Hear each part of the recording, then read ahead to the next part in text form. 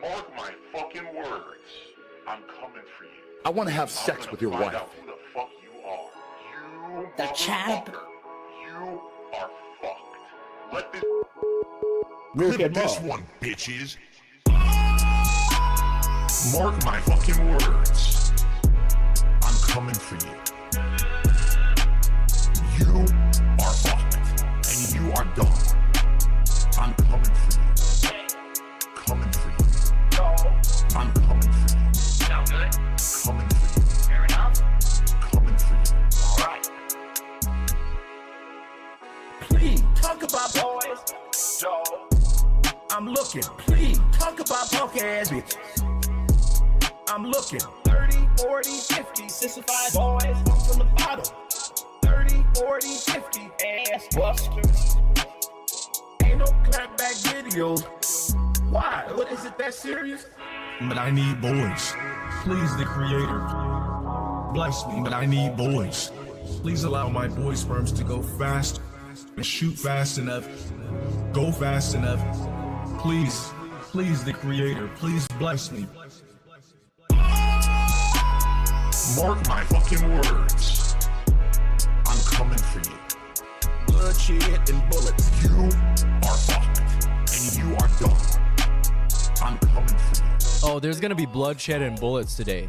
A certain Italian man is gonna get smoked. We are puffing Italian today. Coming for you. You I want to have sex with your wife. and you are done. I'm coming for you. Coming for you. 30, 40, 50 punk ass Coming bitches. for you. Coming for you. There may be some gunfire. 30, 40, 50, 65 boys. Coming for you. Hello, no one is available to take your call. Please leave a message after the tone. I did not 5 but 6 crack shots on camera. How you gonna counter that? Oh shit. This is really fucked up that you would really come in my face like this.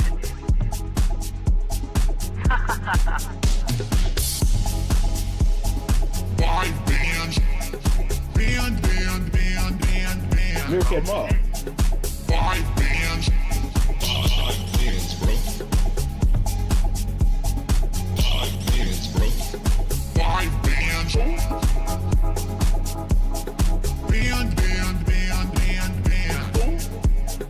5 bands. 5 bands, bro. Band. Peanut butter jawline. Let me tell you something, brother. Peanut butter hairline. Talk about my wife. It's the gym daily. I want to have sex with your wife. Peanut butter daily. Fuck all you hoes! 5 bands, bro. 5 bands. Band. 5 bands. 5 bands, bro. 5 bands, bro. You're kidding, Mom. 5 bands. The champ. Band. Baller alert. Band. 5 bands. Band. I'm the one. Look at my face. Crispy jawline. Crispy hairline. Focus on my sexy face. Crispy jowl. Crispy peanut butter complexion. Do you know what peanut butter is? Fat, oils, grease. Fat, oils, grease. It's disgusting. Fat, oils, grease. Fat, oils. Focus on my sexy ass. 5 bands. Band. 5 bands. 5 bands, bro. 5 bands, bro. 5 bands. Block me. Band. 5 bands. Band.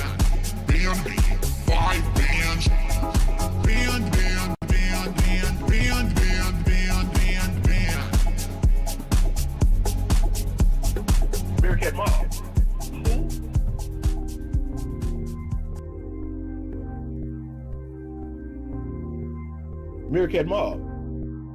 That's right. This is the United States of Phil. Ain't no supreme being. I make the rules, and what I say goes.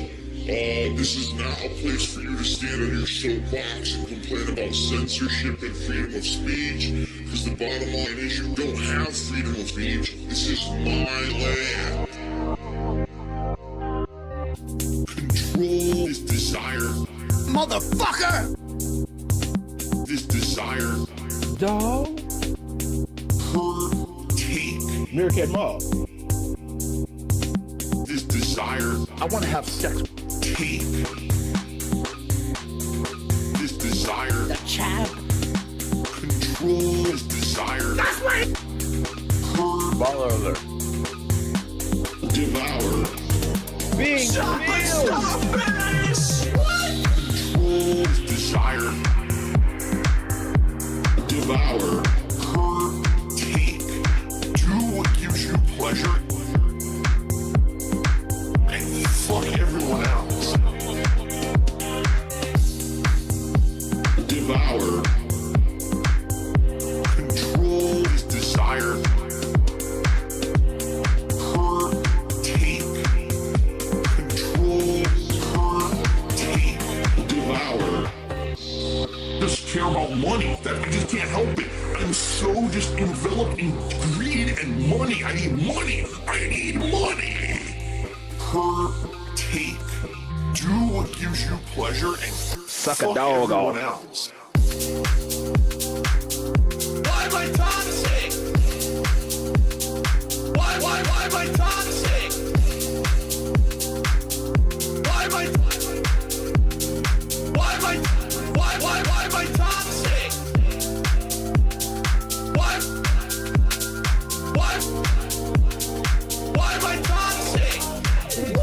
Control What? this desire.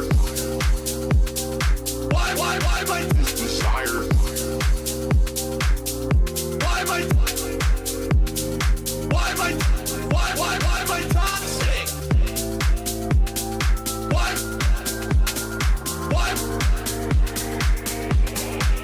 Devour.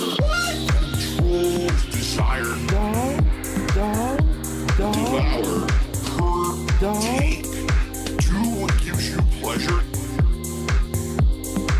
And fuck everyone else. Baller alert. Devour. Fuck all you hoes! Control Detroit this till I desire. die, motherfucker! Motherfucker! Control. Take. Devour. What? Control this desire. Devour. Take. Do what gives you pleasure. And fuck everyone else. Suck a dog off.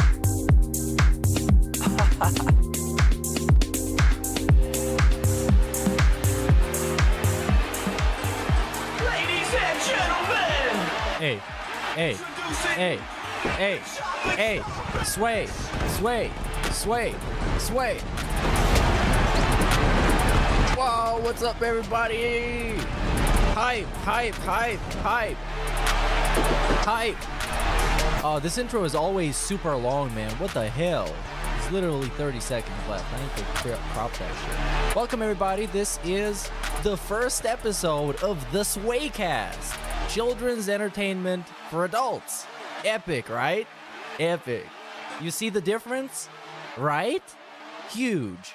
Huge, massive difference. So today we're going to do the usual stuff. We're going to watch Phil. We're going to watch the #1 rated podcast on the DSP Gaming channel, which is the Level 1 podcast.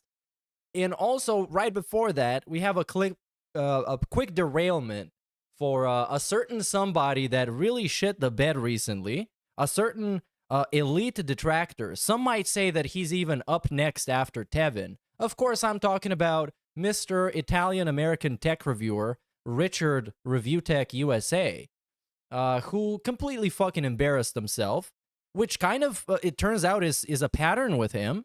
And I'm going to look up what kind of amazing stuff he did and how he got exposed through his own words for basically being pretty deluded, stupid, kind of narcissistic, and overall, you guys were right. He is kind of a lolcow. I think I gave him the benefit of the doubt at first. You know, I'm thinking he used to be a lolcow back in the day, but you know what? Maybe there's no redemption. There's no reformation. Once you're a cow, you're always getting milked. Even though his titties kind of ran dry, we got a couple drops of milk yesterday. But before we get to that, let's be disappointed with DSP's most disappointing games of 2023 countdown that happened yesterday. So I'm going to watch through some of this, skip through it, and in about an hour from now, DSP is going to go live. So let's dive right in and see what made this disappointing guy very disappointed. Hello everyone, Darkside Phil here. Another year has closed. Indeed, it is January 2024, and early on every year, I take the time to reminisce on the year that was in my classic annual year-end series. Oh, it's classic now. Right now. Oh, and also, yes, I saw about that. He apparently got the same whale that gifted him a couple of 100 memberships yesterday to do it once again. So now he's over 1,000 members, dude. That's awesome. Too bad that that guy's going to be forgotten about a couple of weeks from now. But he can enjoy the clout while it lasts, you know? Just kind of like Rich. Rich was an elite detractor at one point, man. He was right there at the top, even though nobody knew. We're going to begin with my first one of the year, which is the most disappointing games of 2023 countdown. Now, every year I do this countdown. Also, okay, of course, already we got things that are red flags. Why is this award green? I don't know. Guys, anyone have any idea why the award is actually green? As far as I know, this is the Oscar, and the Oscar is usually golden because, you know, it's an award. They don't give out green awards unless it's something about agriculture. Maybe they do on kiwi farms. I don't know.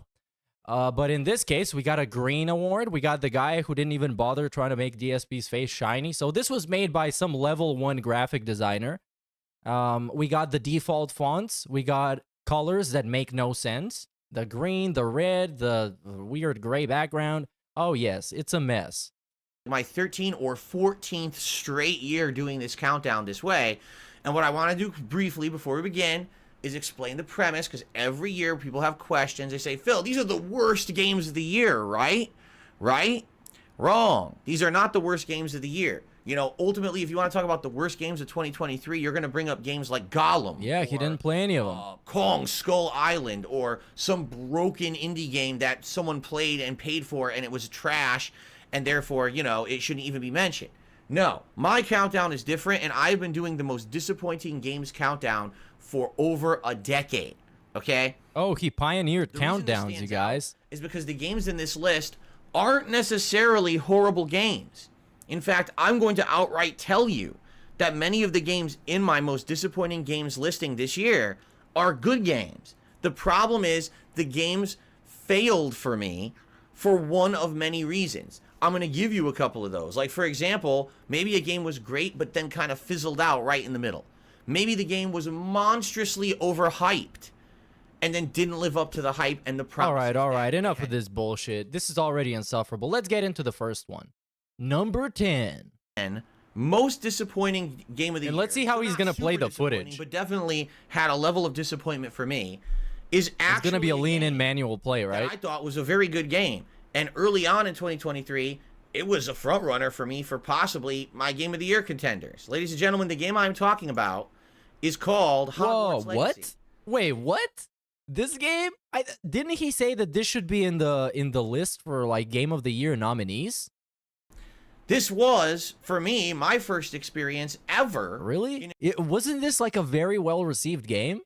An interactive Hogwarts. But of course, I mean, it's like when you put something at number 10 in the most disappointing, it's more of like kind of disappointing. It's not really like kind of a part of the list. It's weird. Universe, okay? The graphics were quite good. to see. Hey, big ups Kevin for the interactive 5 months, dude. Hogwarts Academy, and then the town of Hogsmeade, and Okay, this is getting skipped to the point where he tells us what makes it disappointing. quite good. You're saying about this game, right? Why would you say that this was in your most disappointing games of the year countdown? Well, there's a very good reason, all right? This game is Imagine spending over $800 on Phil, where a code black will happen and he'll say he needs money now and doesn't get that for over a month within the week. How did someone so regarded even get that amount of money? Hello boyfriend. Look, there's a lot of, as we've learned from DSP, there's a lot of lonely people who somehow get money and have nothing to spend it on. So they just spend it on fucking Phil, which is the weirdest shit. But then again, that's how cam girls and Twitch thoughts get money. So it's not really surprising. It's kind of a thing that's been happening. And as for the money figure, I think it would be more around, it's probably closer to 1,800 at this point than 800. Because that was a couple of hundred memberships that cost like $4 each. very, very good. For Big about ups the Vites for first the contribution. 2/3 of the game. The questing, the character development, the story, the graphics, the gameplay, the spells you learn, the classes you attend. It feels like you're in an interactive Harry Potter universe. Okay, so far But so good. the major problem for me was twofold. The first problem was directly a problem that the game developers, sadly, did not keep the good pacing and the entertainment value at the same level in the final third of the game. No exaggeration, when you get to that final third of the game, it's boring because you've learned all your spells. You have all your magic unlocked. You Oh, know so it how was to fight. grindy? There's nothing left. There's actually an entire... All right, I understand it. That's it's a point. The dude found it grindy. Because with these lists, as long as you can argument yourself as to why this game belongs on your list, I'm not going to debate it. Mixed bag 9.5 out of 10. I think it's more of, since there's a twofold problem, it's more of a 9 out of 10. Because you got to take 0.5 for each fold of the problem you got. So yeah, like I said, as long as you can argument yourself, this is his list, it's his opinion. If he can give a good reason why he wants to put something on the list, I'm not going to argue with him. Final third of the match. Also, I haven't played this game, but if he says it's grindy, it's probably grindy. But it's probably also him trying to finish it as fast as possible because it was probably a little bit too long, and it took him too long to finish. And he wanted to just get it off the conveyor belt. Fizzles out. But in addition to that, I think it would be crazy for me not to mention the insane amount of controversy that surrounded this game over the course of 2023 because the original creator of Harry Potter... Wait. And this is the reason? Hold on. I want the introduction to this point. And so for me, this game was disappointing because it didn't stay at that same level of pacing. At the end, it just fizzles out. But in addition to that, I think it would be crazy for me not to mention the insane amount of controversy that surrounded this game over... No, the controversy surrounds the J.K. Rowling, basically. Because none of that shit is in the game as far as I know. the course of 2023. It's just a game based on the intellectual property. Because the original creator of Harry Potter, J.K. Rowling, has become a politically polarizing figure. The only reason Dead Space is on the list is cause Haze but hurt everyone hated Callisto and loved Dead Space. Is Callisto on the was list? horrible and had so many bugs and I couldn't stay above 60 FPS on my Bro, that's 4090. I've probably watched a good 15 hours of reviews of Callisto Protocol. I'm pretty sure I know exactly what the game feels like to play, and it's just not a very good game. I would play Dead Space Remake any day, or any of the Dead Space games, including the last one. Comes to things like Big ups, trans rights Copeside and things Phil. like that. But is Callisto not on the list? It kind of has to be, dude. It was like one of the most disappointing games. If it even came out last year. Oh, you know what? I think it came out 2022. I'm very confused. A lot of people absolutely Yeah, hate it was this 2022. Right, that's woman right. now for the things that she has said and done over the But yes, the second reason that he doesn't like this game doesn't have anything to do with the actual game. He also complained about the Dead Space remake being too much like the original. What did he want, a new game? I and everyone got what we wanted, Bruh. a Dead Space 1 remake, not a brand new game. Bro, that's what the remake part of Dead Space Remake is about. It's like making the same game but with modern day technology and modern day performance. So what do you want it to be? years. Now, this game... And so this is getting a skip. We heard his reasons. The second one is bullshit, of course, because it's fucking Dark Side Phil. Then let's move on to the next entry. Luckily, actually, I'm fucking shocked. They are timestamped. And I kind of took it for granted because most people's videos nowadays are timestamped, especially if it's a longer video, to make it easy for you to see what the content of the video is. But he doesn't do that, and now he did, and it blows my mind. Is this perhaps OP Boone's fault? Let's see. Yep, exactly, it is his fault. He's responsible for this, so shout out to the cuck. Says, I loved playing Hogwarts so much, I replayed the game twice after. What? All these people working for free, man. You gotta love it. Wow, there you go. It's a great game. It really is. Okay, moving on. The number 9 game, I don't think anyone would have guessed this would have been on the list, but I gotta be honest. See it. The game that is the number 9 most disappointing in 2023, the Dead Space remake. This is absolutely fucking stupid. Yes. First of all, a lot of people forgot this game was 2023. They get it confused with the Callisto Protocol game that came out in December 2022. And oh, by the way, is it true? Because I've only heard rumors.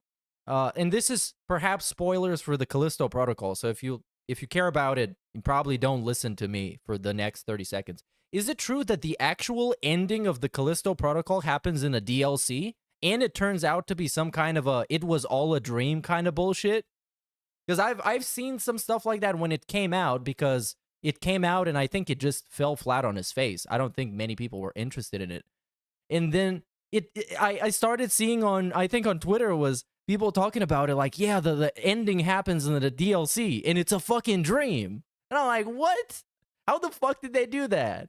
After having a game where, dude, in the game, they have loot boxes that you open that have a jump scare inside. This is how fucking brain damaged this game is. And they have jump scares while you're just walking around in a hallway or something. And then just something jumps at your face and starts giving you damage. a lot of people really love the game. Yeah, shout out to that. By the way, DSP loved that game. He loved the shit out of that game. He was dick riding that to no end. All right? I'm not saying I didn't love the game. In fact, Yes, the final ending is in the DLC Season P-Kitten. Season Pass. Oh, that kills me, man. That kills me. That's like, what were they smoking?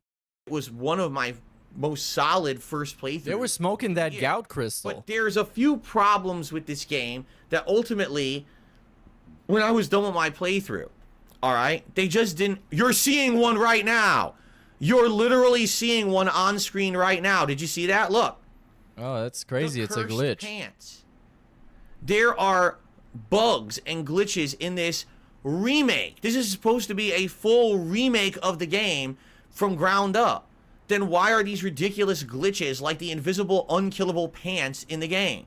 Okay? And this is just one example of the many things that I ran into in this game that's supposed to be a polished AAA release. If you don't remember, okay, so there's glitches. Controversy around this game. Why? Well, I get it. When you make a remake like that, probably shouldn't have glitches in it, but then again, I don't know how severe the glitches are.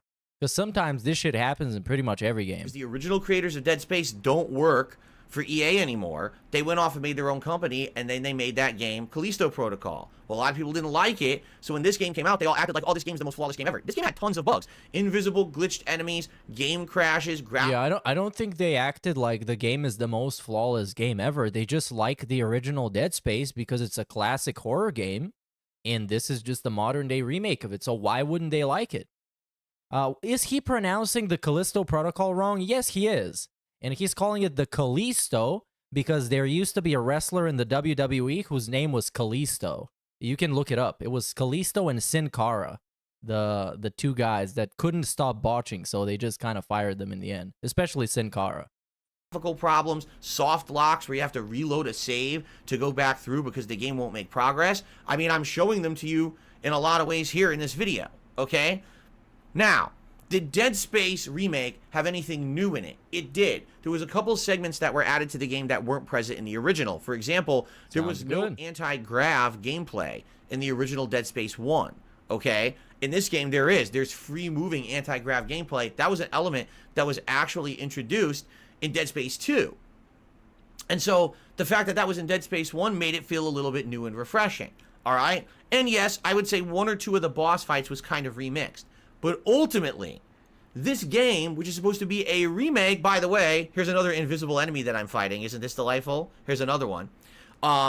This game that's supposed to be a remake sadly doesn't hold up to the other remakes that have been coming out recently in the survival horror genre. For example, well, now we're comparing it to other remakes? Okay, no, I don't know, man. Why don't you just compare it to the original? Had Resident Evil 2, 3, and 4 remakes, all of which I would argue are kind of better than the Dead Space remake. And you may say, well, maybe Resident... What do you think deteriorated more in 2023?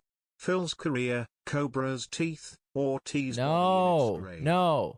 I haven't seen the state of Cobra's teeth. As far as I know, they've always been terrible. So I'm just gonna say Phil's career, because he had the interview and it destroyed him. But I would say his mental state, not his career. His career has always been terrible, except when it wasn't. But then nobody remembers that, because there was nobody around. Evil 3 Callisto had so many bugs and was pretty much broken at launch. Yep. It was almost unplayable for me on PC, but Phil wouldn't tell you that about the game. I think it was even unplayable on... Not unplayable, but it has some significant issues day one on consoles, but I'm not sure. But in every single review you look up, the technical issues are definitely mentioned. And in some cases are a very big deal. Because some people, like you said, Copeside Phil, earlier in the first super chat, you got a 4090. There's plenty of people that got a 4090. That's like top shelf GPU. And the game was running like ass. isn't. So yeah, and the whole thing about that is that DSP didn't like calling any of that out. He loved the game. He was actually standing up for the game against all the people that were criticizing it very fairly, by the way. Arguably, you're right. But Resident Evil 2 Remake, still to this day, is like... Because like that's the thing with Callisto Protocol. It didn't really get an unfair reception. The criticism towards it was very fair, justified, and provable. And even... I think the developers made one of those gimmick apology posts on Twitter where they said, well, I'm sorry, we didn't know the game was broken even though we shipped it like that, and we're gonna fix it soon, okay? Sound good. The textbook case of an amazing modern survival horror game. Resident Evil 4 Remake also came out this year and was far better than this game. This game, in my opinion, followed the original Dead Space far too closely and reused way too many gameplay elements, too many enemies. A lot of these rooms are absolutely identical. Yeah, because the original Dead Space is still kind of a modern-looking game, you know? Because when you look at the original Resident Evil 4, it's a pretty outdated, mechanically outdated game and visually outdated. While Dead Space has kind of lived up the test of time. So you don't even need to do all that much work. You just need to modernize it for, you know, the current hardware and stuff. In fact, if you actually play Dead Space 1 and Dead Space Remake, only I would argue 10%, maybe 15% but anyways, of the game is anything new. Anyways, you saw the thing. There's not enough new stuff in this remake. Because if there was new stuff, that would not make it a remake. But anyways. And I'm actually fine if they do a reboot of a game and they just make it similar to the original one, but this was not that. This was supposed to be just a remake. Choose between the two, obviously play the modern version. It would be pretty dumb for you to go back and... What's an example of a reboot of a franchise that they've done with gaming? Because I remember there was something, but I can't remember which one exactly. And it was kind of well received too. Play the one with outdated graphics and it doesn't have the ability to walk through the ship and stuff. Obviously go for the better one. But is it worth $70? If you've already played the original, no, it's not. Okay? Oh yeah, God of War, I guess. But God of War is still... The God of War 2016 plays kind of differently from the original one that's just a hack and slash, you know. They did a lot of stuff differently. And yeah, the Tomb Raider, I would say, Tomb Raider, even though it still plays kind of different. It's more like a story-focused, I guess. Yeah. Oh, they're pretty similar. I think that Dead Space should have only been $40 or less. Anyways, number 9, everybody. Let's dive right into it. Let's continue, shall we? So that was number 9. Now hitting the number 8. Now this one is a very subjective one, okay?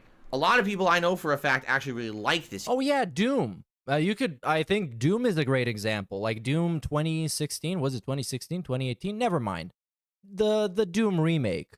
Because, you know, it still plays similar to the original, even though the original is way, way back. But you can say, I guess, Doom 3. It still plays very very, very similar. It's still the same idea, but it's expanded in pretty much every way possible. And it looks much better. It plays much more fluid. So there we go. Game. Personally, I didn't dislike Yeah, it this was game. Doom But at the 2016. same time, for the amount of time I had to sink into it to get through it and beat it, and for the amount that I got out of it, honestly, at the end of the day, I was pretty darn disappointed, especially because there was so much hype behind this game, and when it came out, it was just kind of fizzled. So All which right, one ladies is and this? gentlemen, the number 8 pick for the most disappointing game of the year for 2023 Let's see, Mr. Hype. is Diablo 4. Oh my god, and we right. got the dual cam. Oh my god. Diablo This is 4. so Pay no stupid. attention to the man on the other side of the Yeah, screen. this He is is a so faker. dumb. He is not real. Block that part. Put your hand over your screens right now over that man. Okay? Diablo Oh, 4, dude. man. Listen, I'm a fan, an old school fan of Diablo from the 1990s. I played Diablo. Oh, shut the fuck up. You're not a fucking fan of Diablo, bro. You're not a fucking fan of anything. Get the fuck out of here. Yeah, I played the games. I'm a fan. This is the guy who plays a game like 1 or 2 times and then says that he used to do it and he's a big fan. He just wants to belong to something. He wants some kind of credit. So he just gives himself credit for being a fan. That's how he's a fan of building PCs too, even though he's probably just built one. YouTuber. And I was like, wow, I can cover this game for YouTube. This is going to be really neat because this is bored. When did this playthrough suck? Yeah, so his fucking playthrough was terrible. Pretty much nobody really cared. He didn't like playing it, and at some point they released some kind of a seasonal update or something that did a lot of adjustments to the gameplay, the mechanics, and nobody was happy about it, and then it was very bad. It's boring. Actually, I was like, wow, I wonder what happened here. Now, when Diablo 4 was coming out, I even told you guys I wasn't convinced to even get the game because Diablo 3 had not worked as a playthrough 13 plus years ago, and I was afraid that it was going to be kind of a dud. Okay, what are the complaints? So we actually talked about it, and you guys over time convinced me. You're like, no, you must play Diablo 4. If you don't play it, you're going to be missing out on one of the best games of the year. All right, fine. So I got Diablo 4, all right? Now listen, there is not actually any particular part of this game that I can tell you is bad. It's not the graphics. It's not the gameplay. It's not the story. In fact, Notice I would argue that all those every time he starts to pick apart a game, we first start from the graphics. 3 things are pretty He's a graphics fetishist. good. The He problem loves is those graphics, dude. Diablo 4 4K and to 60. some extent Diablo 3 are basically games from a bygone era. And what I mean by that, Well, then they're going to fit right into DSP Gaming because that's a channel from a bygone era, too. is these games are like games that maybe if they came out in the 1990s would have been game of the year, correct? Yeah, maybe if DSP started making playthroughs in the 90s, he would actually be popular. The problem is it's the same kind of game, the same kind of formula. When you play it, it feels like you've played it before. Yes, there's gameplay tweaks, there's different, legacy elements in Yeah, it isn't that just like Street Fighter? that are fun, but it's legacy elements. Do you understand? Oh, so Street Fighter. This genre of game has advanced. In fact, as I was playing this game, there's people talking to me about, well, did you hear about this one or this one that came out in the last Like 5 which years? one? It's like all these other elements that aren't in Diablo 4. Which I was like, one? No, I don't Path of Exile? I've heard Path of Exile is good, too, and it's also free. So that's a pretty good benefit. know anything about them. They're like, that would have been way better, right? If you had played those games, you would have probably had a better time with it because they have new things. That this game feels like a retro game with a modern facelift over it, right? And here's the thing, like, I didn't have any problem playing it. I don't really remember particularly struggling playing it, but at the same time, it took a long time to beat the story. And it's funny because I beat the story and people were like, so you do the post game? I was like, the post game? We were all saying that this game was too long in the main story. And I think I'm going to be doing post game streams of it and stuff. It didn't really catch any kind of traction with my viewing audience. After I beat the story, I had zero desire to go back and do any of the post game content that was unlocked. It was just kind of a one and done, do the story, get out of it, Now, for a game that was so hyped, again, every time that Activision Blizzard has this new game come out, especially one of their tried and true franchise games, it's like, oh my god, the Messiah has returned. Oh and it's my coming god, back. this is so obnoxious, dude. When he takes into consideration how people felt about it, when he's talking about how the game ranks on his list, who fucking cares? What did you think about it? Did you like it? It's your fucking list. It's not somebody on Twitter's list. Down from the sky, which is ironic because it's a game about demons, so maybe it's Satan's returning from Even the... though Meerkat isn't on camera, he's still looking like a gourmet dinner. And who made Phil? Dude, I'm actually gonna show you Looks how I like look. he's Hold giving on. An angry double jerk while turning into the Hulk. Big ups, everyone. Wait, what? Oh yeah, okay, Phil. Okay, hold on. I'll show you how I'm looking. Cause I was doing some workouts today, and I look like I'm wearing some kind of like Soviet era track suit, but it's not even a suit. It's like a top. It's like a blouse. Hold on, let me turn on the camera. It's very suspicious. And I got it from like a... Oh, look at this. Look at this. I look like fucking Spider-Man. Yeah, Spider-Man. Spider-Man. Spider-Man. Look at this. It fits me. It's very... it's very fit to my effeminate man complexion and stature. It's very nice. But that's because I've been working out today, dude. And I found this in a thrift shop for like less than €2. Fantastic stuff. It's very comfortable. Underworld or something, right? But the point I'm making is everyone's convinced you've got to play this. Big ups Anonymous for the must play. If you don't play it, you're missing out. You're gonna miss one of the best games of the year. And I'm like, I don't know. I'm skeptical. You guys convinced me to play it. I play it, and it was dead on exactly as I expected. It plays like Diablo. It looks like Diablo. It feels like Diablo. It's just Diablo, but it's 20 years like too late to be interesting.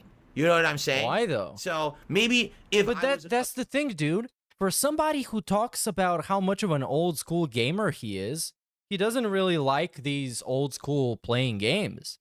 Because I know a bunch of like dudes in their 30s that had a great time with Diablo 4, even with all of its flaws, because it reminded him of back in the day when they used to go to the PC gaming arcades and they would used to sit there for like 8 hours a day playing Diablo 2. Now, that shit was fucking the best. And I didn't even remember that because I was a kid back then. I used to play kiddie games like Grand Theft Auto and stuff.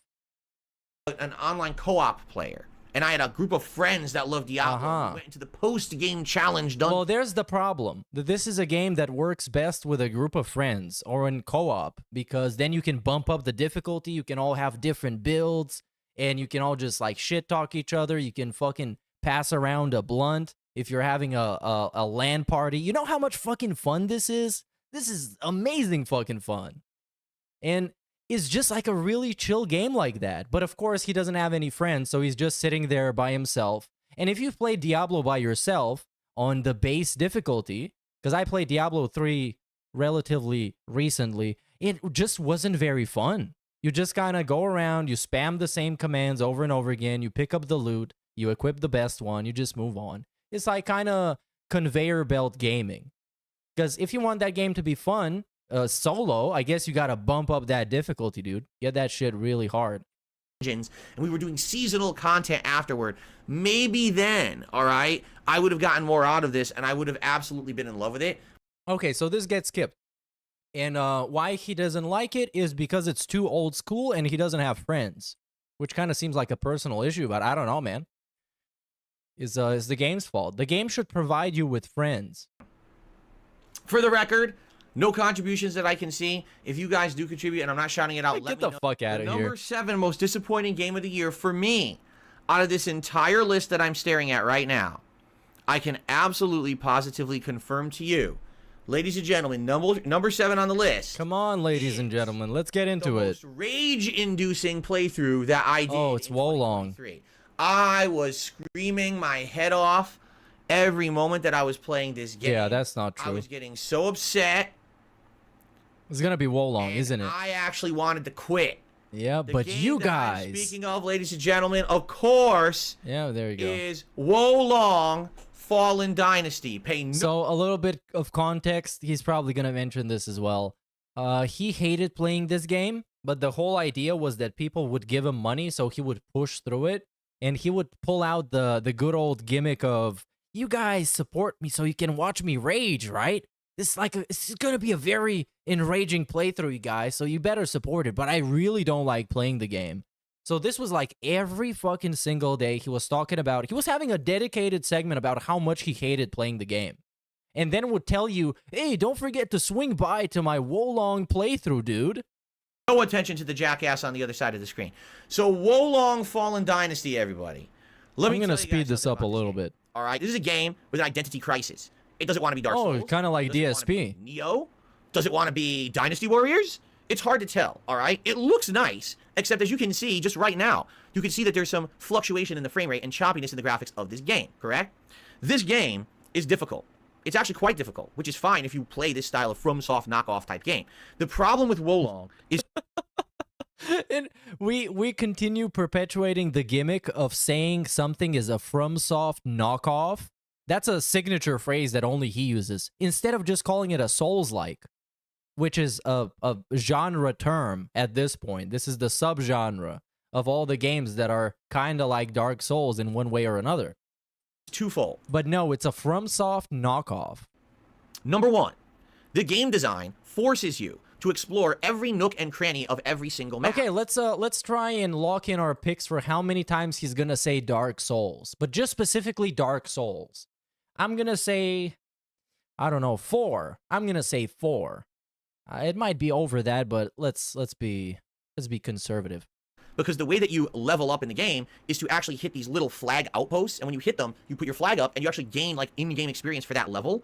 If you don't hit every little flag in a level, you're too weak to beat it. You get to the boss, and you'll be so weak you can't kill the boss. You're an so effeminate the game man. artificially, by design, forces you to do. Dude, this is a game just for me. You can be an effeminate man, not strong enough if you don't hit all the flags. For exploration, grinding, and leveling that in any other game of this style you wouldn't. I don't like hitting the flags anyways. Over here, I'll just skip that segment. I'll go over here. In this game, no, you're absolutely positively forced to explore every nook and cranny of every map, and it just feels like a big waste of your time.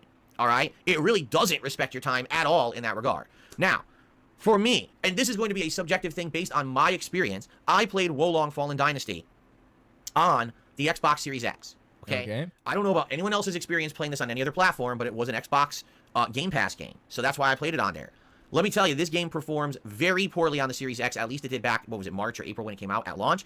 There were entire boss fights where the frame rate would dip into the 20s, not even 30 frames per second, the 20s. And the game actually expected you, as part of the gameplay mechanics, to be able to parry perfectly the attacks the enemy was doing with a frame rate that would go 60, 40, 20, 30, 20, 60, 20, 40, 20, 60. Oh, this is so fucking obnoxious, man. And like, that's the thing. I agree with them. Souls-likes should have a very, very steady frame rate. So when you make a mistake, it's your fault. It's not the game's fault, because it was laggy or glitchy or unresponsive or whatever. But he's just such a fucking obnoxious dude with it. It makes me want to wish that his game would start lagging up just so he can bitch about it. The hell am I supposed to time my parry? Are you out of your mind? Every time that the frame rate dipped, it was impossible to play the game. And this would happen over and over and over in the playthrough, making it artificially way more difficult than it should have been. All right? If they just found a way to make the game run worth a shit on the Xbox, then this would have been a much better game and a much better playthrough. And it's funny because when the game looks good, as you're seeing right now, it actually looks pretty darn beautiful, does it not? But then when that frame rate tanks at a critical moment, when you're in a boss fight or a big, you ran halfway across the stage and you're about to unlock that next flag and get a checkpoint, and then you die because the frame rate went do-do-do-do-do. You want to rip your hair out. You want to punch the screen. You want to take your controller and snap it in half. Because that's the kind of... I would like to snap Phil in half. So that's the issue with this game. That's why it's disappointing. I completely forgot about all the Dark Souls things. I don't even think he said Dark Souls once. But he said a FromSoft knockoff. Okay, let's keep it moving. We're about a third through our countdown. Yeah, okay, we might finish this in like 10 minutes. This next game, again, I know will be controversial, and a lot of people are going to give me crap for having it on here. At the very same time, for those who actually watched my playthrough of this game, you probably absolutely expected it to be on this list, okay? So the people that are going to be upset is the people that don't watch your videos? This is a game. I don't know. That in another parallel multiverse dimension. Oh, is this Atomic Heart? This sounds like Atomic Heart. Right? Probably would have been a Game of the Year high-end contender. And okay, it's Zelda. Maybe even my pick for Game of the Year. Is Zelda. I'm not kidding you. Yep. All right? But we live in this dimension. We don't live in that other multiverse. In this dimension, all things considered and comparing it to everything going on and everything around and the history of this franchise, I gotta tell it like it is. Ladies and gentlemen, he's gonna tell it like it is. The game of 2023 is The Legend of Zelda: Tears of the Kingdom. People already guessed in the chat that this is what it was gonna be. Before I even begin... Well, I mean, I said this on Twitter. I replied to somebody. His whole opinion of the game was tainted by the fact that people made fun of him for not being able to complete puzzles that were intended for, a family audience. Let's call it like that. A diverse audience of all shapes and sizes and ages. And yeah, people dragged him on Twitter, on TikTok. They were making fun of him so heavy, man. There was some of those tweets that got like, 5 to 10,000 likes. It was going like, it was pretty hype for a little bit. It was very fun. But of course, he started feeling super insecure about it, and of course, he didn't like it because the game has a pretty big aspect of creativity, where you can craft stuff and you can put things together that help you solve the different issues, and that's kind of something that determines your enjoyment in the game. Because if you're bad at it, or you completely avoid engaging with those mechanics, you'll be missing out on a pretty significant portion of the game, I would think. Just kind of how it seems to me. And I'd like you to take a look at this video footage and tell me what's wrong. Seriously. Do you notice a distinct difference between this game and all the other games that I've already shown you in the countdown? That it looks bad? I don't even have to, explain it. It's a Switch game. What's up with the fucking frame rate of this game? It's supposed to be a brand new AAA release. Well, it runs on the Switch. And it runs like shit on the Switch. It's a Switch exclusive that runs like shit on the Switch. The frame rate is sub 30 frames per second for most of the game, and God forbid you get a bunch of enemies coming at you at once. That sucker chugs along, okay? Very frustrating. Very frustrating. Now, I don't know, man. This, honestly, it looks pretty okay for me. I'm not really much of a frame rate fetishist or even enthusiast, but this looks all right. It's a handheld, underpowered console that you can play games while you're taking a doo-doo in the toilet. So I don't really expect too much of it. And I also grew up with a PlayStation Portable, which is probably my favorite console of all time. So I have a weak spot for things like that. So I'm giving it some leeway. Someone just said, "Are you sure this is the right game?" Oh, I'm sure this is Tears of the Kingdom. Trust me. You can see the attachment of the orb on his shield, all right? Now, what is it about Tears of the Kingdom that disappointed me? Well, first of all, I want to make this very clear. Tears of the Kingdom is not a bad game. Tears of the Kingdom is a good game. Tears of the Kingdom is above average game. Tears of the Kingdom, likely, as I said, in another universe or multiverse, would have been one of my Game of the Year contenders, if not my Game of the Year pick. But here's the deal. There's another game that came out on the Switch. It's called Zelda Breath of the Wild. I don't know if you've heard of it, okay? And basically... Oh, he is so bad at these segments, man. They're so predictable. When like a smug... I don't even know how to call it. How would you call a segment like this? When he tries to be funny, but it's super predictable. It's almost like you can see it. It's almost like you're in the future, and you're already disappointed by what he's going to say. It's the same game, all right? Now, you're right if you want to say, wait a minute, hold on. What are you saying it's the same game?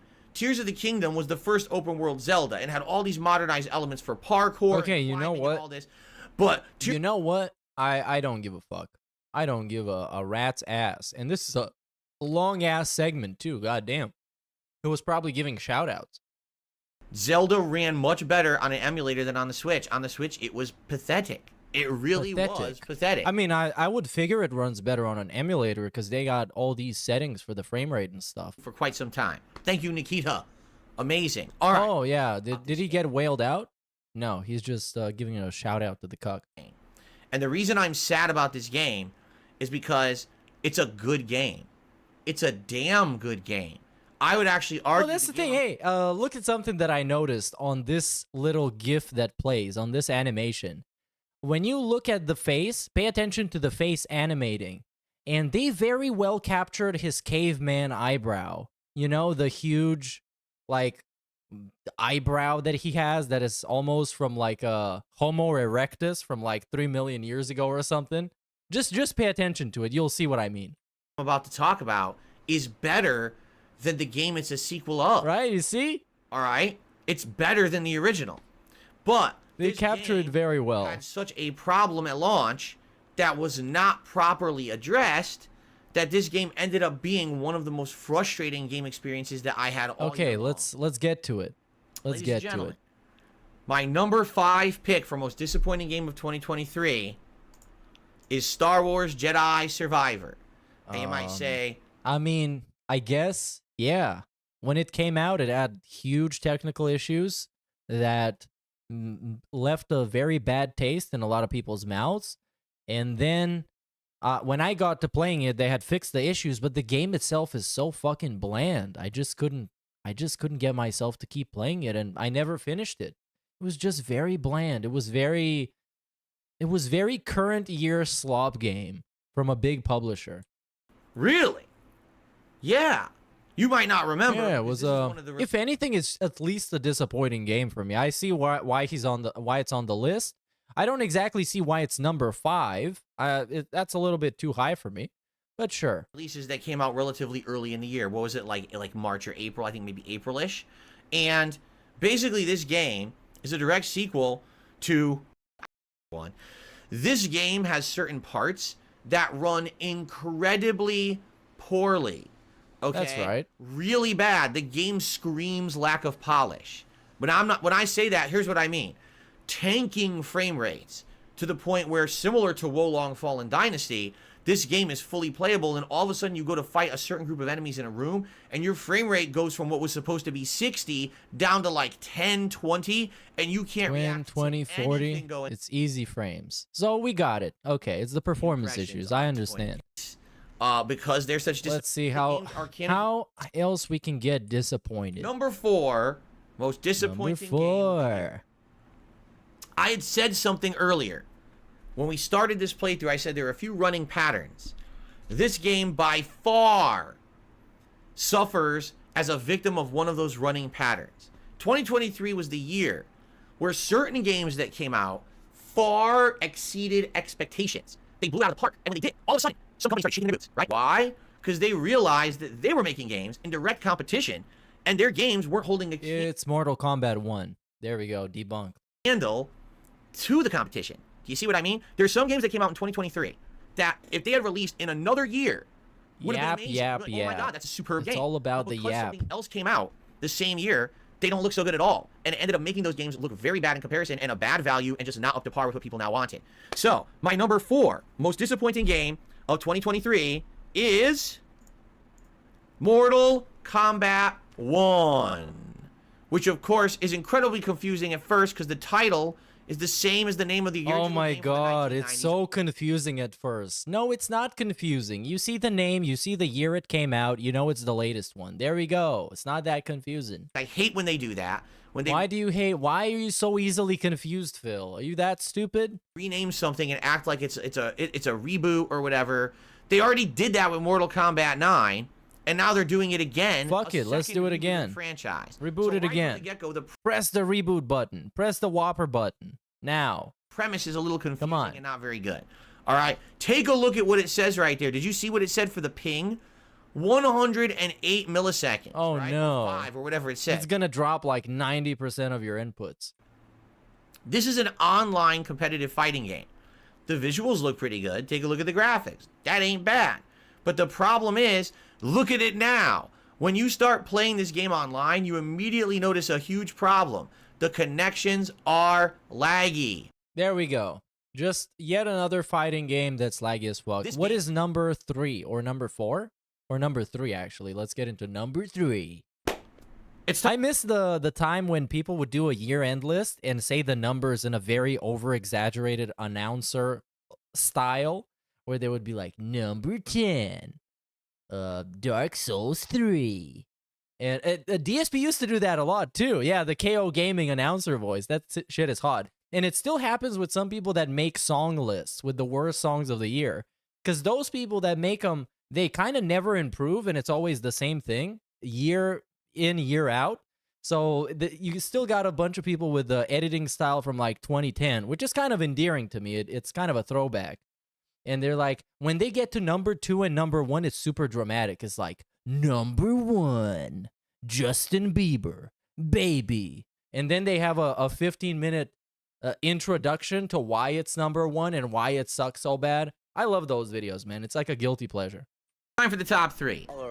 I can't believe people sat through this for hours last night. Dude, if I can't believe it myself, because this is like, what, this is 4 a.m. my time. I'm not going to stay from 4 a.m. to watch this, because it's super insufferable. I can barely skip through this. Right. Once again, if you can believe it, my number 3 pick of the most disappointing game of the year is actually exactly the same situation as my number 4. All right? And you're going to understand why when I show you what the game is. Ladies and gentlemen, the number 3 most disappointing game of 2023 is Sonic Superstars. What was that Why even? Sonic Superstars? Well, Sonic the Hedgehog had not seen a mainstream 2D game. Oh my god, we get a actually come out since preamble. Sonic Mania. And Sonic Mania was absolutely insanely good. It was pretty much what Sonic the Hedgehog, okay? You have retro graphics, discounted prices, like old game. So you have it. Sonic Superstars attempted to basically take the formula of Sonic Mania and put it into a full 3D engine, as you can see right here. And I'll be honest, some of the stages... Okay, let's just have a quick smoke break and smoke on an Italian pack. Before DSP's podcast starts and I forget about this, let's talk a little bit about Review Tech USA. Review Tech USA, as you guys know, is an Italian-American tech reviewer based in the USA. He is beautiful. Look at this. He looks like a Malteser if they are white, like a white chocolate Malteser with a beard. Pretty awesome. A little too masculine for my taste, but he had a really, really hot take the other day, and he said, LOL, this fucking DSP documentary is gonna cause a detractor civil war, and I'm here for it. And if you read the replies, it's just a bunch of people being confused because they never saw any kind of indication about that. They never really saw any reason why this would happen. And generally, people were being confused and a little bit reactionary to this information. And Rich's his whole justification was that people thought that DSP was going to pussy out of doing the documentary, and some of them were angry and some of them weren't, etc., etc. So then, what was the next thing that happened? Hold on a little bit. So, yes, after people responded to him on Twitter, he replied to some of them, and he called them, like, no-lifers, and, you know, all you do is make fun of Phil. That's all you got in life, etc., etc. And then he had a super hype announcement, you guys. A super hype announcement. And the announcement was, hey, DSP community, I have a surprise announcement I'm going to make on stream tonight. Make sure you tune in at DarkSideFlow. So DarkSideFlow is a dude who makes very high-quality detractor music. He's an all-around very positive style guy. Never forget Rich has always been a lolco. Well, I didn't know about that, but now now it's pretty confirmed in my mind. So Rich's whole gimmick was basically, and you can go watch the Hate Army video about that. It's a very quality video. But the actual video consists of a couple of minutes of Rich playing sound bites and then announcing that he is quitting the detractor community, everybody. He left. And all throughout the video, you get this energy that you got during the Pastor Miller side saga, you know, the side quest that we had with Mr. Pastor Eric Miller. Except Pastor Miller had nothing to lose, so he went all out like kamikaze into it. And he just called everybody like rapists and all these fucking things. And he just lost his fucking mind. I'm not going to play the video, but you can go check it out yourself if you want confirmation. And people called him out. They called Review Tech USA out for claiming that he was like a top-tier detractor. And just a quick disclaimer, I don't believe in these tiers of detractors. I don't believe in the hierarchy ranking system. I think this community is very wholesome and great. I've seen a lot of people that do fantastic stuff that I've enjoyed greatly throughout the years, and I appreciate it greatly. If you like my stuff, I appreciate that a lot. Thank you very much. I think this community works best as a decentralized group of just random people that just want to make fun of Phil and want to make creative, interesting stuff surrounding that whole concept. But Rich, as, you know, a top-tier detractor, he wanted to squeeze himself in there, right? He wanted to make his own tier list and put himself at the top. And then he got called out for saying once that he was a top-level detractor. He was up next after Tevin. And apparently he denied saying it. And he said, I don't think I'm a detractor in the slightest, but I find it amazing that some of you weirdos wear it like a badge of honor. It's so fucking bizarre. And Mr. DarkSideFlow, he pulled out the receipts, because like a good boy, he kept the receipts in case he needed to have a refund. And that refund needed to happen. So let's enjoy this video, featuring the one and only Piece of Peace as well.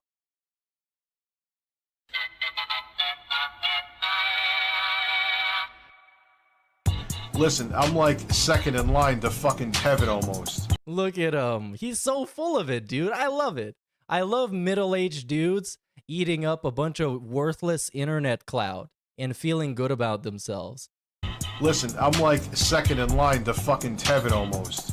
Listen, I'm like second in line to fucking Tevin almost. Tevin almost. Tevin almost. Tevin almost. You're second in line to Tevin? To do what exactly?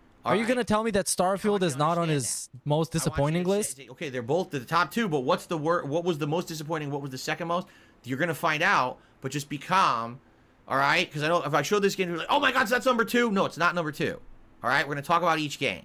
Oh my God, get to it. Come on, stop with the disclaimer. The first game I want to talk about in the top 2 most disappointing games of the year of 2023 is Starfield. Okay. Okay. It's gonna be number 1. Starfield was insanely overhyped by Bethesda, and maybe they needed to do that. Maybe they didn't.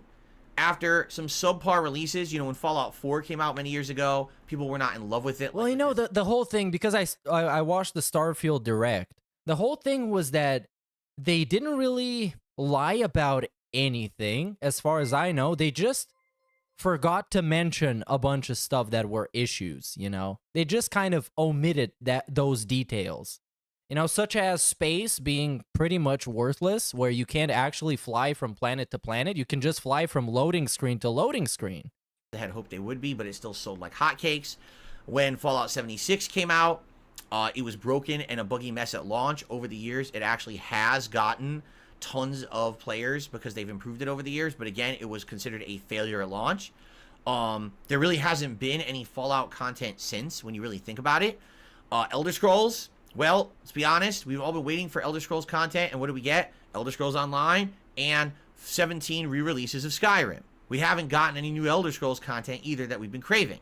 So when we found out the reason for this is because they were working on Starfield, everyone says, wow, I guess they're really putting all their eggs in one basket. But hey, it's Bethesda. And Bethesda, you always tend to give the benefit of the doubt. Why? The actual question is, why do you do that? There's nothing wrong with Starfield. I just want to make this abundantly clear. The game plays fine, all right? It's an experience like you would expect from Bethesda. An open world with RPG elements, with lore, with looting, with combat, and some unique combat elements. Lots of dialogue trees, lots of questing. If you the dialogue is mostly terrible, by the way. There is just a couple of interactions that are really fun, but mostly it's just really bad. Look around this game and it's dialogue that's written by people who've been held in like isolation for 20 years. They don't know how people talk or anything. It's the most like Marvel movie millennial dialogue. Explore it fully, you're gonna find tons upon tons of quests and things to do. It's definitely not a game that you can say I got ripped off when I bought Starfield because it didn't have enough content. I don't think anyone. Oh no, it has. It's just not very good. The problem was, once again, tons of content. Mr. Todd Howard overpromised and underdelivered. When they were showing this game off earlier in 2023 and even 2022, oh, there's going to be open world exploration. There's going to be the ability to go to all these worlds and to put down little bases and mining camps and to colonize on them. And you're going to have all this unique stuff in the universe you're going to be able to find. Well, you can definitely do that. You're going to have this and you're going to have this. And he was promise after promise after promise after promise. And almost none of those promises are satisfactorily lived up to in Starfield. First of all, look at the game. This is not me showing you a subpar stream. This is how the game runs on the Xbox Series X or the Xbox Series S. You need a high-end gaming PC to get this to run above 30 frames per second because it's frame locked on console. Yeah, that's kind of weird. Why? I mean, it's a come modern on. game. Even Fallout 4 ran better than this at launch. And that was how many years ago? How is it acceptable to have a new game that's supposed to be a groundbreaking new IP in 2023 and it runs like a choppy mess? There's no way you can accept that. It's just not supposed to be like that. In addition, this game tries new things, for sure. It's got space travel. It's got crafting of your spaceship, right? The problem is, almost every single new element that this game attempts fails. Literally almost every single new gameplay element that's put into Starfield. Why is this like... Well, look at the gameplay on the screen, because I was not paying attention to it at all. Look at the gameplay. It's just him giving shout-outs. We're looking at a pause screen right now. It's disappointing. Building your ship... And of course, his character name is Fart Knocker Jones. Is the equivalent of sitting in front of someone with 1,000 pieces. And look at him. He's putting people up on the leaderboard as one camera is layered on top of the other camera. This is godlike. Model set, trying to figure out how to fit this piece into this piece and being intricate. Who wants to do that in a video game, right? Space travel. Oh my God. It There is such none. a huge disappointment. It's No. not fun. And by the way, it's not even needed. Outside of a few times in the plot where you actually have to do space dogfights, you never have to use space travel. You can just fast travel all over the galaxy. You never have to build your own ship because you can earn them through missions or just buy them. So why does it even exist? The whole go to an alien planet, explore for minerals and elements, and build these colonies and colonize, it's all a lie. You don't have to do any of that. You get everything you need during the course of the story of the game. It's there, and you absolutely never need to do it. It's completely superfluous. Yeah, it kind of, it kind of reminds me of like a fan-made mod or something like that. It's like a school project of a bunch of features that were required for the project, but they don't necessarily fit into a coherent idea, a coherent product. And that's the kind of stuff you do in like university, where you have a bunch of tasks you need to fulfill and you just implement them in some kind of a way just to pass the class. That's what it reminds me of. It's very sloppy to see that this is the ultimate project of a studio that's been making games for over 25 years now. So what ended up happening was, I feel like they made a game that plays just like everything else they've always done. It plays like Fallout. It plays like Skyrim. And also, being a bad guy really sucks in the game. The game doesn't allow you to be a bad guy, which I think when you have an RPG that pretends to be as in-depth as Elder Scrolls or Fallout or Starfield, you kind of need to have a satisfying experience being a bad guy, including killing essential characters, and the game should allow you to fail the quests, because that just makes sense. It plays like all those franchises smashed together. That's fine if that's what you're looking for, but I think most of us were looking for something new and innovative. There is literally no new innovations in this game that work or are needed. They're all a waste of your time, okay? And that's a major problem. When you have a new IP and you have nothing that's notable in it besides it's the Bethesda formula, how are you supposed to get people excited about that? And so many people were excited for the game, started playing it, and when they got like 20, 30 hours in, realized it's really, damn, it feels just like Fallout. It feels just like Elder Scrolls. It feels like everything else I've played from Bethesda, just with a little bit of a skin over it because we're in space. But outside of that, it's the same game again, and you just lose your excitement for it. I had a hard time going back to the game and actually finishing it, you know? Does it have factions? Sure. Does it have a main story with companions who you get to know and you do quests for them and then you build their affinity? Yeah, like every other Bethesda game. Yeah, also something that I don't know if it was intentional, but it just kind of happened. When you join the Crimson Fleet faction, which is the pirates, you can kind of go on any planet that has outposts that are populated with pirates, and they're not going to attack you. You can just loot everything, which is kind of, I guess you can cheat the game and just get everything you want without any kind of challenge. Not that there's much challenge. You got about as much as challenge as you get in the other Bethesda games, which is not very much. They didn't try to innovate. So I have to ask the question, what took so damn long? What took them so long to make Starfield? It's literally the same formula, the same elements, the same thing you've done a million times. Every time they tried to add something new like gun crafting, you never need it. It's completely worthless. There's an entire research tree and upgrades in the game. Worthless. Don't add to these. I've seen the New York Jewish tunnels. That shit was really funny, man. The way they're just coming out of a tunnel and then they pull out a mattress that got like shit stains on it, and you start asking yourself a bunch of questions. It was such a funny day on Twitter. Waste, and they make you think like they're important. Come to find out, you wasted all your time and efforts gathering those resources. Oh, you know, also something that I was super shocked about in this game is that this is apparently professional developers with decades of experience, and the actual in-game assets, I love them. I like the environments a lot. I think they're very well detailed and the assets look fantastic, but they have so many polygons on them, much more than they have to, so it drags down the frame rate and the whole performance. Building or getting those skills to do them, kind of very confusing. You could have been doing things better with your time. So it really is sad because I feel like this is a universe that you can get immersed in completely, but it's just not very fun to do it. It feels blah. Like I've been saying this whole countdown. Mid. It's not, oh my god, terrible, but it's not innovative. Nah, it's not terrible. Definitely not terrible. Time I'll play Starfield, but I'm not expecting much, right? In fact, yeah, and that's the thing. That's the thing Majin Bulin in chat brings up. They didn't have a design document apparently when they were making the game, and I think Todd mentioned something about the game being the design document or playing the game being the design document, and this is like, what the fuck is this kind of stupid platitude, empty word bullshit, dude? Come on. Showing you one of the more innovative. They didn't have, for one of the biggest games of the decade that was released from a prestigious AAA publisher and developer, didn't have a design document. I guess it's because it just works. You just plug it in and it goes on. But it just works in 30 FPS. Okay, come on. Cut them some slack. They're a new studio. They just started off. In the entire plot, where there's a dimensional shift, you could go between two versions of the same base. This is one of the more unique things in the entirety of the game. Everything else just feels exactly like you've played it before in a Bethesda game. On top of that, without spoiling, the plot's terrible. When you get to the end of the game and you see the plot, it's absolutely god-awful, to the point where everything you've done in the plot up to that point doesn't matter. That's all I'm going to say.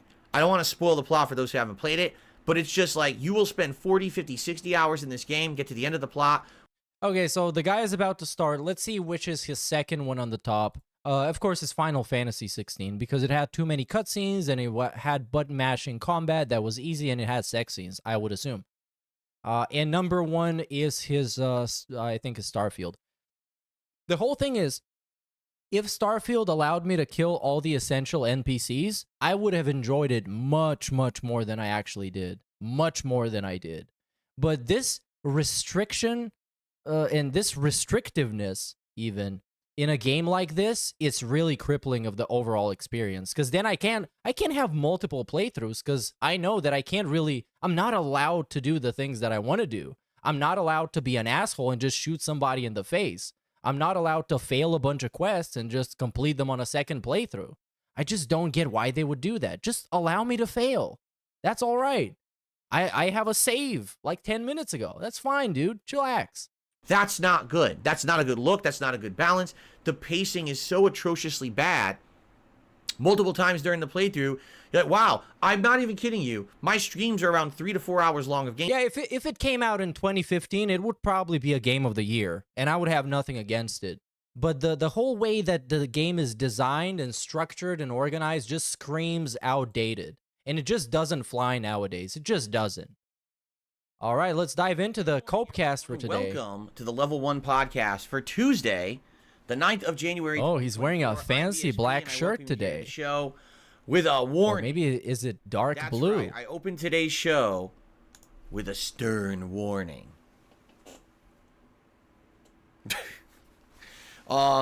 We are in the midst of a very bad weather pattern here in the Seattle area of the United States. We have crazy rain, super strong winds.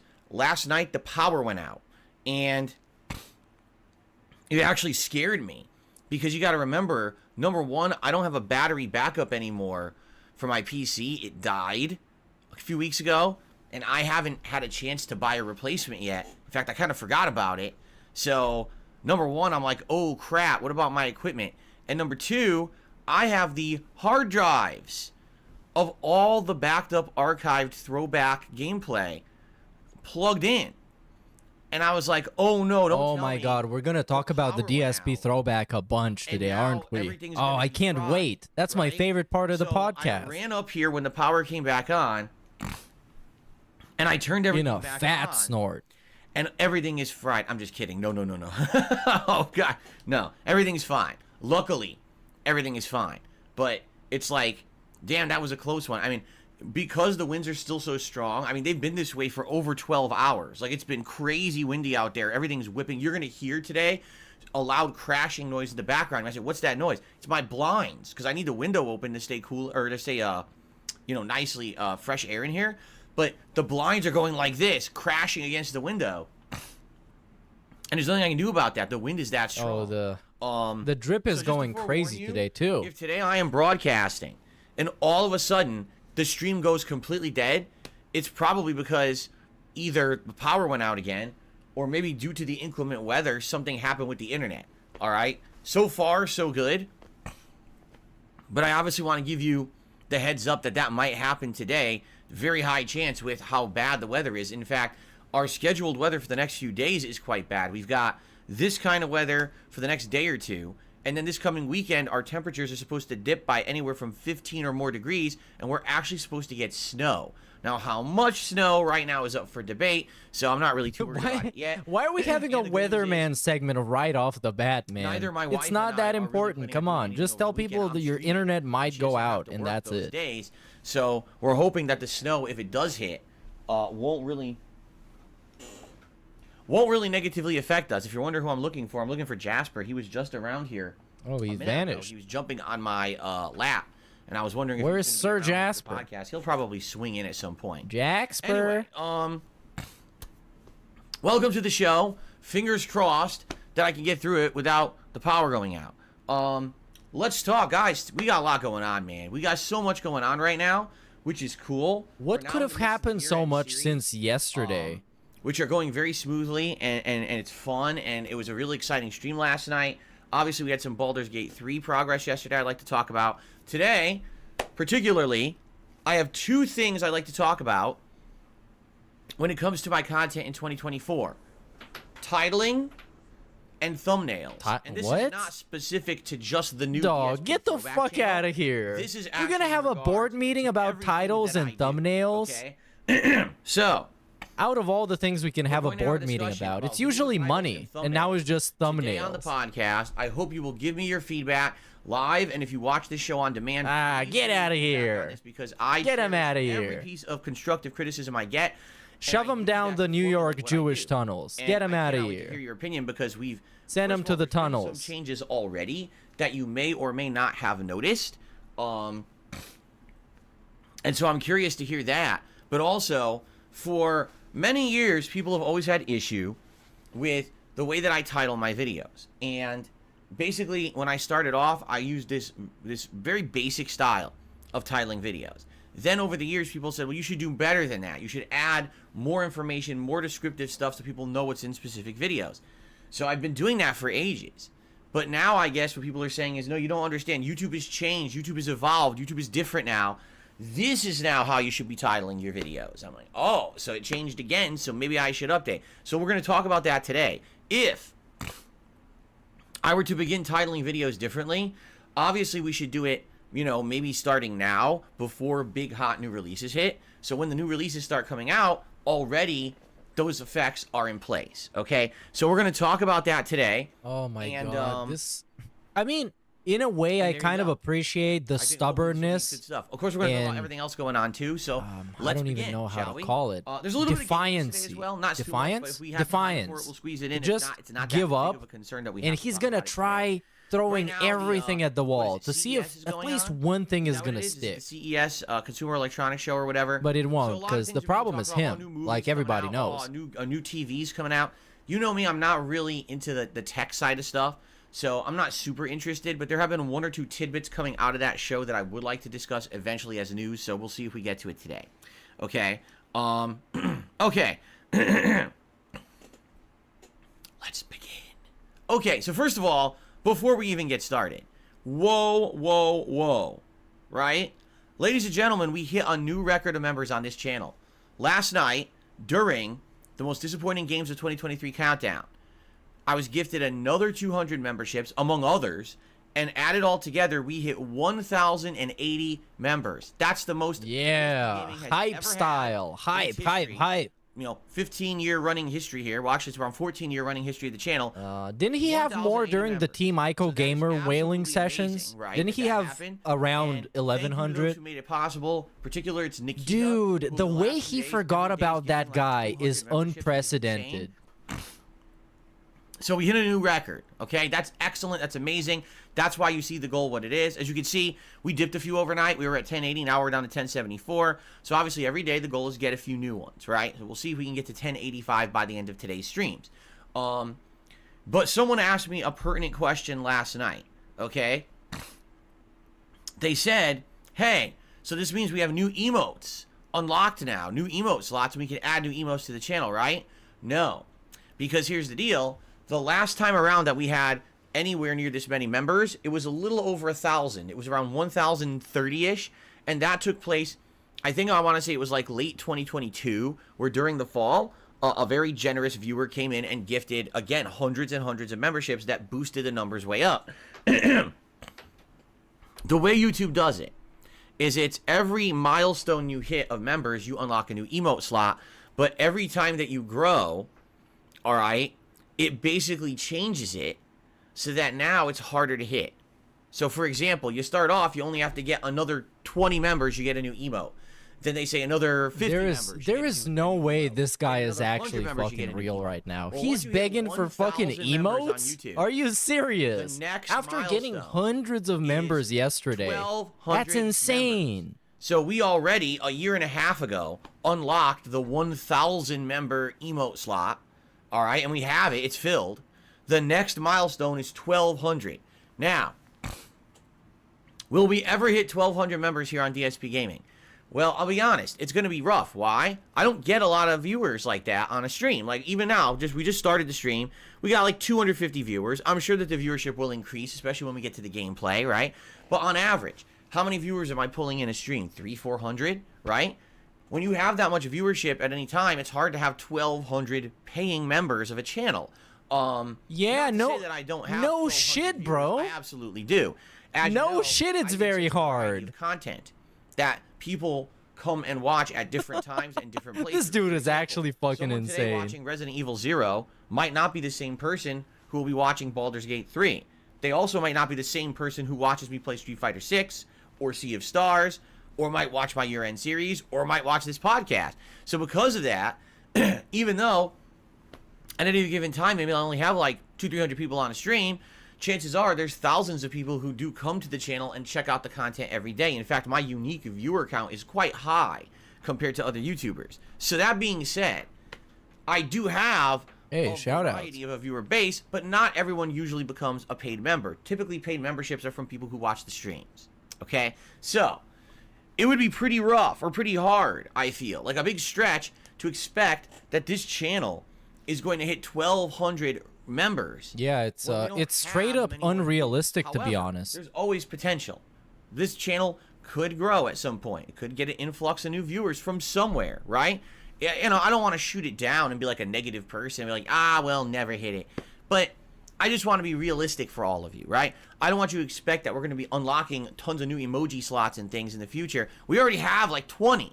Right? Like, how many emojis do I even have? Oh my god, he's tripping balls over fucking emojis, man. This guy is wild. 1, 2, 3, 4, 5, 6, 7, 8, 9, 10, 11, 12, 13, 14, 15, 16, 17, 18, 20, 22, 24, 26, 28. I have 30 emoji slots. Yeah. Most people on YouTube will never get 30 emoji slots. Yeah, because most people don't have people actually fucking wailing out in this capacity. Echelon. Because they just have normal supporters, not huge ass whales like that. Okay? So, FYI, yeah, we hit a new milestone. This is excellent. 1080 is the highest we've ever had on the channel. We lost a few overnight, but if we get just a few today, we might hit a new milestone. If we get anything above 1080 today, that's the new record for the channel, okay? If we happen to, at some point, hit 1,200, we'll have a new emoji slot. So there you go. Now, I'm already 1,200 is the goal, you guys. Come on, we can get to 1,200. Maybe even 1,300. Maybe even today. Come on, you guys, be generous. New emojis. Yeah, but I don't have them. And by guys, I mean that one guy that gave all these memberships. Come on, you still have some cash. Cough it up. Swap right away and swap out old ones. So if anyone had an idea of a new emoji and wanted to maybe whip something together, the new emoji that we could use, and then we could all collectively agree, hey, there's an emoji we really don't use that much. It just kind of sits around, so we should maybe replace that emoji with this other new one. I'd be down for that. That's okay. That's great suggestion, great feedback, and I'm always open for that. But right now, I don't have anything new to really put in there because, again, it's not even like we were close, and then all of a sudden, within 2 days, we got like over 400 new members. And whoa, I wonder how that happened. So people must have been very happy for all the new content. Anyone's interested, you want to toss together a new emoji or something for the channel and send it my way, I'm willing to take a look. Of course, do some more free work for him. Come on. The thing is, we have to stay above 1,000 members to keep all these emoji slots unlocked. If we dip below 1,000, excuse me, if we dip below 1,000 members, we lose the slot, and now we don't have the ability to do it anymore. Oh, that's gonna be sad. So come on, keep him up 1,000, you guys. People are asking. That's what's going on. All right, let's talk about yesterday's streams on the Level 1 podcast. Once again, I had a big discussion about DSP Throwback. Today, I'm not going to talk that much about DSP Throwback. In fact, we'll probably just glance upon it or brush upon it, and we're going to talk about other stuff instead, because I know you guys don't want to hear about DSP Throwback constantly, right? By the way, does the camera look choppy again? It totally looks choppy to me again. Give me 1 second, because I tried something the other day, and it's worked, and I'm curious if this would work again. So if I go to Properties, and if I change... I hit the wrong thing. Yeah, I did. Shit. I wanted to do this. If I change the resolution to a lower resolution, like let's do... You couldn't do that before the stream? This really low... Oh, that doesn't even work. Hold on. Yeah, nothing really changed. Widescreen resolution. Like this one. No, that doesn't work either. Hold on. What is going on here? Did I screw the camera up now? Maybe I did. Where's 720p? There's 720p. Okay. Yeah, it's not working. The resolution is not changing, I don't think. Is it? No, nothing is happening. Oh, and now we need to get... Oh, but we're live, so we can't use the skip juice. Well, too bad. We get to look at the awesome backdrop in the quality canted, okay? Okay. He said he's the upper echelon of YouTube. Of course he streamers, is. People wailed out on him. The ego of this guy is just insane. You know, he sniffs his own farts. Bro, he sniffs nothing but his own farts. It's just his farts in his respiratory system. It just consists of his farts and his lungs. That's all. It didn't really do much, did it? The camera works nicely when it feels like it, and some days it's choppy, and there's not much I could do about that, I guess. Anyway, all right, so yesterday's streams, we had a discussion about DSP Throwback. We talked a little bit about game news, right? We had a chill podcast, and then we swung into Baldur's Gate 3. Yesterday was all about the Underdark. So we were exploring the Underdark, and we went up a bunch of mushrooms and platformed around, and that was fun. Then we went to the Arcane Tower, which I didn't even know existed. And we went down there and we explored the whole tower and got some interesting magical items. We got to the top. We had an interesting interaction with some robots, which was neat. Found some secrets. Got a new staff. And then moved on. And we ended up exploring even further. And we found a bunch of mushroom spore people. And then we had an interesting interaction, of all things, with a hobgoblin and a mind flayer. And that's all I'm going to say, because I don't want to spoil it if you haven't seen it yet. But oh, I haven't seen it yet, man. I need to go check that out. That's going to be some hot content. Again, once again, the audience, very interactive, very fun, very engaging, and another great one for the history books, adding on to the playthrough. At this point, we're around 40 hours into Baldur's Gate 3 and continuing on. Keep in mind, we still have the rest of this week, we have next week, and we have one more week. So we have like 2 more weeks to go of full-time Baldur's Gate before new releases hit. Full-time Baldur's Gate. Man, nobody fucking talks like this. He just called his own audience interactive. Like, what the fuck is this? What the fuck is this shit? Take more priority for a while. I'm not sure. What planet is this dude from? Is a daytime stream or not? It's the most unnatural way to talk about anything. Okay, but anyway, 2 more weeks, so we're gonna have at least like another 18 plus hours of Baldur's Gate. Actually, it would be 20 because I'm playing it tomorrow, so about 20 more hours of Baldur's Gate 3 before it hits the back burner. So we'll be like a solid 60 hours into this game before new stuff comes out, okay? So again, thank you for continuing on with your engagement and support of those streams. It's been great. Every time that I play, I learn something new about the game, and you guys educate me about the lore, and we have a very good time together. So looking forward to more tomorrow. Last night's late stream was the first... Hey, we got a Jasper feature. All right, epic. Disappointing game. How long until he gets distracted by Jasper? Disappointing games. Wow, it really is choppy. The camera is choppy today, and I have absolutely no clue why. It was choppy yesterday as well. A day or two ago, it looked like this too, and I refreshed it, and it fixed, but now it's not fixing for some reason. Anyway, yes, yeah, last night was the most disappointing games of 2023 countdown. It basically took, I would say, it took about the entire stream, although the video itself is about 1 hour and 45 minutes long. You know, there's a little bit of pre-talk, and then I stuck around a little bit after the fact as well, to do it. So here's the thing. It went well, in my opinion. The attendance was good.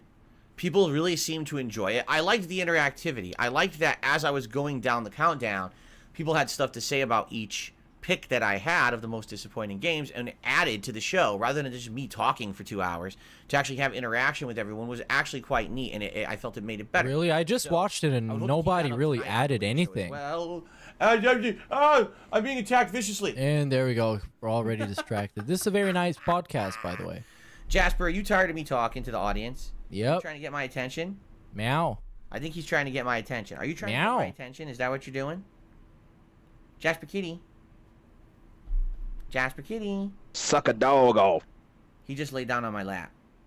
Oh, you guys, Jasper just said suck a dog off. Oh my god, Jasper just did that. I'm not Dr. Claw from Inspector Gadget. No. I can't just sit here. You're Mr. Magoo all day. I would love to, but I have work to do. I can't just pet this cute kitty all day long and then say, I'll get you next time, Gadget, next time. Oh my goodness, he's such a silly boy. All right, let's put him on the floor, and then we will continue.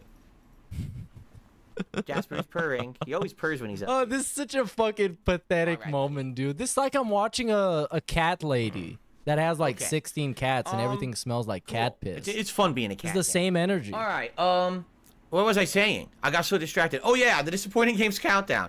So it lasted about 2 hours, just under.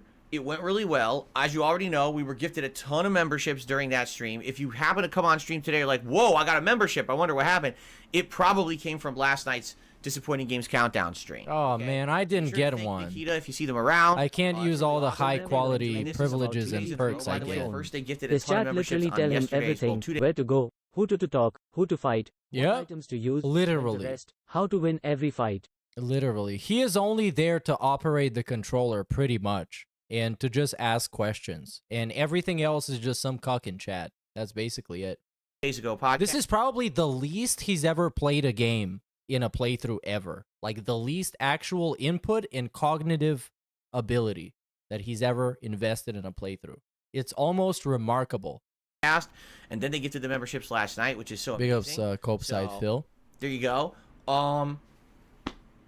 Overall, I'm pleased with how it went. Now, it's funny because people are like, oh, this is exciting or whatever. It's going to get a lot of views. I don't think so. You want to know the truth is, I think a lot more people in the modern day care more about what I'm doing day to day, care more about like the premiere of a hot new game or something like that, than they care about my year-end series. I feel like the year-end series are more fan service for the long-standing viewers of mine that have been around for a while, because you guys are used to the year-end series being an annual event that I do. It's like a tradition, right? So for those of you who are long-standing viewers and fans, thanks. You know, for example, that video, at this point, it's around a little over 12 hours since it published on YouTube. It has like 2,000 views. It'll probably get like another 1,000 views maybe by the end of the week. But I'm not expecting that video to blow up in popularity. Really, I'm not. I just think it's something nice to do. It's a special thing that everyone who's a longtime viewer is used to, so I do it.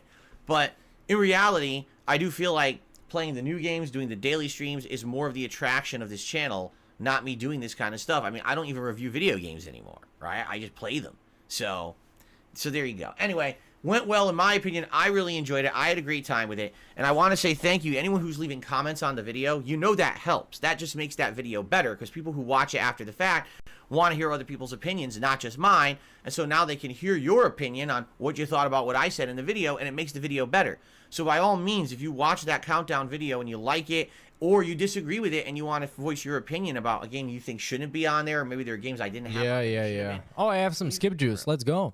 We have 0 healing items. We have scarce low ammo. Almost none. Oh no, we're talking about Resident Evil. Oh god damn it. We need to do something in the meantime, man. This is going to be obnoxious as hell. Zombie monkeys. Okay? This is bad. This is very, very bad. And I'm wondering what we're going to do to get out of this situation. Now, there are healing items in this room. The problem is I need to avoid getting hit by the monkeys and grab the items. My characters have almost no health left. So if they get hit like 1 to 2 times, they're dead. So this is going to be where we start today. The challenge of getting out of the monkey room, basically, and getting back to the mansion. without taking significant damage, okay? It's going to be pretty challenging. Okay, please move on. So I guess we'll see how this goes. And then, as if that's not bad enough, once you get past the monkeys, there's spiders and stuff in the hallways past I wonder that if we're going to have a DSP news today. So we've I don't got know about a anything giant happening in kind the of world of gauntlet gaming. to get through. But get I back don't to know, a he point could where we always feel break more the news safe for the Jewish tunnel. on with the That was like the news of the day. It was so hype. Everybody's we're gonna talking see what about the happens. Jews in the tunnel under Go New from York, there. dude. So It's like Baldur's Gate. You go down a tunnel and like, what? These Jews. What? What are they doing here? If I remember correctly, 8 years ago, it was exactly the same situation. Like, we had these tense moments where I had low ammo, low resources, and I had to get through areas, and I just had to do trial and error over and over until I finally figured it out or got lucky to continue on with the playthrough. The game is just that hard on the harder difficulty. So we'll see how it goes today, okay? On the late stream tonight, it is my second night in a row of my year-end series, and tonight it's a twofer. It's a double feature. Twofer. We start off tonight with the viewer's choice best playthroughs of 2023. Now that I know the results, because I checked the results to get prepared for today. All right. What I can tell you, folks, the viewer's choice best playthroughs of the year are not the same as my I picks for finished game of the year. RE0 with 5, 3 mix herbs, Phil. You suck. Well, it's kind of remarkable that he's played all the Resident Evil games multiple times, and he always just ends up sucking. It takes some kind of a skill to actually accomplish that. It's pretty crazy, dude. Some are overlapping, but because like, how do you just very, not get very better different, with time? Okay, so that's fun. The only bummer about this, because I had no idea what you guys were going to nominate, I didn't have all the video footage saved up for some of these games. Like, for example, something that wasn't a new release playthrough, I didn't expect to have to need video footage of that, so I didn't save any. So now here we are, and you're like, oh, I nominated a retro game you played, and it actually made the top 10. I'm like, shit, I don't have the video. So there will be one or two intro or entries where you're going to see a little bit of a bootleg, like Audible. One of them, admittedly, is not that good. I just took a title splash screen. But for others, I have like YouTube shorts that I made of those games, and we're going to play the short and then talk about the game as the YouTube short is playing on the screen. Because that's what I got. You know, other than trying to go and manually download a ton of videos and everything, which I didn't have time to do last night. I was trying to get this done after my late night stream. Yeah, right. But the good news is, it's 10 entries, and I'm excited to go through them and talk one by one about what it is that you guys thought about those playthroughs. That oh my god, this is gonna be so insufferable. But as long as it's not recapping a stream he had yesterday, it's gonna be... It's gonna be bearable. That playthrough that resonated, that made it to be in my top 10 playthroughs of the year. Because so let's actually the best games check of the year. out. This is the playthrough. So there were so many older games that weren't new releases that I played over the course of 2023, and I'm not shocked to see that you guys nominated him. Oh my god, where is this poll? So there you okay. Go. Now, so here we got the first poll is Baldur's Gate 3. That's their favorite playthrough of the year so far, with 41%. Which, I mean, fair enough. People loved it so much because it's so interactive and chill. And then the second, and we'll go through viewer's choice best playthrough of 2023 was GTA 5, the anniversary run, with a staggering 30%, almost 29%. That's pretty fucking crazy. I have no idea why so maybe this happened, but I guess people like them playing GTA 5 for some reason. It's beyond me. I have no idea why. So I guess the frame rate never was an issue. Whatever. Okay, so that's tonight, starting at 6:45 p.m. Pacific time. Yeah, he posts so fucking much, dude. And most of the stuff is links. Like, I have no idea why he makes those community posts. It's such a boomer, out-of-touch thing to do. He's making posts to a stream that is live at the moment. As you can see here, probably. He did it in the latest one. Yeah, there we go. This is the stream we're watching right now. Today's first stream is live, blah, blah, blah, blah. And he does that for every single stream. And then he privates them, and he doesn't delete the community posts. So it's just a bunch of worthless community posts that don't mean anything. They all get like 4 and 5 likes. It's just do that. Why? Why? What is wrong with you? Why do you have to do that? Wednesday night. This is something that I've been building up to for about a week. It's a very special late night stream. It's a it is literally landfill content. And I know he turns every channel he has into a landfill channel. You might even want to spell it with a PH, a landfill. FYI, because, you know, it makes more sense. It's better for branding purposes. 6:45 but Pacific time. it's like, it's beyond me how you can think that this is a good idea to spam so much shit as if you're the center of the world, as if somebody opens up youtube.com and all they want to see is Dark Side fucking Phil. Within one day, he makes like 3 community posts and uploads like 7 videos, and that's just not enough, man. It's not enough. That's all I'm going to say, okay? So I want to see more. Be here live if you can tomorrow night. I want this site to be, instead of youtube.com, I want it to be dspgaming.com. All I want to see is just DSP Gaming. I want Mr. Beast to be making DSP Gaming themed videos. I want PewDiePie to be making DSP Gaming videos. I want all the titty streamers that are on YouTube to be making DSP centric videos. That's all I want. It's my ideal fantasy. So, okay. I'm off from streaming on Thursday, so I hope you all have a safe and fun day. But when I return on Friday, it'll be more Baldur's Gate 3, and it'll be Friday Night Fights. And I think this time around, I do want to go back to Dalsim. Maybe we'll do like a ranked Dalsim stream, and I'll see how I can do with him. It's been a few weeks now since I picked him. Saturday will be more Resident Evil 0 Remastered and the return of Sea of Stars. Okay? Sunday will be my React show, and Sunday night I will be streaming. So Sunday night we have an option, right? And I'm thinking maybe for variety's sake, on Sunday night perhaps we can do some maybe Call of Duty, just a one-off late night stream of Call of Duty for variety purposes. I haven't played it now in a few weeks. Maybe it'll be fun to do a one-off stream of Call of Duty with a bunch of melee kills or whatever. Or not. If you guys don't want that, that's okay. We don't have to. I'm just throwing that out there as a possibility because it's something we haven't done in a while. All right? Monday, another full streaming day. It'll be Baldur's Gate 3 and more Sea of Stars. Tuesday, it'll be Resident Evil 0 Remastered.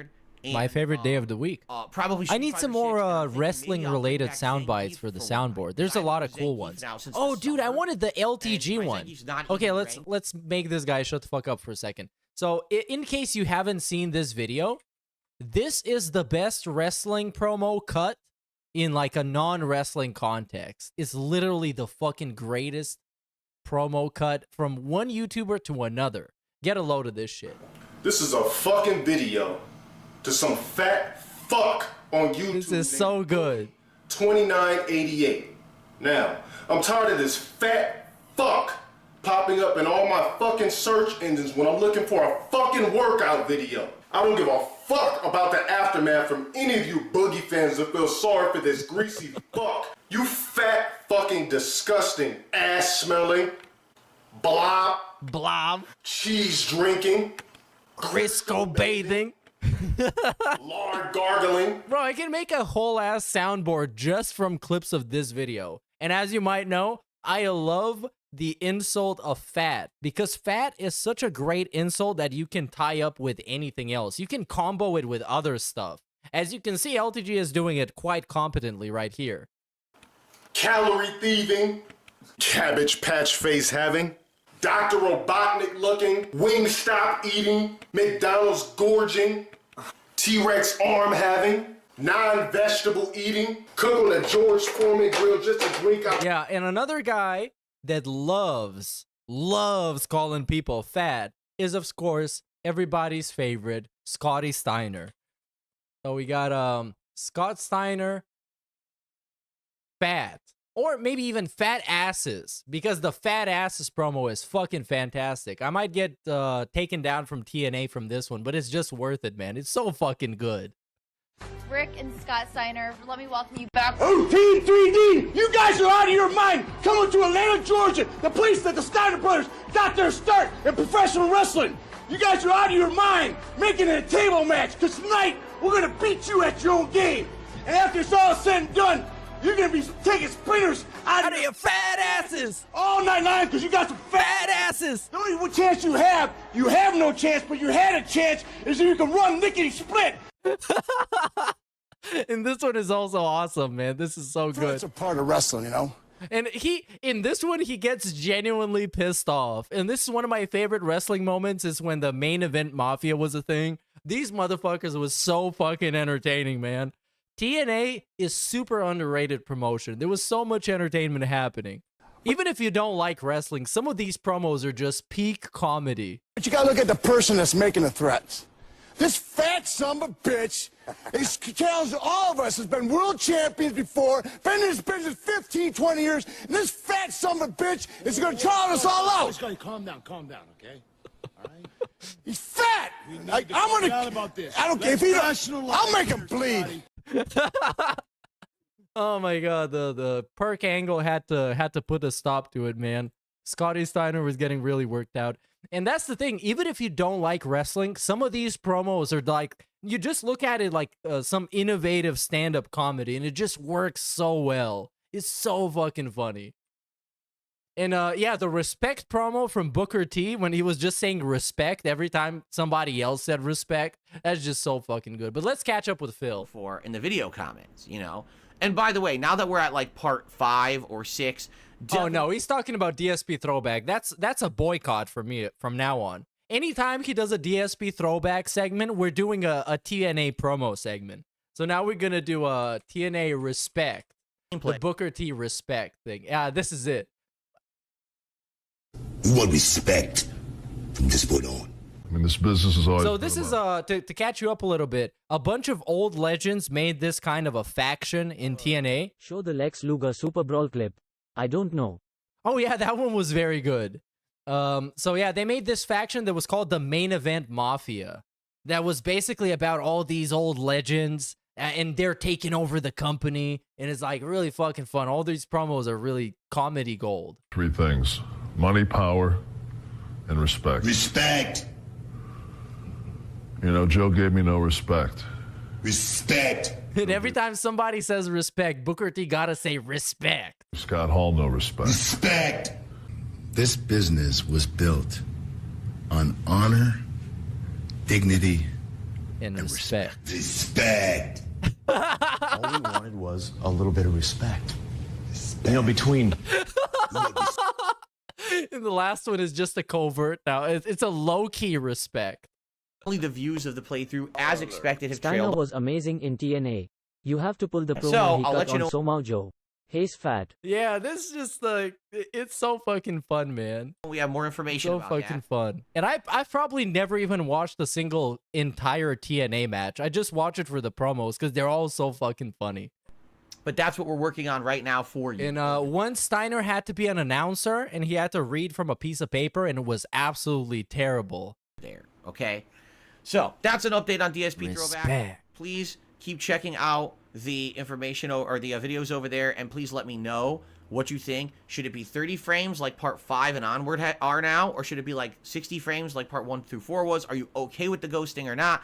That's the feedback. Yeah, look at this fucking bullshit, man. I'm glad I boycott this shit. So, continuing on. I have 2 topics to talk about right now, and this applies to all of my content. This is just not applying to DSP Throwback. Yeah, so it's thumbnails and titles. Spoiler. Applies to everything moving forward.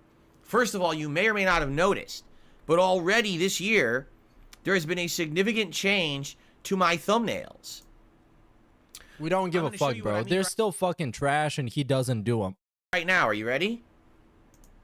So what you see over here is a thumbnail comparison. Are we really? Bruh, are we really doing this? A thumbnail fucking comparison? Dude, if your videos are fucking dog shit, nobody's gonna give a fuck about the thumbnails. Just like they don't now. And the difference between these is negligible. In one of them, you just separate them by borders. And in the other one, it just doesn't have a border. That's fucking it. That's it. What my thumbnails look like on my videos right now when they go live on DSP Gaming. Exhibit A, as labeled with the letter A. Perk Angle in TNA is the GOAT.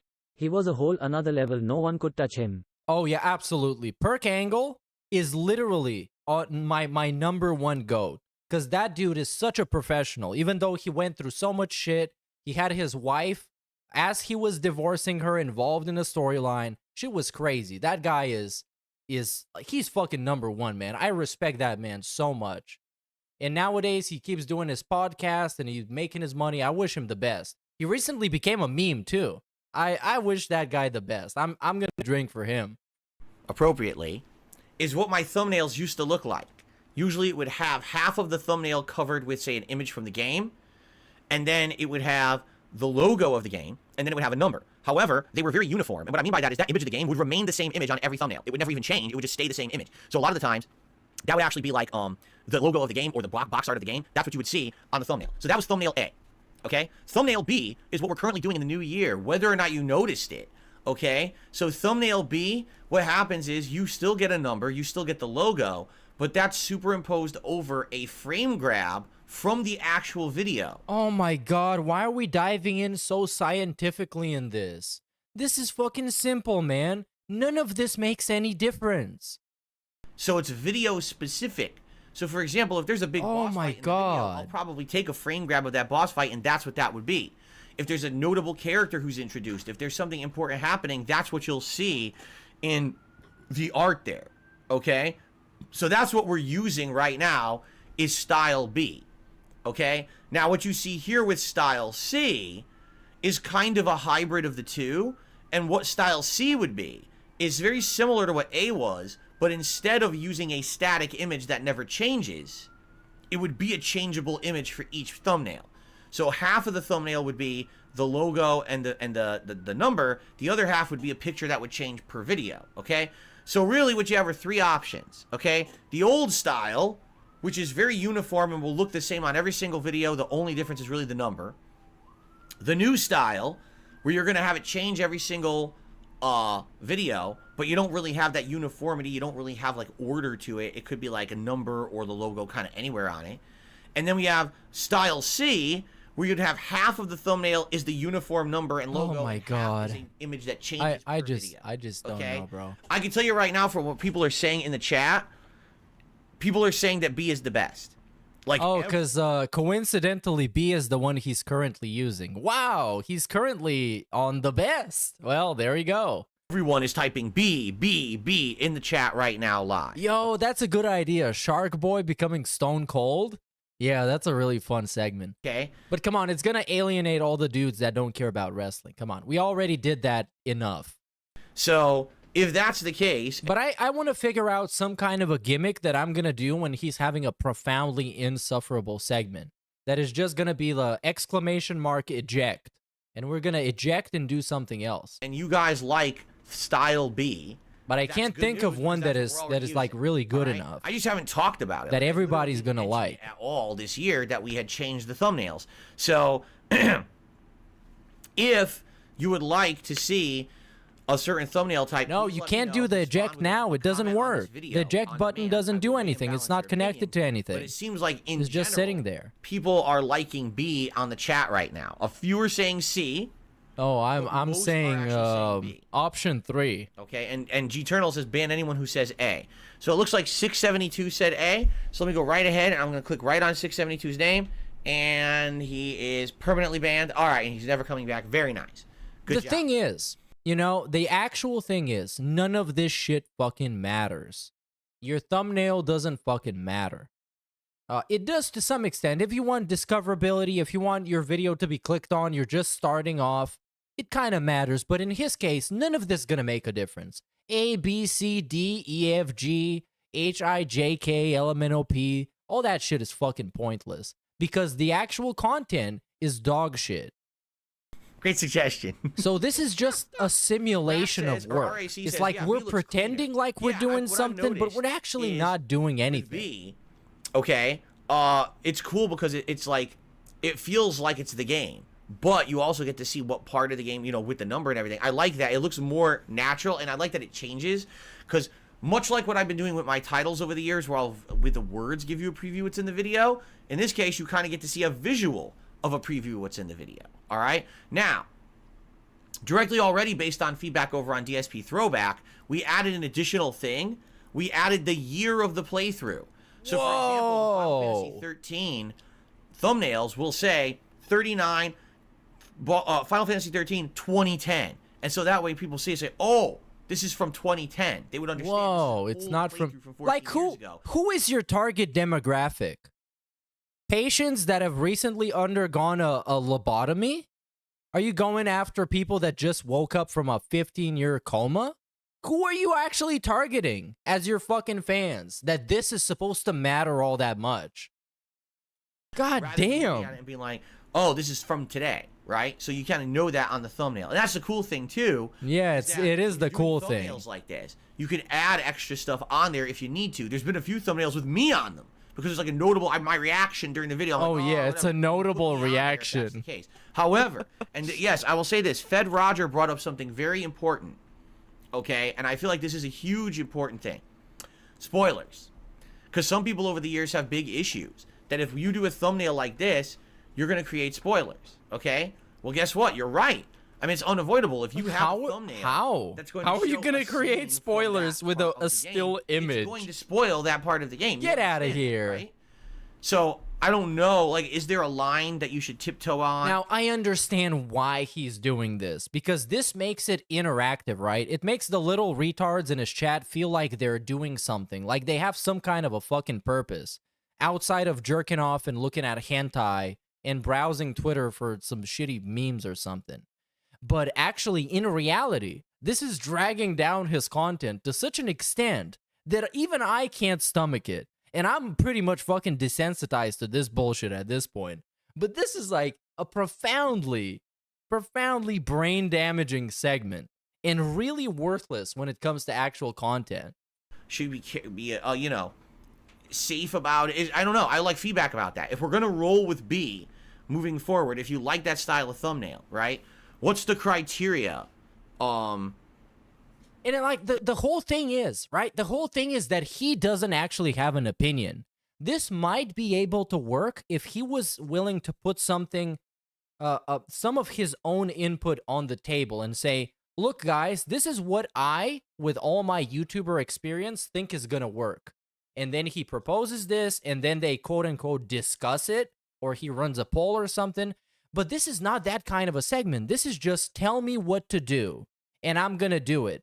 And that should better result in me getting more views, because if it doesn't, I'm going to be fucking pissed off. That I should use to figure out what we show on there. Should we never show a boss? Should we... You know what I'm saying? Like, I don't know. I don't know what to do. It doesn't matter, bro. Because... It doesn't actually matter. If you want to have a truly descriptive, interesting thumbnail, you kind of have And this is like one of the prime DSP-isms, that he's willing to consider every minute detail of every single thing that he's doing, except himself, to be the issue that problems stem from. Everything else, it can be a single pixel in the thumbnail, it can be a single symbol in the title, it can be a piece of layout on the screen, it can be something behind him, it could be some of his audio, even though he never works on his audio. That kind of pissed me off. But he never considers himself, his own behavior, his own attitude, the way he's toxic towards his own fans. He never considers that. Spoil some of the video. At least that's my take, right? Wait, how else? You're not going to just show my character dark scale fill in every thumbnail with a different face. What's the point? That's boring. You might as well just go back to A then, right? You might as well just go back to showing the same thing every thumbnail. So how do you avoid the spoilers, right? I don't know. Some people are saying, yeah, because of that no to B, that's why we wouldn't want B. So that seems to be... Okay, no new characters and no bosses, I'm being told.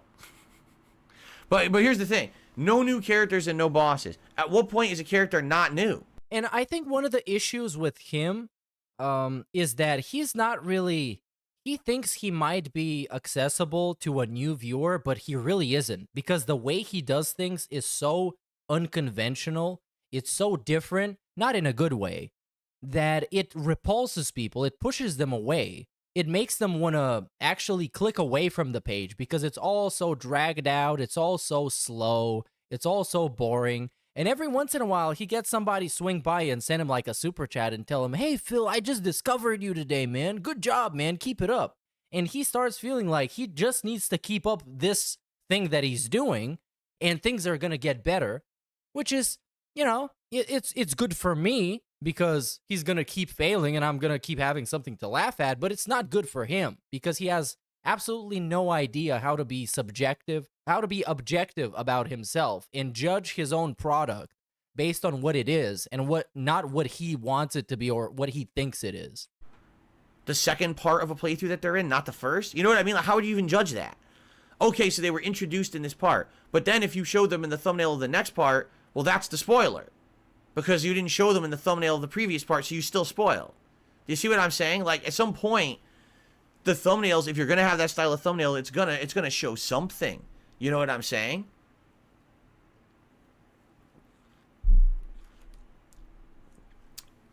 $672 says, all right, just a blank white square from now on is perfect. It wasn't until auto-generate all the thumbnails. Oh, wait. Now we get an auto-generation cope. The second or third year I was doing direct capture, I finally started doing my own thumbnails. I used to just let YouTube. Oh yeah, this is all for thumbnails, by the way. Now, after this, we're going to talk about the titles. Auto-generate all the thumbnails. And everyone had mixed feelings about that too. Some people were like, well, that's cool because it'll show like an action scene from the game. But some people would hate it because sometimes it would actually show like a boss fight. And people would be like, oh my God, that's like a giant spoiler. How is it a giant spoiler to have a screenshot of something that happens in the title, in the thumbnail? And I'm a guy, I don't like spoilers for anything. It doesn't ruin the experience, but sometimes it hinders it if I know the ending to a game or a movie or something else, you know? And it doesn't bother me if it's in the fucking thumbnail. Of what's in that video. For me, it was always a mix. And the funny part is, here's the real funny part, okay? YouTube has a tendency to pick the worst frames of something and make it the thumbnail. So for example, I'm making like an hour-and-a-half podcast. But if at any moment during the podcast, I take my finger and I put it up my nose and I go like this. Oh my God. He is literally doing it.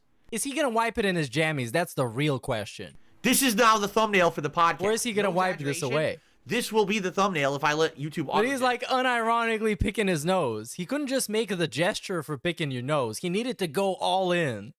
Like it's AEW. Right? Or if like, oh, my ass itches, I go, oh. Yep, yo, that's the right hand is gonna get wiped. And now he's picking his ass. I pick my ass, that'll be the thumbnail. Or at least he's pretending to. I don't believe he actually picked his ass. They always pick the worst possible unflattering auto thumbnail for a video. It never fails. It's like, I don't know, I look like a monster. I look like a deformed beast, like a Picasso painting in half the thumbnails they pick for this shit. Yeah, but you can easily just find a frame that you like, take a screenshot of that, and make that be your thumbnail if you're really that lazy and inept to actually edit an image for a thumbnail. So usually when I do the podcast, I pick, because they'll give you like 3 suggestions, I'll try to pick the best of the 3 suggestions. So just think of it this way. All right? Think of it this way. If you see a bad thumbnail of me, that was the best of the 3 that YouTube provided. Yeah. So if one day you see me like going like this, blowing armpit farts, and that's the thumbnail, that was the best of the 3 that YouTube picked. The other one is probably like me vomiting or something, you know? Jeez, thanks a lot, YouTube. Anyway, so there we have it. Those are the thumbnails. Right now, the majority of people seem to say B, but be careful about spoilers. It's pretty crazy the amount of money he's made off of YouTube, and he's never happy about YouTube. YouTube is never doing okay for him. It's always some issue that he wants fixed in this platform that, keep in mind, you have unlimited storage that he takes advantage of more than 99% of everybody else on the platform. He takes advantage of the monetization system on multiple channels to make insane amounts of money that are unrealistic to your regular 9-to-5 guy. And then he's still never happy. And yeah, Klaus says he's 100% autistic. Every once in a while, there's these discussions around DSP that keep being like a recurring discussion, whether or not he's gay, whether or not he's autistic. And the thing is that there's so much, I guess, fuel to that fire that the discussions just keep on going on and on and on.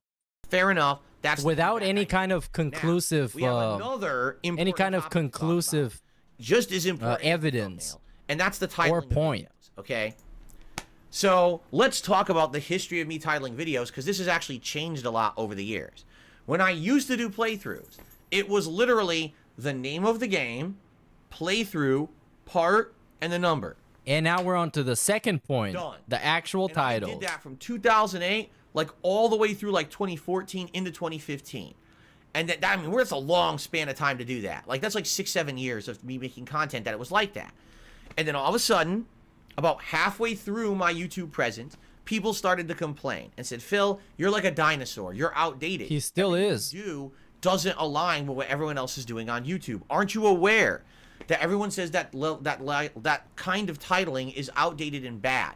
You're doing it wrong. What you need to do, you need to add additional information so people know what's in the video. Because, for example, let's say you're watching a giant playthrough and people want to know what part that epic boss fight is in. How would they ever know if all you have is part 1, part 2, part 3, part 4, part 5, part 6? They'll never know. Maybe if the auto-generated YouTube thumbnail is lucky enough to grab it, you would know. But hey, big ups for the 5 gifts, Low and Zon. Those big thumbnails ups, dude. that would be the same every video, so people would never know what was in the video, right? So the feedback that I received directly from all of you was, please add a descriptive portion of a thumbnail. Yeah, big ups to the new members as well. If you want to check out some of the members only videos, I usually make song breakdowns and how the process behind a different song works. I think that's a nice perk. You can go check them out. Big ups, dude.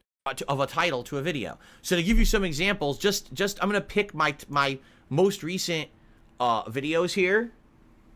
Baldur's Gate 3 playthrough part 38, exploring the Arcane Tower, and I can't even read it. It's tiny. Oh my god. All right, let me bring it up on my laptop here. It's like microscopic over there. I can't even read it. Here we go. Let me refresh here. Wait, what was he trying to read it on the PC that is like across the room from him? Oh my god. Okay, so let's try that again. Baldur's Gate 3 playthrough part 39. What lies at the top? And then sport people and an unlikely ally. So there you go. Part 37. Some camp turmoil. The trouble with turrets. So you kind of get a oh, there's some trouble at the camp. I wonder what happened. I want to check that out. There was turrets somewhere. And the thing is, if you've already played the game, you can figure it out. Oh, the turrets, the infamous part of the game with the turrets. Oh, God. It's not that deep, man. If your videos are genuinely good, people are going to watch them regardless of the title, regardless of the thumbnail. They're just going to enjoy them. Exploring the Arcane Tower and some Gith lore. Ooh, I want to learn some lore about the Githyanki or Githyaki, whatever their name is. I should watch that part. You see? So because I add those little descriptive blurbs at the end. Yeah, because that's right, Snood. This is really how he thinks people think.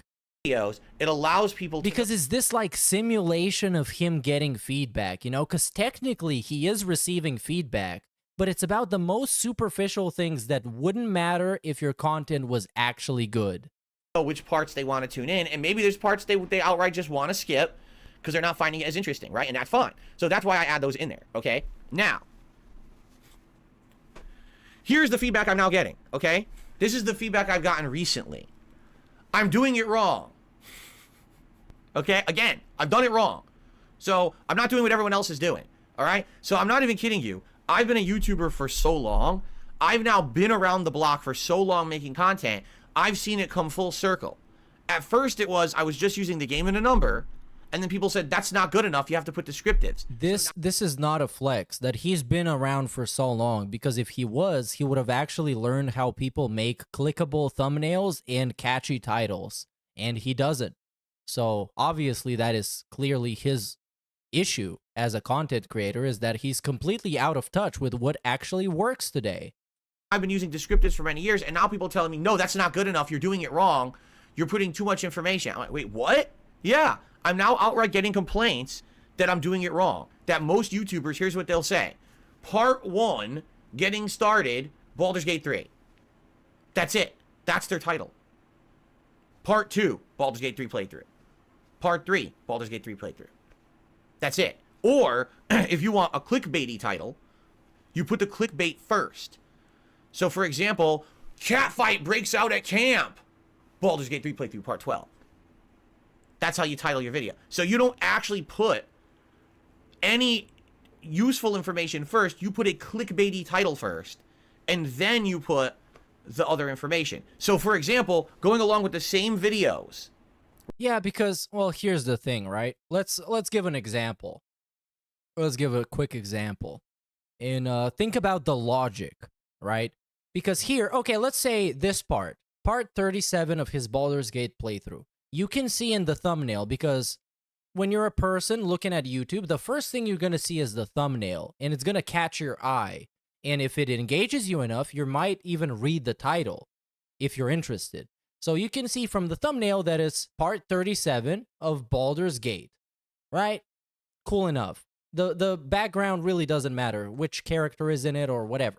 And then you're going to go off of that information and decide if you want to watch the video or not, right? With most of the videos out there.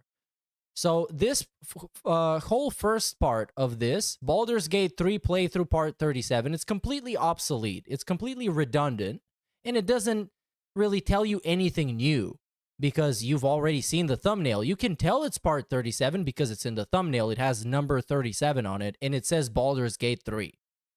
All right, so the next stuff that you got after that to base your whether or not you want to watch it is the second part of the title, which is Sump Camp Turmoil / The Trouble with Turrets. And if you're interested, you might want to check it out, and if you're not, you just don't. And this guy, for some reason, can't figure this basic-ass shit out. And it's beyond me why he can't figure it out. Big up Cinnamon Spider for the membership, dude. Enjoy your millions of perks. Right? Even billions. Was talking about. Let's say part 40, it would, instead of being Baldur's Gate 3 playthrough part 40, talking with the Spore people, wow, secrets revealed, it would be, wow, secrets revealed of the Spore people, Baldur's Gate playthrough part 40. Exactly. And this is a dude who is acting like reinventing the wheel, because that's exactly what he's doing right now, is something revolutionary. He's having an epiphany right now. It blows his mind, even though he's been doing this for a living for 15 years. That's what people are saying I should do. Or just completely eliminate the descriptive at all. Just Baldur's Gate playthrough part 40. That's it. Or part 40, Baldur's Gate 3 playthrough. Like, that's what people are actually saying I should do. And by the way, that's not just my viewers and fans. I've gotten that feedback from others as well. I have. I've actually legit gotten that feedback from others who are like, this is what all top YouTubers do. You're the only person who's not doing it. He's the only guy left. Again, you know But wait. He's not a top YouTuber. He's not a top YouTuber. Because this, what he just said assumes that he's one of the top YouTubers right now. I kind of live on an island. Because, like, if you title your videos like PewDiePie does, doesn't mean you're going to get the PewDiePie numbers. You know that, right? Alone from everybody else. I really do. I ignore everyone else around me, and I just do my own thing. I've always been like that. So when you... Yeah, that's actually a very bad thing. If you're running a business, the last thing you should do is isolate yourself from all of your peers or coworkers or competition. That's the worst thing you can ever do. Especially if you're doing something like social media, internet content, in this case, YouTube content, or streaming. The worst thing you can ever do is isolate yourself and never network with anybody. In his case, is much worse because his reputation is so bad, nobody wants to touch him with a 10-foot pole unless they want to make fun of him. I take the feedback and I try to listen constructively. If you guys want me to change my titling style, I will. I absolutely will change it. But I need that feedback from you, and it seems like a lot of people are saying that now. That's right. Fed Rogers says, so say, this fight ruined my day. Baldur's Gate 3 playthrough part 10. Right. Right, exactly right. Yeah, and in which case you're gonna get some more clicks, but you're still gonna have the same audience retention and the same watch time because, well, your content sucks. You would always try to think, what's the biggest eye-grabbing, clickbaity title you can use for any video, right? DSP's Salty Tears, Street Fighter 6 Friday Night Fights, and then the date, right? Yeah, but then it's not really descriptive. It's just clickbait. You're just manipulating people on clicking on the video and looking for the salty tears. And then you just got an hour of him just not being very salty and 10 seconds of him being very salty that most people are not even going to get through because they're going to realize they got clickbaited. That's what it would say. You know, I get that. No, you don't. You actually don't get that. For 15 years, and do you think that if I change my titles like that, that's going to improve or change anything? Do you think that's going to grab me a new audience on YouTube?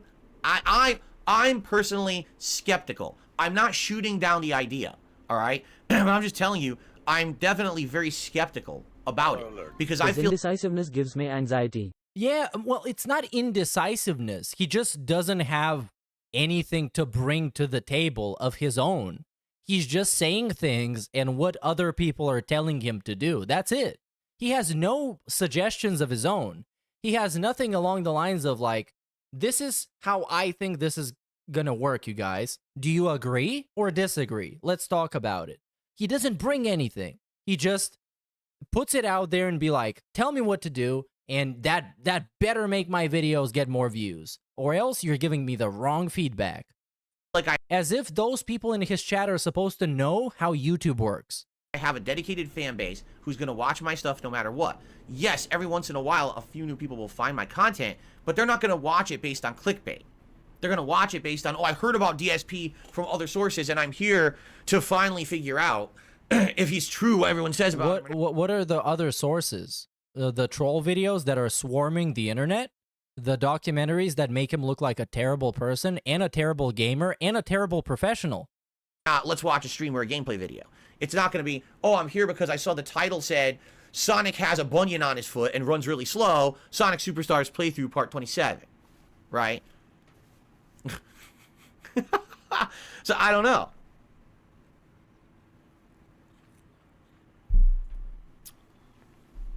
You guys tell me. Yeah, you guys tell me. On this.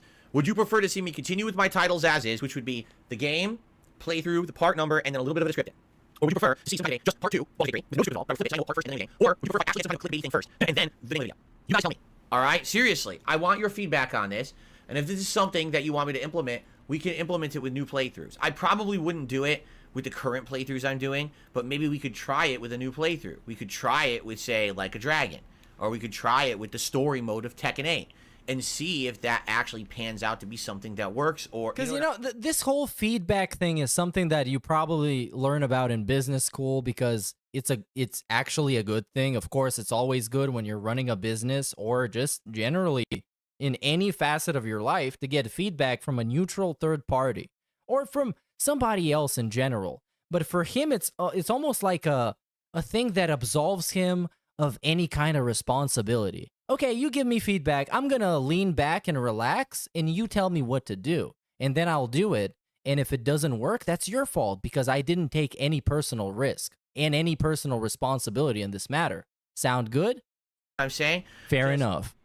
It's funny, because Orange says, it doesn't have to be clickbait, just catchy title. I mean, I hear you, but you understand that catchy titles are clickbait. That's the point. I'm not saying the title has to be a lie or an over-exaggeration, but the point is it's something catchy or, you know, oh, I want to watch this video because the title is saying something interesting, you know. So there you go. And this is something really interesting as well, because it ties into the whole landscape of media nowadays where the big companies, you know, AAA games and big movie studios in Hollywood, they're too anxious to take any kinds of risk because there's too much money on the line. You know, some of the new games cost hundreds of millions to make, and they need to make them as safe and approachable as possible. Otherwise, if they take any risks in regards to storytelling or gameplay mechanics, it's not going to be accessible to some people. So they're not really allowed to take any risks. Says, I wish I could tell you, I feel like it's only 50-50 success rate for the YouTubers that I... You might notice, nowadays, the most successful forms of media are these that take some risks, that does something that is interesting and somewhat innovative, or at least they attempt it. And people respect it and appreciate it when somebody attempts to take a risk, when somebody does something bold and innovative. That's why A24 movies from the publishing company A24 are so successful, because they usually give a funding to up-and-coming directors who actually want to do something interesting, who want to take some kind of risk. And that's why indie games are very popular nowadays, because it's from developers that really care about the craft and want to take some kind of risk. They want to take the initiative to do something different. And then when that thing is successful, like, for example, Escape from Tarkov, then the whole industry looks in that direction and is like, okay, now we're going to do extraction shooters. That's the new meta. And then we get games that are really really successful in that kind of direction, in that kind of creative inspiration. I've been watching. There you go. There you go.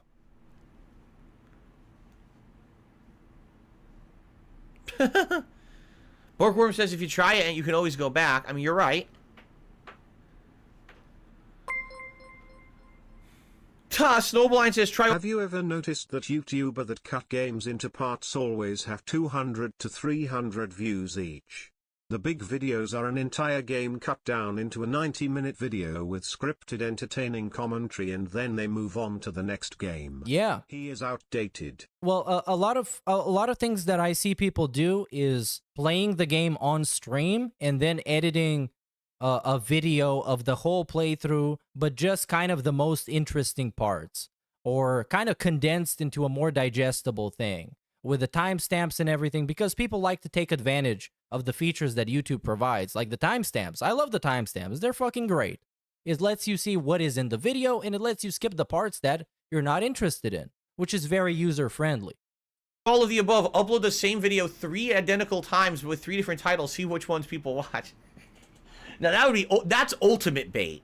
Imagine if you uploaded the same video 3 times, but you named it completely differently to see which... So it could be like, the first video is Baldur's Gate 3 playthrough, part 40, Dark Scale Fill versus the Tower of Magic. And then the second one is just... Wait, is he actually entertaining the idea of uploading the same video multiple times? Dangling blue Holy shit, balls. Please don't do that. Baldur's Gate 3 Please, part 40. come on. Not even DSP is gonna do that.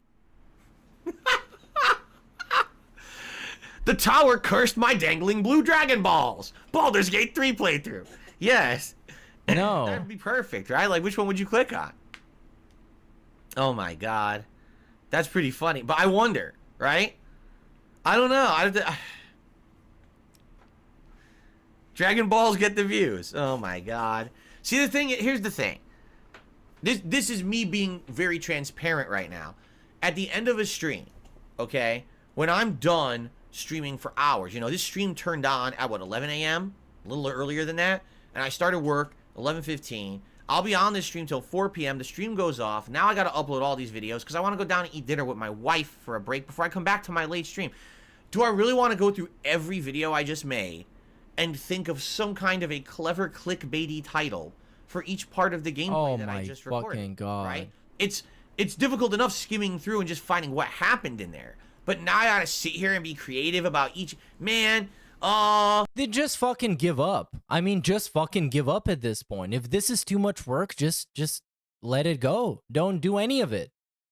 So I went to the Arcane Tower and the turrets were a pain. Just do whatever the fuck is the easiest thing to do and shut the fuck up. Turret pain is insane in my membrane.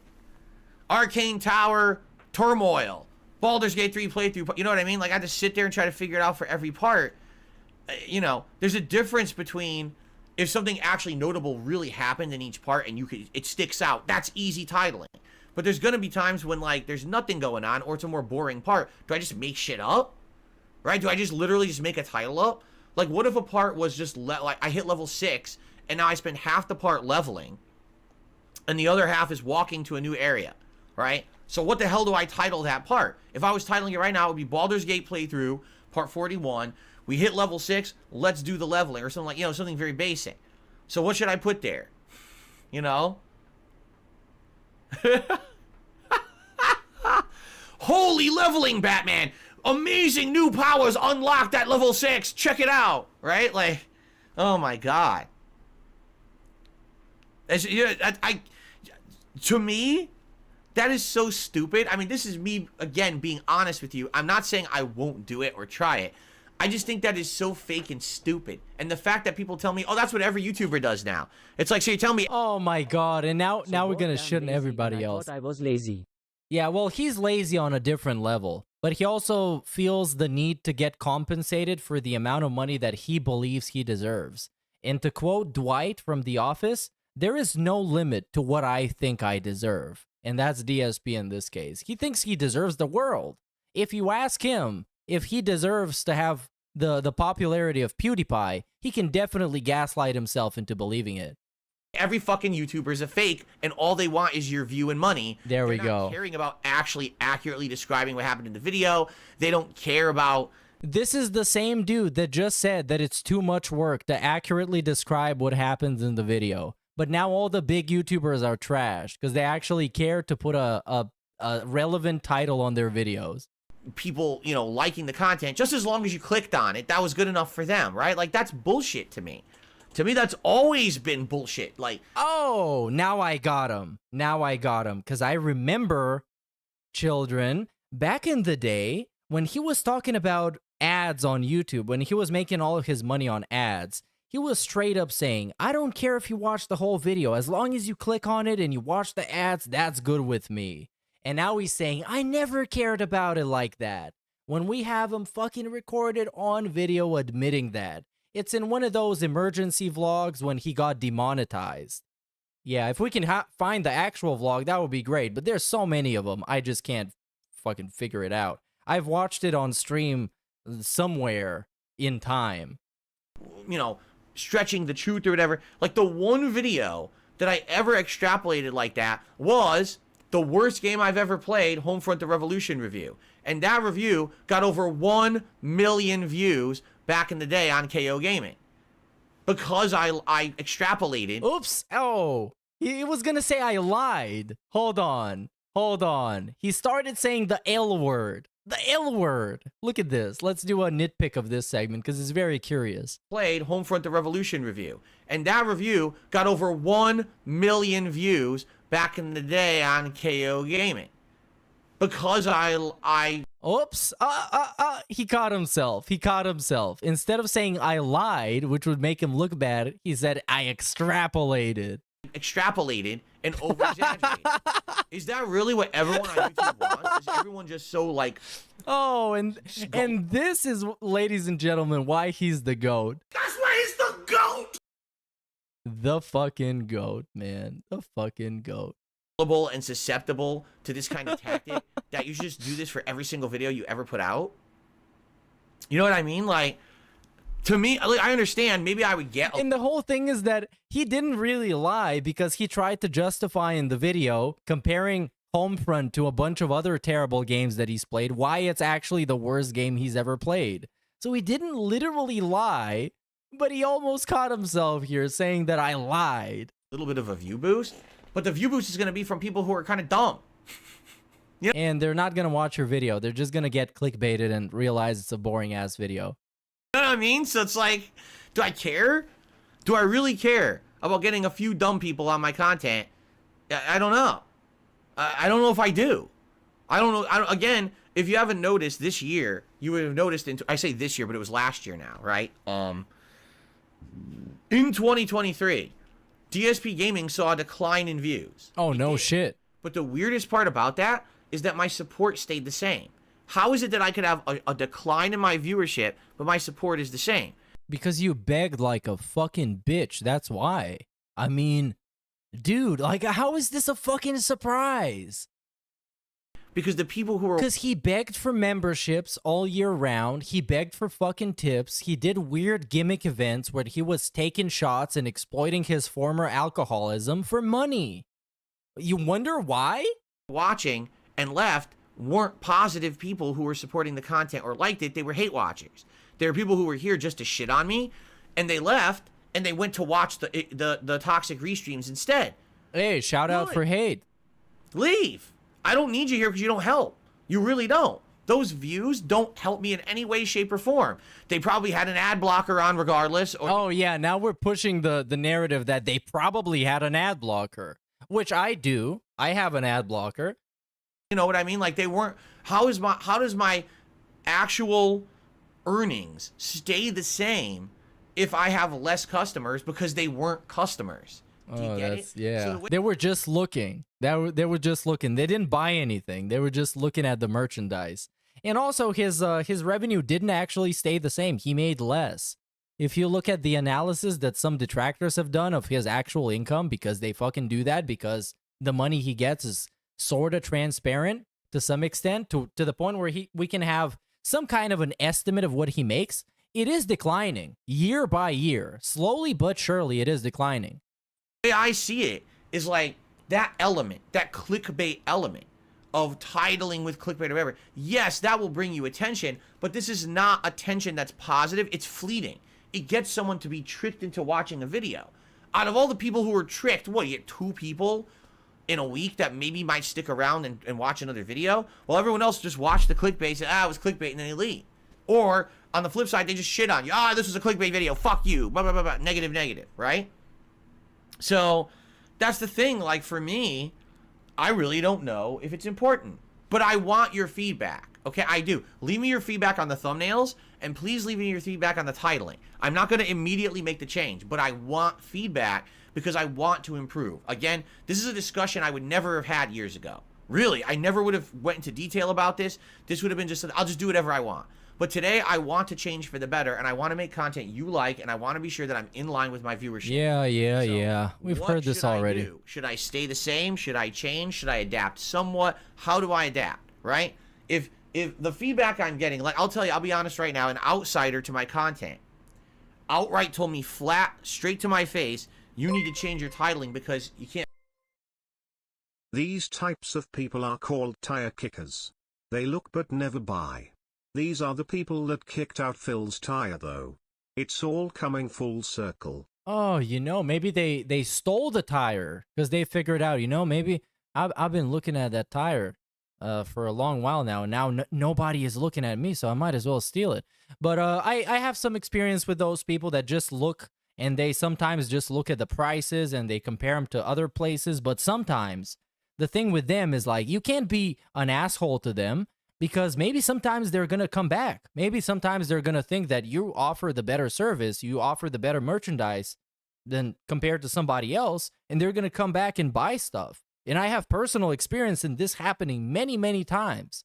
And sometimes what changes their attitude is just the way that you approach them. If you approach them as a tire kicker and somebody that's just looking and they're never going to buy anything, they're probably never going to buy anything. But if you approach them as a customer with the potential to buy something and you give them the attention that maybe they need, maybe they're just going to end up buying something. I figure out what each video is about. And I was like, what do you mean? And they said, well, for example, if I just open my phone and I go to dspgaming, any video of a playthrough looks exactly identical because of your titles. Every single part will say... Oh, yeah, and this neutral third party is probably Mike Klum. Probably. Because, I mean, who else can it be? Just think about it. What other neutral party is going to reach out to him and tell him that his titles are bad? Maybe it's just some random guy that stumbled upon a DSP playthrough and was like, oh man, this playthrough fucking sucks and the title sucks, and he just left a comment. But I'm thinking it's Mike, because right now, at the moment, I believe they're in a pretty close communication with each other, which would be reasonable, seeing how the documentary is in pre-production. Game and the number, and that's it. That's all you see. Even though you have the descriptive titles, they come at the end, and you never get to that unless you click on the video. So you never get to see the descriptive title of what's in each video. And I thought about it. I was like, they're right. And of course, the thing is right now, as many people have pointed out, some people are pointing it out in chat, I think is very reasonable. He is seeming to be the most open to improvement he's ever been, because that's in his best interest, leading up to the documentary, to represent himself as what he truly believes he is, which is a very professional guy who spends a lot of effort on his business, and people respect him and people appreciate his meaningful content and they give him feedback. So now we're seeing the full-on LARP, the full-blown DSP pretending to be what he wants to be. But it really doesn't work out because he's just not what he wants to be. He's something completely different. Because the only way you would see that, maybe if you click on the playlist and you skim around, but because the way YouTube works, you don't get to see everything at a glance. They abridge, they cut off the title, so you never get to see it. And I was like, at Epiphany, I was like, what the fuck? They're absolutely right. How dumb is that? Because YouTube changed everything for mobile. Remember, everything I'm doing is based on... Yes, that is very well told. I'm Space Lord Motha in chat. Instead of getting the mask off, where he truly presents himself as who he is, like in that Scorn segment, we get the full-on mask on, when the LARP is completely turned on, and we're pretending we're something he's fundamentally not. But we gotta pretend. We gotta believe in the fantasy, because it might just come true throughout wishful thinking and just manifesting it into existence. That's what was my bread and butter back in the day. Before everything went mobile, that's what I was relying on. But now more people watch on mobile than on desktop. So this person's absolutely right with their feedback. Most people aren't seeing my descriptors. They're not getting to see what's in the video. They just, fuck, what part is it? And then they click it, right? So maybe I do need to change. Maybe even if I don't change and I don't do clickbait, at least if I put it first. Here's the thing. The actual genuine advice I would give him is the first part of the playthrough needs to be the best. It just needs to be. And in his case, it's always the worst because he gets the most people showing up to stream and he feels like he needs to absorb as much attention as possible while distracting everybody from the actual game. If you guys remember, his God of War Ragnarok playthrough and the first part of that playthrough was absolutely insufferable because I was restreaming it at the time, and as some of the big releases, I like sticking around for the first part to see how it's gonna set the tone for the whole playthrough, and he was absolutely insufferable. There was a huge action scene in the beginning of the game, very dynamic, high action, high octane scene that he was singing through the whole time to the way that it made me want to just close the page and just reach out for my medicine cabinet and just digest everything that's inside. It's just that fucking bad. Elden Ring, another good example. In the very first part, he died to the Tree Sentinel 36 times. I know because I watched it and I counted. So he is fundamentally nerfing himself. He's bottlenecking himself just by being himself. And he will never be able to correct that because that's just naturally who he is. He has to go against his own nature to be entertaining. And that just doesn't work. And yes, I am serious. He died to the Tree Sentinel 36 times. Then he beat him. And the point of him beating him is to call everybody who didn't beat him and their playthroughs invalid. And to grandstand on him just because he beat him. Even though he spent like an hour fighting this guy. And he dropped a shit ton of viewers because they just didn't care anymore. For example, approaching the Arcane Tower, oh no, it's turrets, right? Or approaching the Arcane Tower. And actually, I made a video that's called, This is How You Don't Premiere on Elden Ring. I'm quite proud of the video, even though the editing is quite basic. This is how you don't premiere. What the fuck? Dude, I don't show up in the algorithm. What? Oh, wow. It's pretty crazy, dude. Dude, you guys have to engage with the video, so it needs to pop up. I actually don't know why it actually doesn't show up. And it should?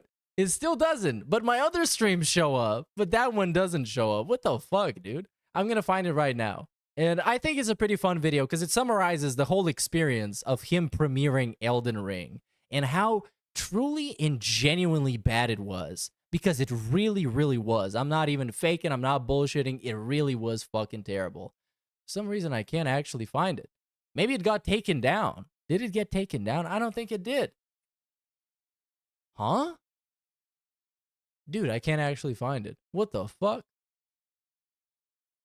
Okay, well, never mind. It got buried somewhere. I don't know. I need to go look for it. He's playing nice and being a good boy for Mike. Of course. Once the doc is over, real Phil will come roaring back and he will never put the mask back on. Oh, yeah. Well, it's probably going to take a year. Not a year. A couple of weeks, maybe, for the real, true and honest DSP to come out.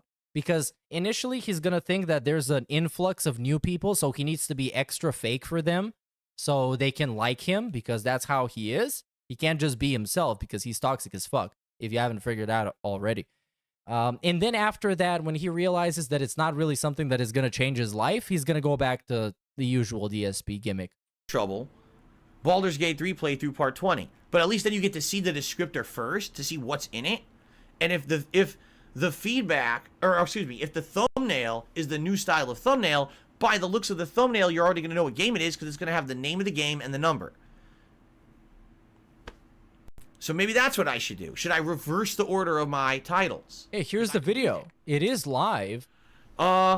Nico says that's oh not no, really it's true. fucking unlisted. To understand what the video is about, and you can see the number of the part on the thumbnail. Why the fuck is it unlisted? No, that's what I'm saying. I understand what you're saying. I'm not saying destroy the descriptor, I'm saying reverse the order. Put the descriptor first, then the game and the number. Would that work better? Oh man, why the fuck was this unlisted? Some people are saying that would work. JDTV says just keep it as is, but just change the thumbnail. So there you go. All right. We've talked about it for a big segment of the show. Please give me feedback. I know. Well, there you go. It's live people now. Who will watch this and give me comments and feedback. Please do. I want your feedback. I want to weigh and balance what you have to say about it to make the right decision. All right. I want to improve. There it is. This is it. And here, so you had, first off, you had the hype where he was talking about Elden Ring a million times, and this is how it sounded like. On the pre-stream podcast, we're starting something a little special. Dark Souls 1. All right? So, allow me to go down... Oh man, the audio is fucking terrible in this one. Let us begin at the beginning. Dark Souls was Dark Souls, Dark Souls, Dark Souls was Dark Souls, Dark Souls, FromSoft style, Soulsborne. They call them Soulsborne. Demon Souls, Dark Souls 1 through 3, Bloodborne, and Sekiro. This was literally on for an entire week. Every single day. We got the Souls Week. We got Elden Week. That's how he called it. And in reality, Dark Souls, where's Dark Souls, Dark Souls? All we care about is Dark Souls. Dark Souls is the hot new game. Dark Souls is what we want to see. Dark Souls, Dark Souls, Dark Souls. And that gets us up to $59 in tips. And then we count some tips. As I'm getting email confirmation that these tips are coming through, I'm like, okay, and neither of those email addresses are the email address that's associated when Only Iced Coffee has tipped me in the past. Thank you for a random Only Iced Coffee name drop. Good one. Hope that you guys enjoyed the Dark. And then we get to the actual big day and the big podcast. And then, here is the cool part. Menus, tutorials, worthless bullshit, and then we just die on and on and on to the Tree Sentinel, dude. Yeah, this is it. It's just a montage of all his deaths. Bullshit. Yeah, this is what I'm talking about. This is why his playthroughs are trash, because the first part is just not gripping enough. It's not engaging enough to keep you watching. Prove for the new year. I want the content to look fresh and different and be go fuck more yourself. Entertaining. Bad weather, windy outside. And he went somewhere to open the window. Temps this weekend. Right now it's like in the 40s, I think. Yeah, it's actually 40 right now outside. So we're getting close. You know, our freezing is 32 degrees, so we're close. Today, one me off if we have snow on my day off. I have snow. That's a good thing because that would actually upset me. Okay, so we're having snow Friday, Saturday here. That's why it's getting so cold. He's gonna get upset if he has snow on his day off. This is the kind of shit he gets upset by. Why would that upset him? Because he needs to... Well, he doesn't even need to clean the car because it has a garage. That is like an in-house garage. Like, what the fuck is the problem? So, thank you. Get the fuck out of here with this The new bitching. style of thumbnails has me wanting to watch your Sea of Stars playthrough. Yeah, maybe because Lucifer Soul is already a fan, therefore he cannot possibly be objective about it. Good feedback. Thank you. No, that's not good feedback. That's a guy who was already a notorious pay pig. He loves you, dude. Why do you fucking think he's objective? Thank you so much for that. Okay. Do states like Washington shut down if there's snow like that? We are not equipped for snow. As much as we should be. Oh, now we get Seattle lore. Climate change? We're not. So when snow hits, you know, the trucks go out. They put very limited stuff on the roads to clear them. No one really plows local areas or streets. It's only major roads that get plowed. So if you really get 5-6 inches, no one's going to plow here. So wait. You live in a gated community that doesn't get plowed? And the snow doesn't get cleaned? For real? Then why would you want to live in a gated community then? It's just you got to drive over it until it melts. So, yeah. We don't really do much about it. And by the way, people here are just so not used to driving in snow. They drive like idiots. They either drive like snails or they drive maximum speed. No one drives like a normal person in the snow. So you constantly have like accidents and shit. Maybe it's just you don't drive like a normal person. Maybe that's the problem. Okay. All right. Guys, thank you for your feedback. Please give me feedback on the thumbnails and the titling. I want your feedback. Blah, blah. No, I want it. I want the feedback. Please tell me how to do my job so I can make money off of it. PFC Deer in Headlights, if you were banned the other day, you can email me at darksidefil@hotmail.com and include the link, the URL link to your YouTube channel, and then I could look into unbanning you. What do you think, Jasper Kitty? Should I unban him? Why is he listening to Jasper, like internal Jasper monologues? What was that? It's like Jasper is a telephone. He's upset because he wanted to be on my lap, and I can't let him be on my lap. Oh, yes. Look at how he knows how Jasper is feeling at any point. That's how a real cat daddy works. That's how you do it. You can literally mind read your cat. That's how Snoot does it too, because he's a cat daddy. Shout out to Egg. Egg is the goat. Egg is so much better than fucking Jasper, to be honest. Egg is infinitely more better than Jasper. If they were in a cage fight, Egg would just do a tombstone pile driver straight away and just win. Undisputed champion. $1 tip from Mario. Will you try out the Game Boy games on the Switch Online? It's a part of the basic subscription. It has 3 Legend of Zelda titles on it. It's a maybe. Like, when they first announced them, I was interested, and I did say to people, hey, if you want to see me do some throwback stuff, retro nights, or an old school playthrough, I'd be down for that. No one really seemed to care or ask for it. It doesn't mean that I wouldn't do it at some point. In fact. So I know this sounds weird, okay? Maybe we could do a few retro throwback games for the Super Bowl event. I've always wanted to do a retro games event. I tried to do one early last year, but that was when I still had monthly marathons based on goals being hit of members, and we didn't hit the members' goal, so I didn't do it. Maybe we could have a retro marathon where I play. He really wanted to do it, but you guys didn't pay up enough, so he didn't do it. Like old school games on the Switch or something, just for fun. And also, yes, that is correct, Francisco. He did do Tecmo Bowl, and he rage quit. It wouldn't be the whole thing, but maybe. But that's the thing, right? Wouldn't a streamer, if you really want to do something, you just fucking do it. If you really feel like doing it, and you feel like your fans and your viewers are gonna appreciate it, you just fucking do it. You just put in the effort, or you go out of your way to just do it. That's kind of a inherent thing, you know? It just kind of makes sense. Like an hour or two. But no, for him is like, oh, we didn't hit the goal, so I guess I'm not gonna do the thing I wanted to do. Just like well, it's not last Christmas, it's the Christmas before that, Christmas 2022. He was holding it fucking hostage, dude. Christmas was almost about to not happen. He was about to have Christmas and just do nothing festive because people didn't pay up. Retro gameplay? I'm just saying, it might be a good idea. Okay, Mario tipped another $1. He says, Sakurai has stopped his YouTube channel. He says he's begun work on a new game. What game do you think he's making? We don't care. Out, right? There you go. And let's see here. And I received a $20 tip. Oh yeah, 1 minute cuck. From 1 Minute Man. Yeah, and it has a message now. Master, we're in a tight spot. And then in parentheses, he says, you didn't play that game, did you? Prepare to die. Master, we're in a tight spot. Oh my god. Die. Does that... And the thing is, you know what? I know that if you're gonna cuck out to somebody and send him like a $20 daily tip, you gotta kind of have to leave a message so you can get the best of your donation. But 1 Minute Man's messages are so fucking stupid. It just makes me wish we went back to the good old days when he would just give money and shut the fuck up. Sound familiar to anyone? Because now DSP feels obligated to figure it out and try to respond, and he can't because it's fucking DSP. So why even bother? Just send no message next time. Just give him the $20. Don't make him suffer.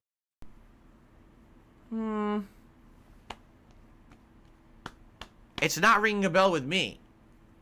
But I think he's referencing today's Resident Evil 0 stream where literally I'm in a tight spot and I'm about to die to a bunch of monkeys. Oh, right? Wow. But I don't... The game reference is lost to me.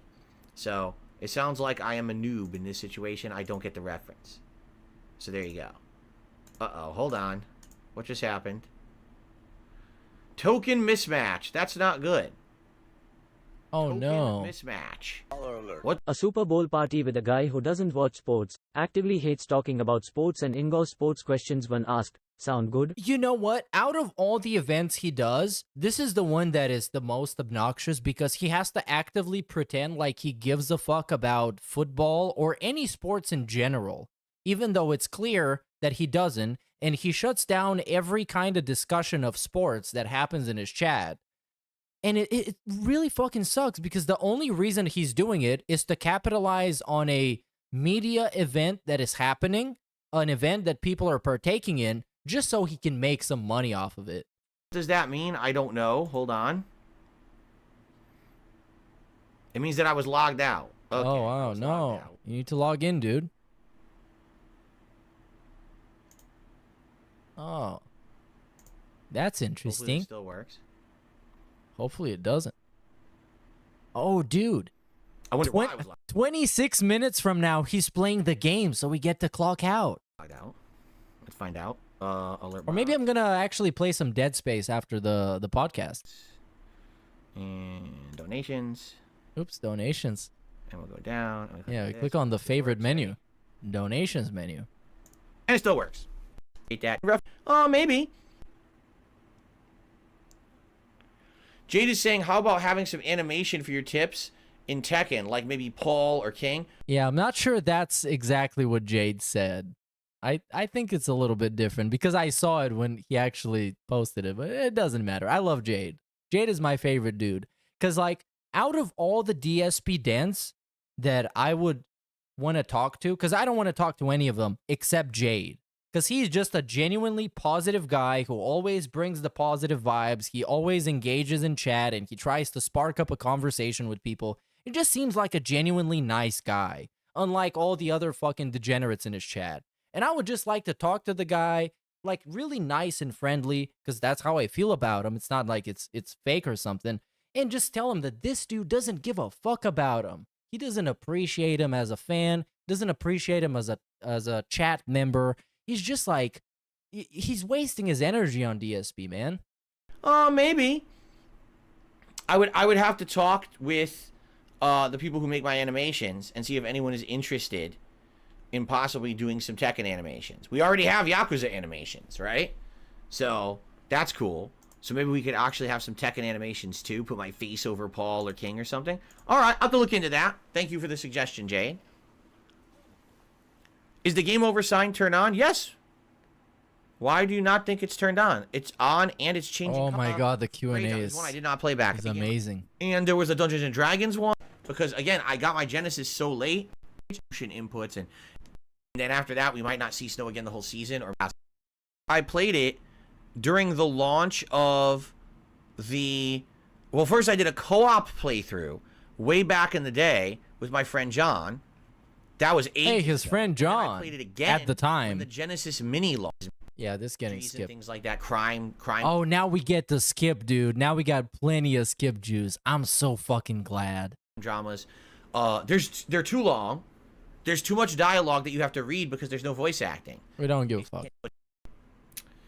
All right, guys, a little bit more time if you guys want to discuss anything. How much more time, actually? So now we're 25 minutes back, and we got... Oh, yo, we got a good, like, 15 minutes. Oh, it's just a little bit more. By the way, I just want to confirm everything's working on the channel, right? I just find it odd. There's 0 super chats, 0 memberships, 0... Not even a re-upping of a membership. Usually we have something. So I just want to be sure that everything's working. It's suspicious he didn't get as much money as he expected this stream. So now we're becoming suspicious of the whole system. Of the whole fabric of reality must have been damaged. Right? Not that something's broken or, everything is good. You guys can still see the ability if you wanted to contribute. It's all there, I hope. I really hope that it's not screwed up. Please tell me it's not screwed up. Not updated their... Something on their end. Why is it not updating? They haven't absolutely no idea who's still in it. And there you go, Ultra Bro with the first super chat of the day. Any picks for... Hey, there we go. Actually, now that he brought up that there's no super chats, a super chat came in. Just to test if the system still works. Oh man, how much money has he actually got through this kind of scamming? He's like, oh my god, you guys, if you guys could test this, it would be really cool if you could actually test if it works. So many times, man, with PayPal, with YouTube, with memberships, all of that shit. No, I don't follow sports, nor do I even... And then people just send him money to see if it's gonna work. Who's in the running. I have absolutely no idea who's still in it and who would be eligible, so I certainly... Because this is the thing, let me tell you something, brother. When you're developing software and there's money involved in a monetary transaction, it has to work all of the time because there's money on the line. So when YouTube is involved, oh, you bet your fucking ass this shit is gonna work all the time. Because then they're held liable if your funds are lost somewhere along the line because something didn't fucking work. I am not qualified. But DSP doesn't know that. Saying anything about so you need to test the monetization systems. Last time I followed the NFL was the mid 2000s, so like 20 years ago. So yeah, I can't really say much about that. Thank you for the first super chat of the day. There you go. He's not qualified, but we're making a Super Bowl themed event, everybody. I hope you're super hyped and you're wearing your favorite football jersey from the NFL. Okay. Yeah, but he's not qualified. Doesn't actually give a fuck. The biggest fucking fraud. Will I wear the helmet for the Super Bowl event? I have it, yeah. Why wouldn't I put it on? I won't wear it the whole day, but I'll wear it. The thing about that helmet, no lie, when you put it on, it just echoes in your ears. And you're like, ah! You're like, and of course, like, oh my God, my ears. Course. So I can't wear it the whole day, but... Of course, there's some gimmick that he gets paid for that causes him some sort of inconvenience. That's a check. Oh, I mean, we don't play the bingo over here, but if you check in with King Jad, I'm sure that's gonna be one of those entries. Guys, because we talked so long about a gimmick that's that's uncomfortable for him, but he gets money for it. Oh yeah, that's a check. Actually cover for you maybe tomorrow. We'll see. I have like 3 news stories to talk about. Yeah. But I guess we'll talk about them later. We didn't have time today. Yeah, we actually still have time because right now all he's doing is just reading chat for generic ass questions that they ask him every day. So he has plenty of time. Matter of fact, until he starts playing a game, there is almost 10 minutes. Almost 10 minutes. Joel, it's actually more than 10 minutes. He says that MJ's face model, not even her voice actor, but her face model was being harassed online. The MJ from Spider-Man 2. Yeah, oh, yeah, I saw that. People are stupid. I mean, people always do stupid things. We don't need to address it or give them attention. Really, the best way to address it is to not address it at all and act like these idiots don't exist. The moment you give those idiots public attention, all you're doing is enabling them to do it more because they realize they got the attention they were seeking. So the fact that it even got publicly addressed was a horrible idea. It should have never been addressed. It should have been just ignored, and these people would go away. What do you mean? No, but she addressed it. It was she was pointing it out that people were calling her job and wanting to get in contact with her, which is fucking creepy. Like, what the fuck? And the MJ model is much more attractive than the one that is in the game because they intentionally made it to look worse for some reason. I don't know. I guess to be more relatable. Because everything got to be relatable nowadays. But that is really fucked up that people actually reached out to her job to try and get in contact with her. That's fucking insane. I know that from personal experience. Dark Maggot, how's it going? Welcome to the stream. Good to see ya. Did I ever play Contra 3 The Alien Wars? Yes, I did. Rented it and played it quite a few times on the SNES, but I never bought it. JDTV says, is there a possibility that when fighting games die out, I would do a series of retro games like once a week? Maybe. The thing is, with fighting games, there's some consistency because that's something I've been doing my whole life, so I bring at least like a level of understanding and general knowledge and or skill to it. Not to say that I'm good at all fighting games. I'm definitely not. But at least I kind of have my bearings, right? The idea of retro games is neat, but they're all different. And I've tried doing stuff like that before. If you remember, I bought the Genesis. I haven't followed football in 20 years, but don't forget about the Super Bowl party. Sound good? Yeah, right? That makes me really comfortable and confident in his Super Bowl event that it's going to be genuine, right? Because it's a guy who really cares about putting a great show while the Super Bowl is going on, you know? That's what it's all about, right? It's not about making a quick buck off of a current event that is happening. He should make an NBA Finals event where he celebrates the NBA Finals against insert team here versus insert team here. Right? I have other things. Wow, he loves both of the teams and he just can't decide which one of it's his favorite. Over the years that I tried to bring retro content regularly into my content. It works for a little bit, but usually, for whatever reason, my audience, it doesn't really stick. Because it's fucking boring. I like being different. Oh, wait. Now we're getting a dick sucking segment. Retro night, or maybe twice a month, retro nights, right? But it just never came together. As much as I've liked that or wanted to do that, the desire, it's usually just, what's the next big event that Phil's gonna do? What's the next big game Phil's playing? I don't understand why Phil's playing retro games. Why doesn't he just do this big game instead? Or this hype new indie game that every fucking streamer's playing that's memeable, or this or that. You know what I mean? And it's memeable. I almost feel like what's happened is most people on YouTube are just, they've been programmed to look for a certain kind of content. Oh my god. Wants to do something different. It's like, well, why are they wasting their time with that? They should be doing what everyone else is doing. Well, I don't want to do what everyone. But broski, brosif, brotendo, we just got off of a segment where you were admitting that you're out of touch with how people do their thumbnails and how people do their titles.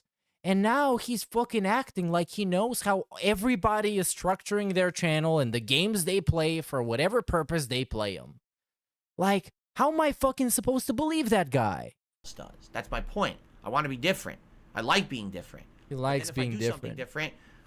Boo! There goes the attendance. There goes, oh no, I'm not coming back till Phil plays that hype game everyone else plays. It's like, oh my god, man, what a bad mentality to have. I love retro games. Oh yeah, so it's the consumer's fault. It's the customer's fault. This is straight out of, if any of you guys haven't checked it out, check out Kitchen Nightmares. You're gonna see so many people that are exactly like DSP. It's gonna blow your fucking mind. Kitchen Nightmares, godlike fucking show. There's a bunch of free episodes on YouTube. Go check them out. You're gonna find so many people that are exactly like him. Exactly like him. Where the problem is actually in their restaurant, and that their food is dog shit, and that their attitude is dog shit, and that their behavior towards their staff is dog shit, and that they don't pay them on time. But according to them, it's everybody else's fault. It's Gordon Ramsay's fault. It's the customer's fault. It's the fucking food delivery man's fault. It's fucking fantastic. It's like I said, I wanted to do a retro games marathon last year. That was the first marathon of 2023 I wanted to do. And we didn't hit the members goal. Not even close. Like, no one was becoming a member for that event to happen. And that's when, after that, I was so disappointed. I was like, hey, you know what? I think I'm gonna watch the Boogie documentary after this stream. Because why not? I haven't seen it. So we might as well just watch it together and let's see what we feel about it, you know? I think we're just going to stop doing member goals. Because, for the sake of it, I have to watch it kind of because, Mike is making a documentary on Phil. So I want to get some kind of a perspective on what it is. And I haven't seen it, so why the fuck not watch it? I don't want to not do fun events that I want to do just because we didn't hit a member goal. So I abolished them. He abolished them. I think it worked. I think that 2020. I think he abolished them because he started not hitting his goals on a pretty consistent basis, and it made him terrified that he's gonna look like an idiot. So he just stopped making them altogether, because that's the way he does things. Instead of adjusting something, he just pulls it out. He rips it off. Overall was a great year once I abolished them. He abolished them. Oh no, plumber who fixes leaks. I don't know or care about that. Yurichi says, when you play Tekken, will you play the future content as well, like new characters? I have no idea. I don't know what I'm doing with Tekken until I play it. Until I get hands-on with Tekken, I play the story, I play training mode and whatever other modes are available offline. I go online, I play some characters, I see what the online connections are like, and unless I get my hands into the game, I can't commit to anything. I'm not going to. I don't want to promise you guys stuff. And that, like, for example, what if I committed to all this stuff with Mortal Kombat 1, right? Imagine if I committed and said, oh yeah, we're going to do all these community nights and we're going to do all these special events, and the game was terrible. Like, straight up, that game was dog shit.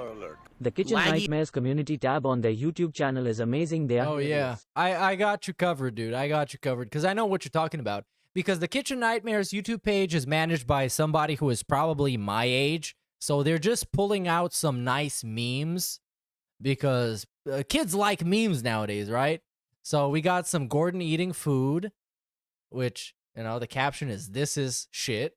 Then we got one of the best episodes, the Mill Street Bistro, with Joe Nagy, who is very much like DSP.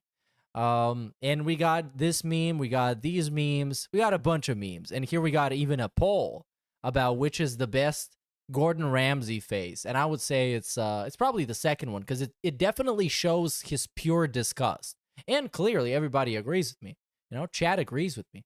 I would definitely say, John Bono, I definitely have a semi-in-depth knowledge in the Kitchen Nightmares show. I'm a big fan of reality shows that feature delusional people. That's why, clearly, I am engaged in DSP.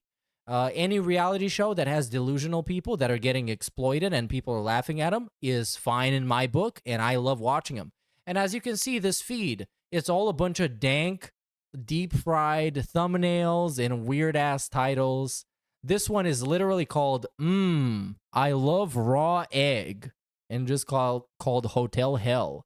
Hotel Hell is also very good. It's a good one. It's like Kitchen Nightmares, but with hotels. As fuck. Gameplay elements were not sound whatsoever. The game was a joke, but because it was more... And of course, there's a bunch of episodes on YouTube, so why wouldn't you go check it out? It's free real estate, dude. Combat, everyone hyped it for like a few weeks and then dropped it. No one talks about it anymore as if the game never existed. My favorite Hotel Hell episode, I wish I could watch these on stream, but I would definitely get genuinely just taken down, kind of like DSP style. My favorite one is Hotel Hell Diarrhea, where the owner... I'm just gonna play you the clip. If I get taken down, that's how it is, you know? That's just life. Sometimes you get taken down, sometimes you get put up, sometimes you get to flex, and sometimes you get to be humbled. So let's see which one is going to be this time. So this is, for some context, I'm not going to play the whole video. Gordon Ramsay goes into a hotel room with a little device that measures how dirty a specific surface is. And this one surface in question is very, very dirty. So let's find out exactly how. Anything over 30 is unhygienic. So you're straight up just not good enough to be a restaurant, a hotel, whatever. Service morning. I love life right now. I'm staying over a beautiful hotel, and I'm getting out of bed. I'm stepping on the doo-doo carpet, and the carpet has literally diarrhea left over on it. But that's good, dude, because it looks clean. But it's 803 out of 10. It smells like this crap all... It was literally just diarrhea day. It's just like a day like any other. Like, come on. It's nothing too special. It's nothing too crazy. What a punk ass bitch. Effeminate men ain't strong enough. Oh, I got the wrong one. Come on. I should have hit the diarrhea day, but now it's over. God damn it. I missed it. Oh my God. I mean, yeah. There have been times when I have had diarrhea, but it doesn't happen very often. Oh, it's this one. Punk ass sissified boys, please suck my ass on diarrhea day, dog. And it was diarrhea day. And hold on, what did she actually say? Yeah, so she just like spilled it all over the carpet, I guess. So anyways, that was a nice little derailment. If you want more of this, go check out the Kitchen Nightmares / Hotel Hell channel, because that shit is fucking wild. There's one episode where one of the chefs literally acts like DPS, but the episode was scrubbed off the internet. It's called Oceana. Good luck finding it. Oh, really? 803 is only the carpet. Imagine the whole house. Yeah, imagine like the more nasty areas, man, because that's just a carpet that is supposed to be like cleaned in some kind of capacity. Imagine if I had said all that stuff and committed, and then the game's terrible. So I don't want to do that. I'm not saying I think... Yeah, we don't give a fuck. I think the DSP part of this is has exhausted itself. We drained it out of all the milk, not even for sustenance. Say about each game, but that's about it. Like I feel like when you're saying something negative about a game, you have to go out of your way to justify it more, because what you're saying can actually hurt the game. When you're praising a game, you're just saying positive things about it. How are you gonna hurt the game? Unless you're of any kind of significant stature, you cannot hurt a game's sales. You don't really have to go that extra mile to justify what you're saying. It's not about the drama. It's more about like a positive celebration. It's easier to be more positive in a quick fashion than it is to be negative, because in negative, if you just say negative stuff and you don't justify it, you look like an asshole, right? So there you go. I think we'll be fine. If it goes late tonight, it goes late tonight. You know, that's all right. But I think we'll be all right with the 2 hours. The whole first hour will be the viewer pick. Yeah, whatever the fuck, dude. Whatever the fuck. We're just doing random scheduled bullshit. There tonight? Cool. Trying to get... That... sorry. That's the thing with Amy's Baking Company. Now, those of you who have watched Gordon Ramsay know that Amy's Baking Company is basically the ultimate episode of Kitchen Nightmares, where a couple of delusional as fuck people run a bakery or, you know, some kind of a bistro. And the problem with this is, and how it's different from Phil, is that there are two extremely narcissistic, egotistical people that complement each other. And in DSP's case, it's just one dude. Because they like Sammy and Amy are actual like a tandem, you know? They're a duo, they're a dynamic duo, they're a power couple. And in this case, it's just DSP, and Cat is just like the equivalent of a potato in human form. Phil is similar to many of these kitchen nightmares owners. Absolutely. The talk today was a lot like them blaming anything but the food. Absolutely, because a lot of them resort to saying, well, my food is great, it's just the customers that have a problem. Because they just invent problems. As if you go to a restaurant not to enjoy, but to nitpick. Which has never really happened to me. I just go to a restaurant to get some nice food and to have some nice discussion with the person that I'm having the food with. And that's kind of the thing I would assume is for most people. But for them, it's like the customer comes to your restaurant with an agenda to debunk your restaurant, to shit on your food, to hate on it. Nobody really does that.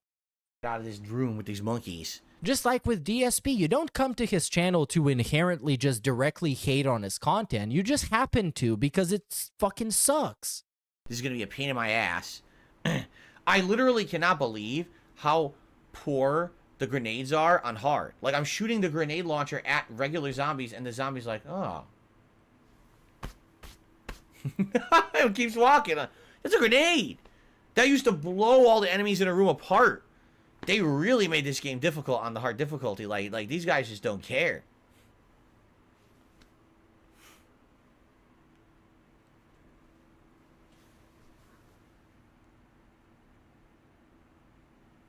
Matthew, I'm well aware of that. We talked about that when it happened. I don't really want to go into it again because we did actually do like a segment about it on the show a week or so ago. So, what's for dinner? Something quick tonight.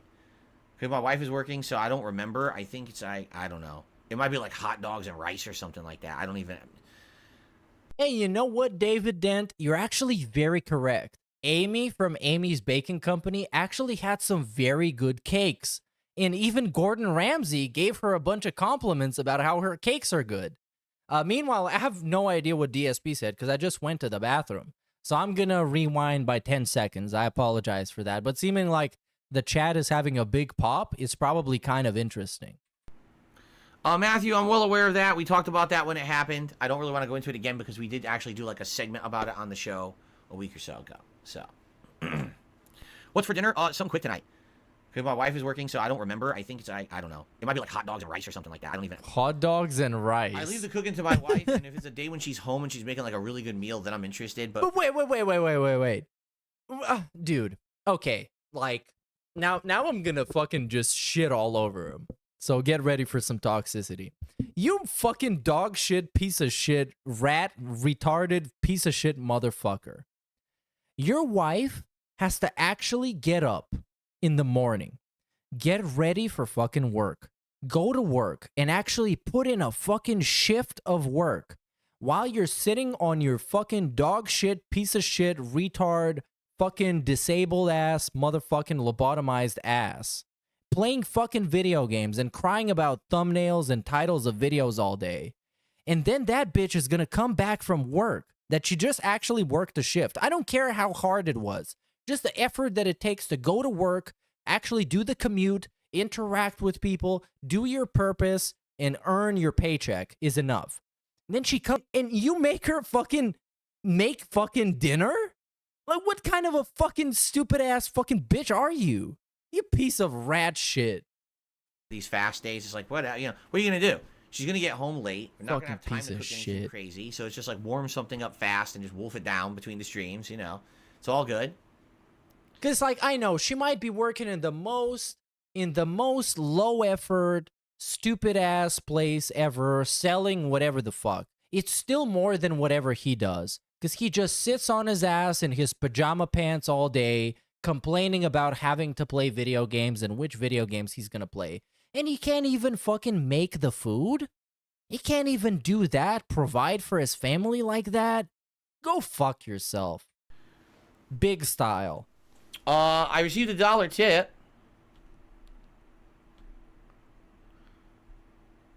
This person says, am I the only person who's actually excited for Suicide Squad next month? You may be one of the few people still talking about it. Like, I'm serious, like, after all the footage was released of it and everyone saw it was a shooter and not really a superhero game, I think so many people got turned off to it that it's just not even like a line of discussion anymore for a lot of people, which is crazy because... Yeah, it is pretty much just like with Panda Lee, because in his worldview, the woman has a specific purpose and the man has a specific purpose. And he believes that he is fulfilling his purpose by sitting in his jammies all day and scratching his nose and picking his ears and wiping it in his pajama pants. So the wife should do her end of the bargain as well, because every kind of relationship with him is transactional. You do your part and I will do my part. But if I can find enough reasons not to do my part, I'm just not gonna fucking do it. And I'll find a bunch of excuses why not to do it. Rocksteady was literally at the top of the echelon of game developers. With game, Evil was in 1. If you like games like Resident Evil 4 and that failed. I'm skipping as much as possible through this because I just want to watch the Boogie documentary at this point. I've got hyped up myself. Because of that, I see what you're saying. And he's just really not doing anything. You can play something and relax, right? Yeah. Feedback on the thumbnails. Feedback on the title. Yeah, go fuck yourself. Really, you fucking bitch ass feedback. Okay, this is over. All right, everybody, it's time to experience the Mike Klum masterpiece. You might even call it BS disconnected and reconnected. Okay, so I didn't get banned. All right, because I chained up a combo of insults towards DSP, but that's fine because YouTube loves me and my content because they've told me that in DMs on Twitter before. Just believe me, don't question that.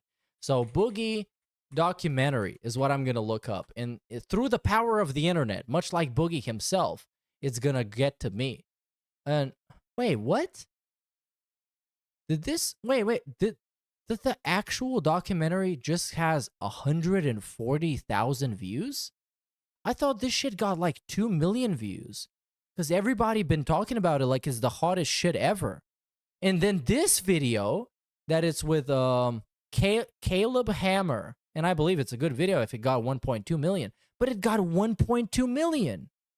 Oh, this is the trailer. Bro, I'm fucking stupid at this point. My bad. I'm just being a brain-dead, mouth-drooling idiot. Yeah, this one got 4.7. Okay. I gaslit myself into oblivion at this point. All right. We're getting it. All right, everybody. This is it. 55 minutes. Let's experience the life and times of Boogie2988 through the power of the internet. When I'm on my deathbed, the biggest regret I will ever have is knowing that I had a job that every person in the world would fucking kill for. And I fucked it up. You know what? Not necessarily. Some people would prefer to have a lower paying job that actually has peace and you don't get fucking harassed all the time and people leaving you toxic ass fucking comments. So maybe back in the day it used to be a super positive thing, but nowadays, honestly, I would prefer having just a regular job, much like I actually do, without having to deal with all this shit and having to think about engagement and numbers and revenue and ads and monetizations and Patreons and all that bullshit. I think that's a really big cope from these YouTubers. Or maybe they just make enough money to not be able to care about all the negative attention coming their way. I'm gonna be mad about that till I go to the fucking grave. Boogie2988, he's a legend of YouTube. He's been around forever. And again, something very important is having a job that's gonna make you progress and develop certain kind of skills. Which is not always the case with an online job like this, in which you can just not develop in any kind of way throughout a fucking decade.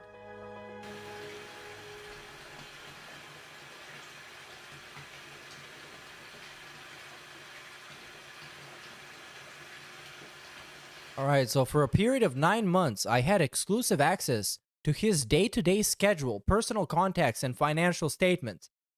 Obviously, guys, As you know, we talk about DSP here, so now we're gonna talk about how this is gonna relate to DSP. Clearly, Mike is not gonna have access for the whole 9 months. I don't believe that's gonna happen. It's perhaps gonna happen over the course of a week. So it's not gonna be as in-depth as this. And yeah, I've heard the bathtub scene is very special. I don't know if I should talk about this, Mike, but there was one girl that I dated. She liked a lot of childish things. She liked rubber ducks. That's why I have some of these rubber ducks. And one of my favorite memories with her is sitting in this tub, her playing with rubber ducks as I washed her, and then when we got out, I took her to bed. One of the best. Wow, this documentary rocks, dude. I love it.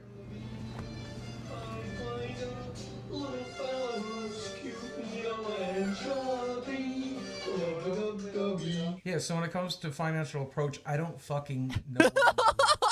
Money comes in, money goes out. For the longest time, my ex-wife handled that shit, but then I got divorced. I don't know where my money is. I don't know what it's doing. The only thing I've Where'd the money go, dude? I threw it into crypto and then lost a shitload of it. Well, here's everything. If you want to see, there's 2,000. Okay, so we got in the first account. Good afternoon, Steven. In the first account, we got a 1-year CD, which is $1,013. Then when the preferred club, we got 2,700. Then we got the credit card that has 658, and then we got conventional mortgage that has 163K remaining, and the current balance is 2,758, which is not very good. 700. I mean, honestly, bro, for somebody that makes a living just like off of ads and people giving him money, that's like nothing, dude. But he probably still, at any given point, has more money in his bank account than Darkside Phil, the gotcha goblin. $158 in my bank account right now, and let's see if mortgages come out yet. So tomorrow, when they take mortgage out, I'll have about $700 to live on. Oh, well, until the 20th. It is what it is. I get paid again from YouTube. So I'm just going to live off of $700. And I'll probably sell some cards along the way and use that money to make ends meet as well. Well, the real question is, why haven't you sold all the fucking junk you don't need already? Like, what are you waiting for? If you're that destitute, sell everything. Go to a pawn shop and just unload a fucking truck of garbage. I have a credit card with them. Are you desperate, or are you pretending to be desperate? Because that's what desperate people do. I owe $600 on. And on top of that, I still owe $163,000 on my house. I think my net worth is zero.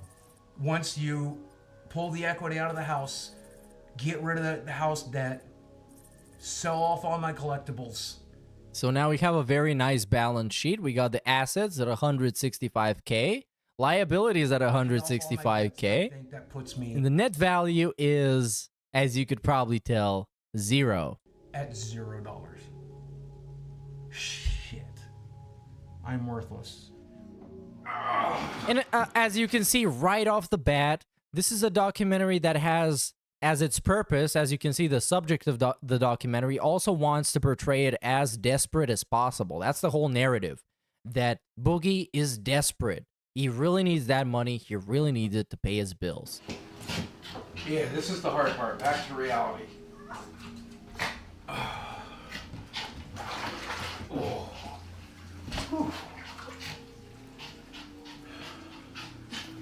So much like Wings, despite a gastric bypass surgery, Boogie continues to struggle with his weight, which is, if anything, just a problem with his willpower. Clearly, he doesn't have enough to exercise.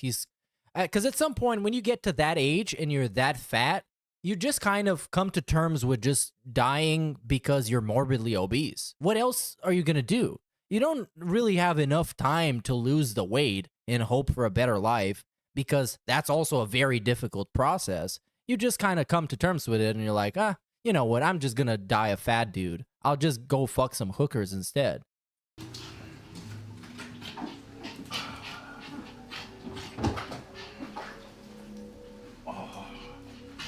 He is attempting to save the 20,000 to remove the excess skin. I don't think you should, like, after looking at that balance sheet, you should definitely not worry about the excess skin. You should worry about keeping your house, probably. This is the one the ladies love.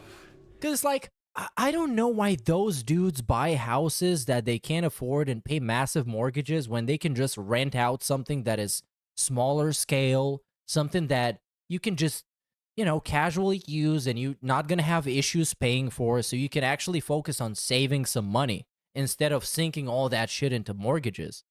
I call it my meat apron. The meat apron. 2 meat curtains. There's God a damn. second one. No, don't show that. Don't show that one.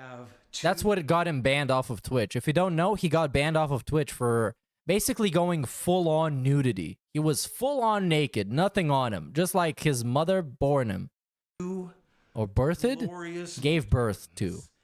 I don't like showing it to people, and people don't like seeing it. So that's why I'm going to die alone. Oh, so, okay, thanks, chat, for giving me some knowledge. In America, the actual rent is apparently higher than the average mortgage. So I kind of understand you. Because I never really had an issue renting an apartment that is just kind of a small apartment for me and my girlfriend, and it's just like, we just live there and we pay it while we need it, and then we just move somewhere else. So yeah, I understand that. I get it.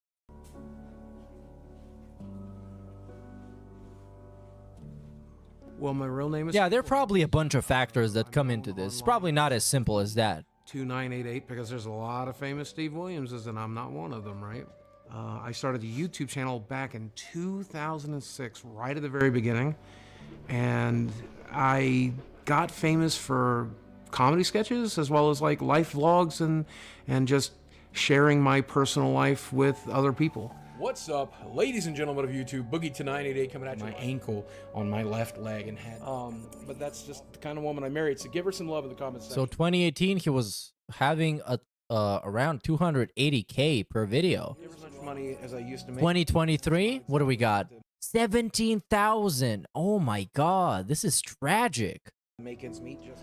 This is where I spend 6 to 8 hours a day. But then you have to keep in mind that he's also streaming. He's not focused on doing videos anymore, just like DSP, he's streaming. Because nowadays it's kind of lucrative for those people that do it for a living to just do streaming and videos on demand at the same time, because you can repurpose the streaming content into a YouTube video. Trying to figure out how to save my career. What's up? Ladies and gentlemen of YouTube, Boogie to 988 kind of chill out was getting to the power of the internet. And today, let's talk a little bit about why you got to do better than I did, right? I've told the audience. Okay, so the last 30 days financials. This is the center of my world. Oh, we got 7,800 in expenses, 5,700 in income. Clearly, I mean, the numbers don't lie, and they spell disaster for you, Stephen Williams, Mr. Boogeyman. Right here in this recliner with my dogs, watching television, playing video games on that television. But the other day, the audio on this TV started to go out, and whenever it would make like S sounds, it would crackle. And so I know I'm budgeting, but I immediately went to Amazon and bought a sound bar for $100. Bro. I mean, give me a fucking break. Come on. You're down like $2,000 a month and you're gonna buy a fucking sound bar? Like, give me a fucking break, dude. And this is the privileged YouTuber mindset. If you're actually fucking broke, you're not gonna buy more stuff. You're gonna be selling. That's what you gotta do at this point. And then the next day, the TV stopped crackling. And now I have a $100 sound bar that I don't need. You can return it, can't you? But I know I'm supposed to be budgeting right now, but because that's my TV, because that's my only source of entertainment, because it's the only thing I do, it's one of the only things that bring me peace. Like, I'm like, I have to be able to hear my fucking TV. Yeah, you can return it. It's not even unboxed already. He's sitting there with the box in his hands. Just fucking return it. Give it back. But that's every addict, right? Like, what's the pity party about? I don't understand it. Like Mitch Hedberg said, I'll just do enough heroin. And then he like, yeah, on heroin, right? Well, this is probably not the advice you should be taking then. So I guess every addict tries to manage the addiction, but There we go. We're showing off the statues. He got a Captain America shield in the background, all this junk. And I get it. Maybe he bought it back when he was making a bunch of fucking money. I don't blame him. Sometimes the YouTubers, they just make so much fucking money, they don't even know what to spend it on, and they feel like spending it on something. But now is the time where you gotta send that shit in for sale, dude. we were talking about Get rid of process a minute everything. ago. Yeah. Dude, I spent a lot of money on stuff. But you know where a lot of the money went? And like it felt really compulsive at the time.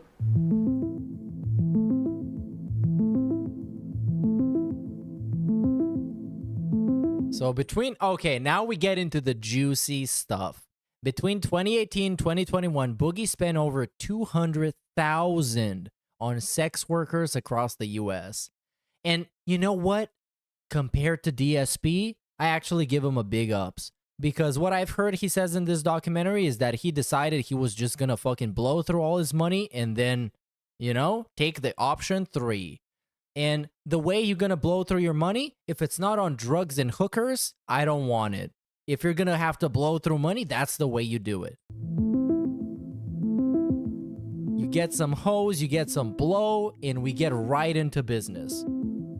I am a former sex worker escort. So this is one of his escort agreed to do an anonymous interview. I'm narrating this just for the people listening, in case you're not paying attention to the screen, because many people watch the stream like that. That's why I'm doing it. 2988 was one of my clients from LA, and I get a message on this website, you can probably guess which one, from this guy who looked a lot like Boogie. I took women on vacations, and I took them out to fancy dinners, and I took them to like Disneyland. And so that's $40,000 per year. Shit. And he took them to like actual fancy ass dates. It's not just like a hookup. It's not like you're just paying for the ass. You're paying for the everything. You're paying for the dates, dude. Why would you even do that? Why would you need to wine and dine before the 69? Just do the 69. It's going to be much cheaper. He got me dinner. He got me a purse that we were talking about over messages, and he got me a couple gift cards, and he spent well over $5,000 on just that night. Oh my god, look at this. So we got a purse, gift cards, dinner, hotel, escort fees, the actual escort fees? I mean, come on, man. Know the rules. The rules. That's a $5,500 on one single date, it seems like. Are we're gonna go, and they spent what the fuck did you eat on a $400 date in a $500 hotel? What the fuck did you eat? Did you eat fucking lobster right out the sea? What the fuck, my guy? Go out and eat. I bet most of it was for Boogie, because like there's only so much a little girl like this could eat. I mean, come on. And the gift cards are kind of mysterious too. Like what were these gift cards? We're gonna have dinner. Maybe we're gonna fuck. And you're gonna enjoy a nice lifestyle. I like how he said maybe we're gonna fuck. Like it's not already sure that you're gonna do it once you're paying for all that stuff. You don't normally get to enjoy. So he was really funny, and definitely tell he was nervous. Oh yeah. I would be really funny too if I was spending like $500 on gift cards for some girl. I would be the funniest guy alive. I would be like Dave Chappelle standing there with my credit card. He did eat a lot of food. I'm pretty sure he got 2 entrees, which was very unique. It's not a revelation. I like beautiful women. I like to hang out with beautiful women, fuck beautiful women. We all do. Hell yeah. To do that. The women I dated. But like, it's kind of different when she likes you for who you are and she likes you for your wallet. It's kind of different, you know? It's a different experience. We're pretty sure. It's kind of like cheating in a video game. It's one thing to complete the video game by yourself and get the, you know, the satisfaction of completing like Dark Souls by yourself. And then there's something else if you pop up the cheat engine and you just turn up your damage to 1,000 and you beat everybody in one hit. It's not as satisfying. But they were like Arkansas 8s, not LA 10s. With sugaring, I got to fuck some LA 10s, and what the fuck? Arkansas 8s. Supermodel for $2,500. Yeah, for 2,500, man, I better be getting Mia Khalifa because I'm not settling for anything else. I think that's cool. We got back to the hotel. Arkansas 8. I do regret to say that I slept with Boogie 298. Overall, the experience, and I don't mean to fat shame or anything, but there was rules upon Yeah, they're Bulgarian 20s. That's what it means. rules on both levels, and it took me a lot of time to find a stick. I am now married with 2 kids, and sleeping with Boogie is one of the reasons I quit sex work. Hey, there we go. So he actually had a positive influence on somebody. And now she's married. She got 2 kids. Best of wishes to the girl. He changed her life. He was that fucking disgusting. It was such a bad fucking experience that she was like, you know what? You know, I'm going to shack up with some guy and I'm going to have 2 kids and have a normal fucking life. You know what? Fuck this shit. So the income from her night with Boogie helped fund her nursing degree, which is pretty cool, man. Go for it. Go get that degree. It's important. That's sexist to me, sure. Is that womanizing me? Sure. I don't And it probably taught her something about nursing too, because this dude is a man baby. really care. I'm a 48-year-old man. I never got to fuck a model. This let me fuck a couple of models. Is that wrong?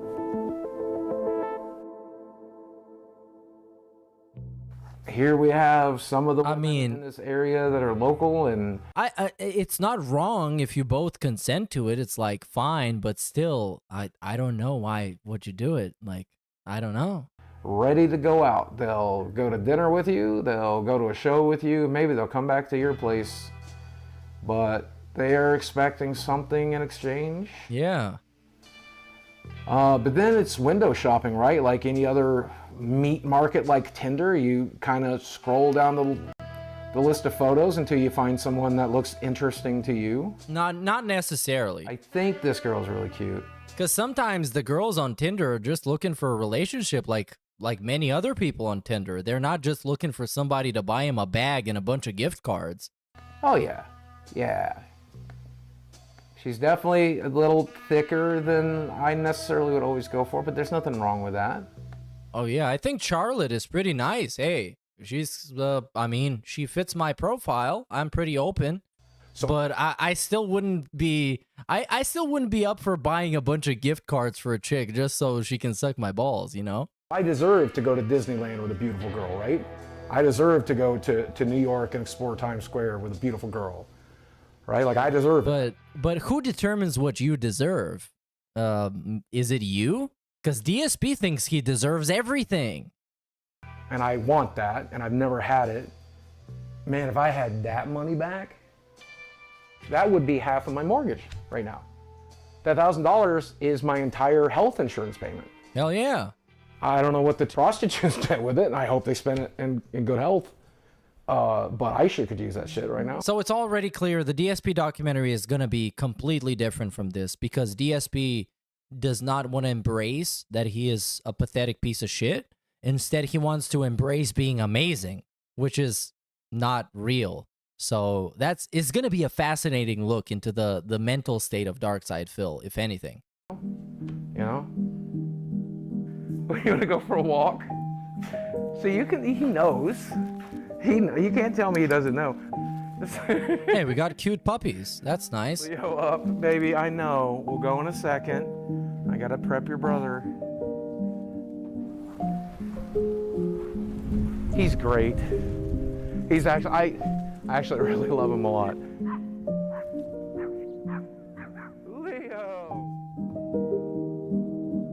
I know how much these things mean to you. What's it like to have to sell? So in an attempt to make ends meet, he is selling his possessions. Finally, we got to this part where he's doing the common sense thing that any broke person would do. You get rid of all the junk you don't need, and it actually is worth something. To be able to live. So selling off these things kind of sucks because I've been playing Magic for 30 years, and some of the cards in this box I opened back in 1994. I opened them in like 96, and I've held on to them ever since. And that's like they're a piece of my childhood. They're a piece of my history. I thought I was going to get buried with this stuff. This is my stuff. This is me. This is part of me. And I made some money off of YouTube last month, but I did not make enough. Without a sponsor or something like that, I'm not making enough. So we're gonna go to the game shop.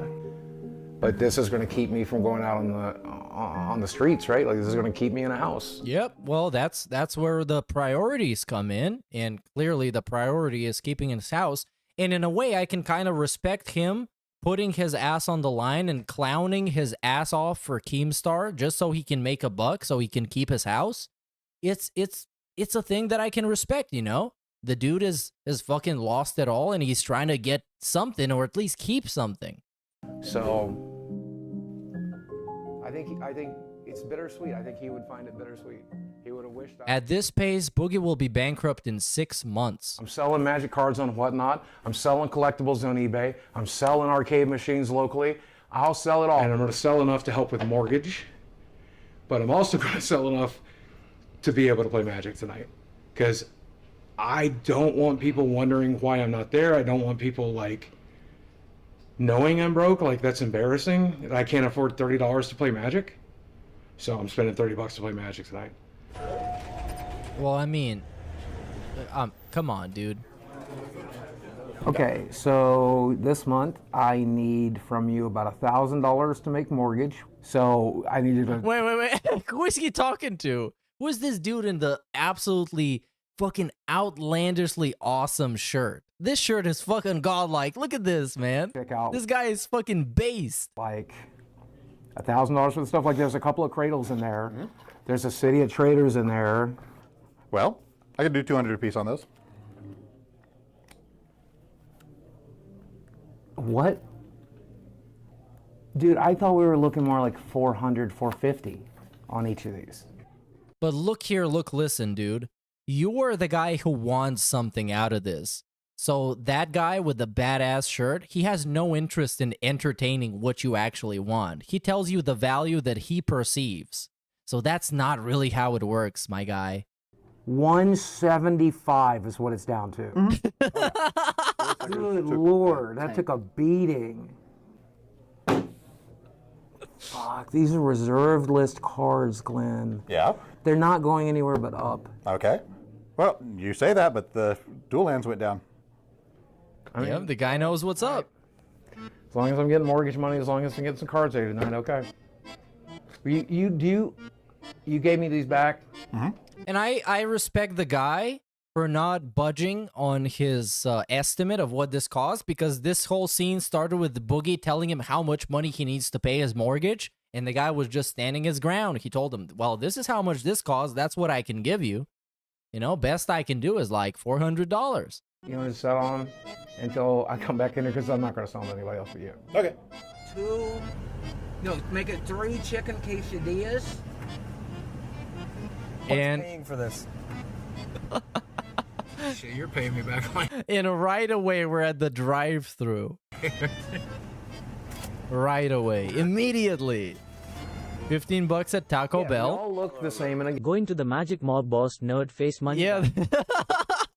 It literally is the Magic Mob boss. This is the final boss of Magic the Gathering players.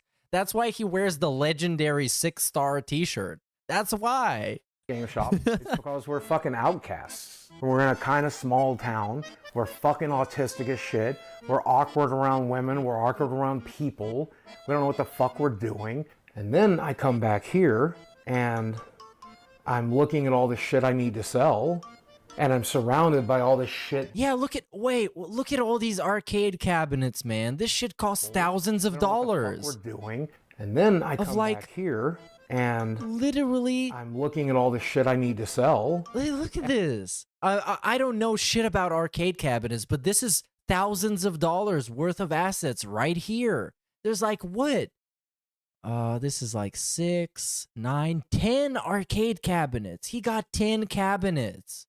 Dude, surrounded by all this give me a shit fucking break. How am I supposed to feel sympathy for this guy? that I bought for YouTube videos and stuff. And he bought for YouTube videos. Look at all this junk, all these props and random shit that I don't even know if a lot of this shit is even worth anything today, because he bought it at like a premium price and now it's just a bunch of junk from a bygone era. And it's hard to not think about what a fuck up I am. But that's why I go to the arcade. That's why I go to play Magic. That's why I have my friends over. Because for just a few hours, I'm not that fuck up from YouTube. I'm just Steve Williams. I'm just me. Oh, this is my Saturday night crew. We get together every Saturday. Okay, here already we got the one up on DSP because DSP doesn't have this crew. All he got is Jasper and Catherine. So at least Boogie got some dudes that showed up to play video games with him and comfort him. We eat pizza, we play Magic, we play board games, we do Smash Brothers. Magic the Gathering, this is my crack, this is my cocaine. I met him at the Magic Shop. I thought his crack was prostitutes. Now him, I met at the Magic Shop. This guy, I met at the Magic Shop. This guy I met at the Magic Shop. This guy I met because he was roommates with a friend I met at the Magic Shop.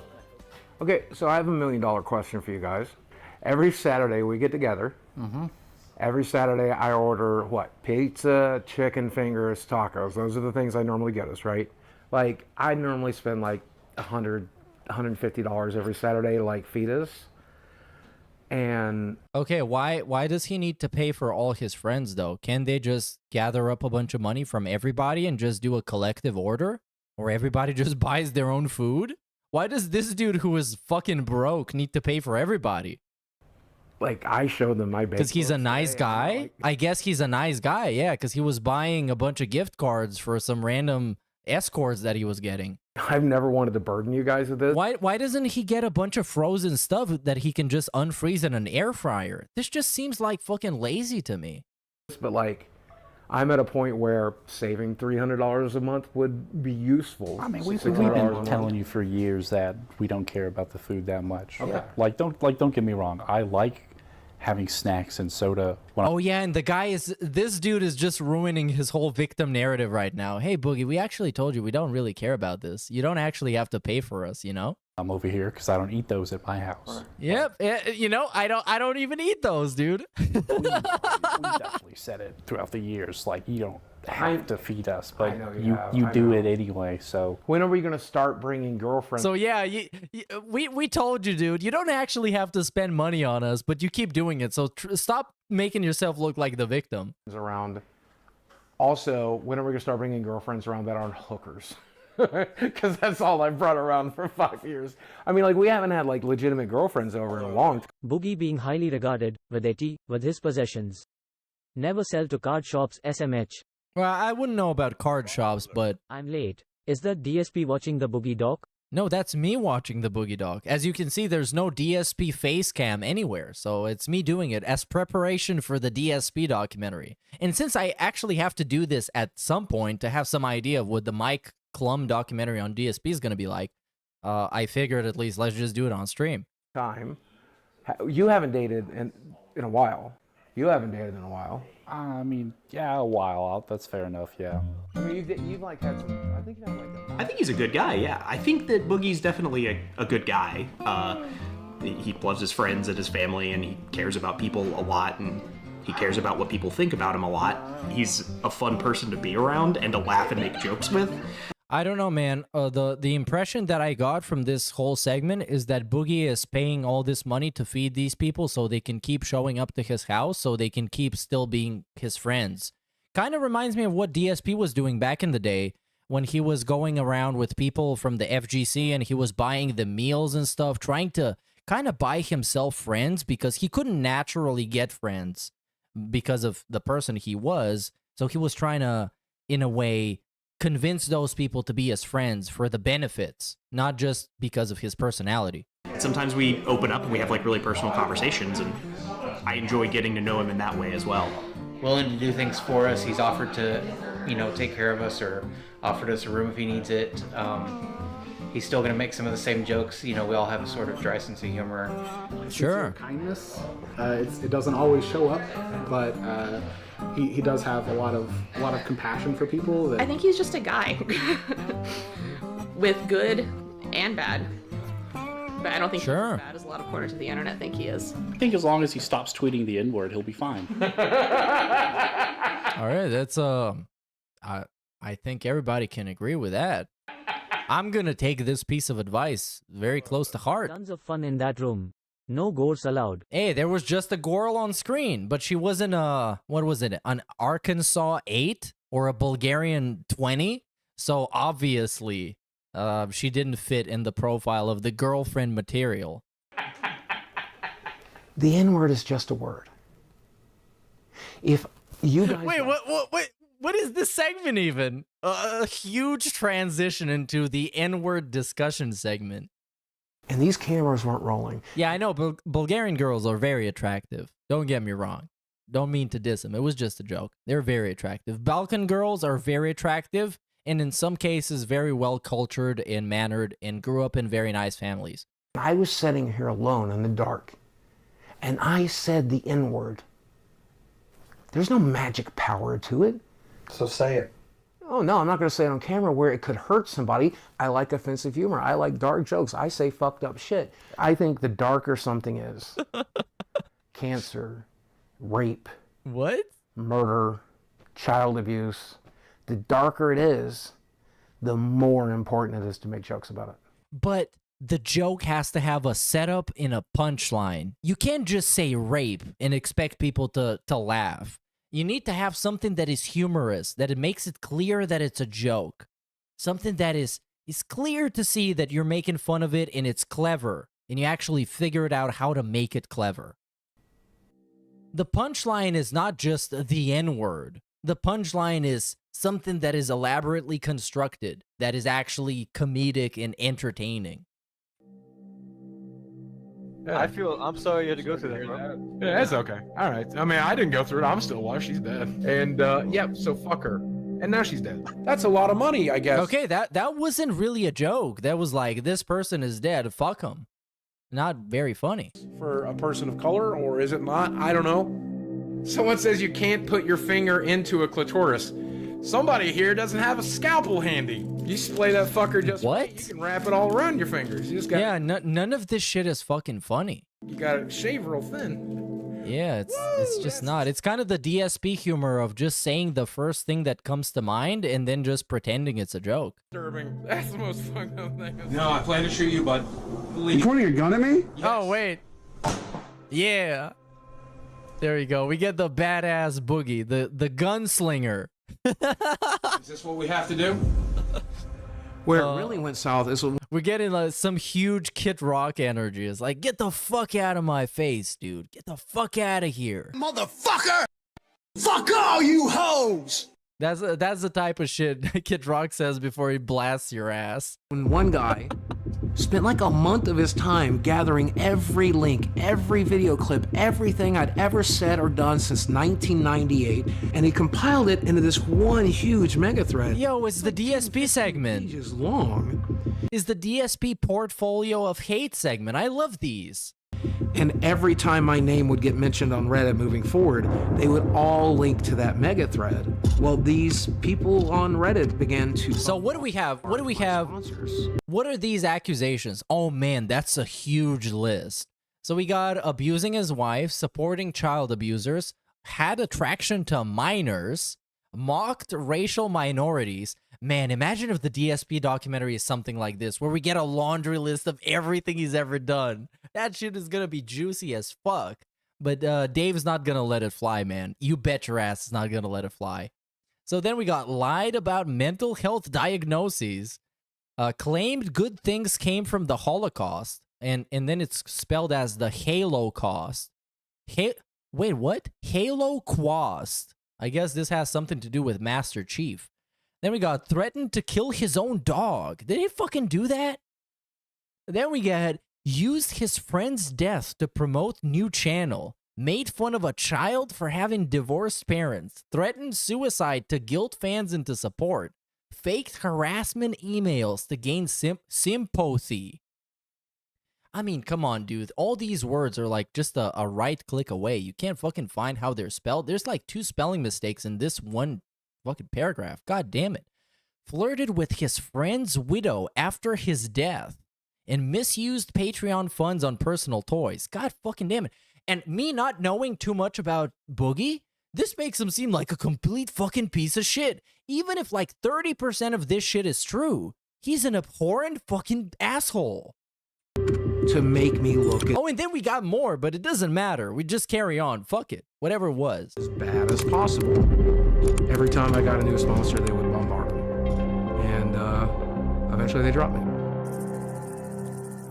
So there we go. Now we got a comparison of the annual income. 2018, 2019. Oh my God, this is dropping hard. So it went from almost 500,000 in 2018 to 26,000 in 2022. This is insane, man. Are you ready? Are you ready to step back into 1988? You ready to go back to my Some wild shit. Because that's what's behind the star. Okay, I mean, he spent $5 on the arcade. It's not that big of a deal. Do you want to know what this represents? Doesn't exactly break the bank. Everything that was good about my childhood. At this point. And when I walk back in here, it's like going back in time, except things aren't completely shitty. So this is the classic. I mean, I even have a Pac-Man tattoo. This is the game I most identify with because it's about a little round guy running through a maze, trying to figure shit out, eating everything in sight, and getting chased by ghosts of his past. So Okay, so Pac-Man. yeah, he is Pac-Man. Oh, Instead, simple he's Fat Man. And I mean, look at the guy. He looks like me. I might have. This is the best frame of this whole documentary, and it's just a black screen that says, "While walking to the bathroom, Boogie sprained an ankle." What a story, Mark. Oh man, what a story, Mike. Sprained it or broken it or something. I was walking to the bathroom in there, and there was a loud snap sound, and things kind of shifted in one direction, and now my foot is swelling into my shoe, and it hurts really badly. It's the fun part about being old and fat. You never know. You don't know if you'll wake up tomorrow. You don't know if today is that stroke or heart attack you've been waiting on, or if it's going to be a healthy day and you feel real good for a change. You never know. Well, I don't know what to tell you, bro. Wait, what? Wait, what is this? What is this screen? So we got a Steven Boogie 2988 Williams screen with Amazing Grace playing in the background. They're acting like this dude is fucking dead. And we got 1974 to 2023. This guy is, by the way, as old as my parents, believe it or not. So I don't know. It could fucking be today. Do I think I'll make shit. 50? Yeah, probably. That's only 2 years away. Do I think I'll make 60, which is 12 years away? Probably not. Yeah, probably not. Here's everything that's wrong with Boogie. Low testosterone. Okay, so we got, oh, all right, we got another banger segment. This is a very entertaining documentary, to say the least. So let's read what he got, and he's probably gonna tell him himself. Testicular hypogonadism. What is a hypogonadism? Let's look that up. Let's actually look up testicular hypogonadism, because probably most of you don't know, as well as myself. So let's look up testicular hypogonadism. And so it means that the testicles don't produce enough of the male sex hormone testosterone. Oh, so it's just low T. There we go. Sleep apnea. Swelling due. No, I'm not gonna look up the images. Okay, what do you think I am? An amateur? Forgetting that I'm also the same guy that once pulled up Derek's Twitter on stream, and I had to end the stream and then immediately delete it and start a new one. But you guys don't remember that, do you? Blockages of lymphatic flow. Seborrheic eczema. Chronic back pain. Protein in urine. That's from kidney damage, folks. That is everything. Yo, doesn't that mean you can just recycle that shit and get extra protein as your daily intake?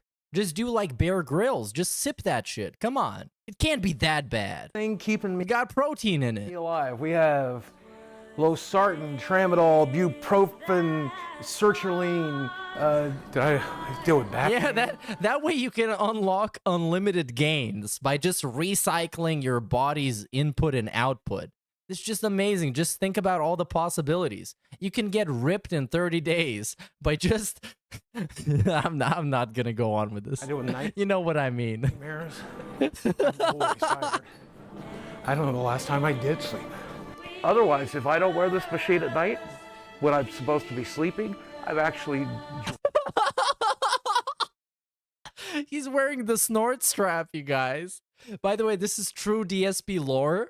Back when he was living with Panda Lee, she made him wear a snort strap so he can just not snore while he's sleeping. But clearly he didn't like wearing it because, I mean, of course you're not gonna like wearing it. Like, what the fuck is this? You look like some guy from Mad Max. Routing in my own fat. High blood pressure, history of gastric bypass, intestinal malabsorption, vitamin D sufficiency. Because like most gamers, I hate the sun. Get the fuck out of here, most gamers. Major depressive disorder, major anxiety disorder, history of diabetes mellitus, blood. So, you know what? I actually think DSP's documentary is going to be the opposite of this. Because the whole point of this thing is, look at how much of a fucking piece of shit I am. Isn't that pathetic? And DSP is going to be like, look at how fucking amazing I am. And I've been mistreated my entire life. Isn't that sad? Swelling in veins, varicose veins of the legs with complications, degeneration of lumbar or lumbosacral intervertebral disc. That means my back don't work so good. Your back don't work so Basal good. cell carcinoma, that's cancer. And of course I can't breathe so good, so asthma and allergies as well. I mean, come on, dude. You look perfectly healthy. How can you have all these conditions? I don't understand. So, it's a waiting game now. Yeah, he could have just said he was fat. And it's just about making the best of it. Just enjoy what you got when you got it. Sometimes that's a chicken quesadilla. In a way, I can totally respect this. This is kind of a rock star lifestyle, you know? You know you're destined to die much sooner than many other people because of all your conditions. So just fucking ball out, man. Just fucking ball out. It's on Baller Alert 24/7. Go fuck a bunch of Arkansas 8s. Go eat a bunch of chicken quesadillas. Go play a bunch of Magic the Gathering. And then just kick the bucket like you're fucking Cristiano Ronaldo. And then that's it. Kick that shit and go to bed. And that's it.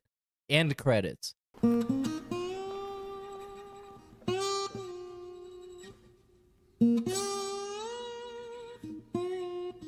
Halfway into the documentary production, I decided to take a break. So Mike had enough of this shit. So he decided to take a break. Imagine how long his break from DSP is going to be. But I'm sure it's not going to be very long because as DSP sees him as the device that will change the public perception towards Darkside Phil Burnell, DSP is going to act like he is his best friend ever. So I'm sure this documentary is going to go out without a flinch. It's going to be perfect. It's going to be everything that God intended it to be.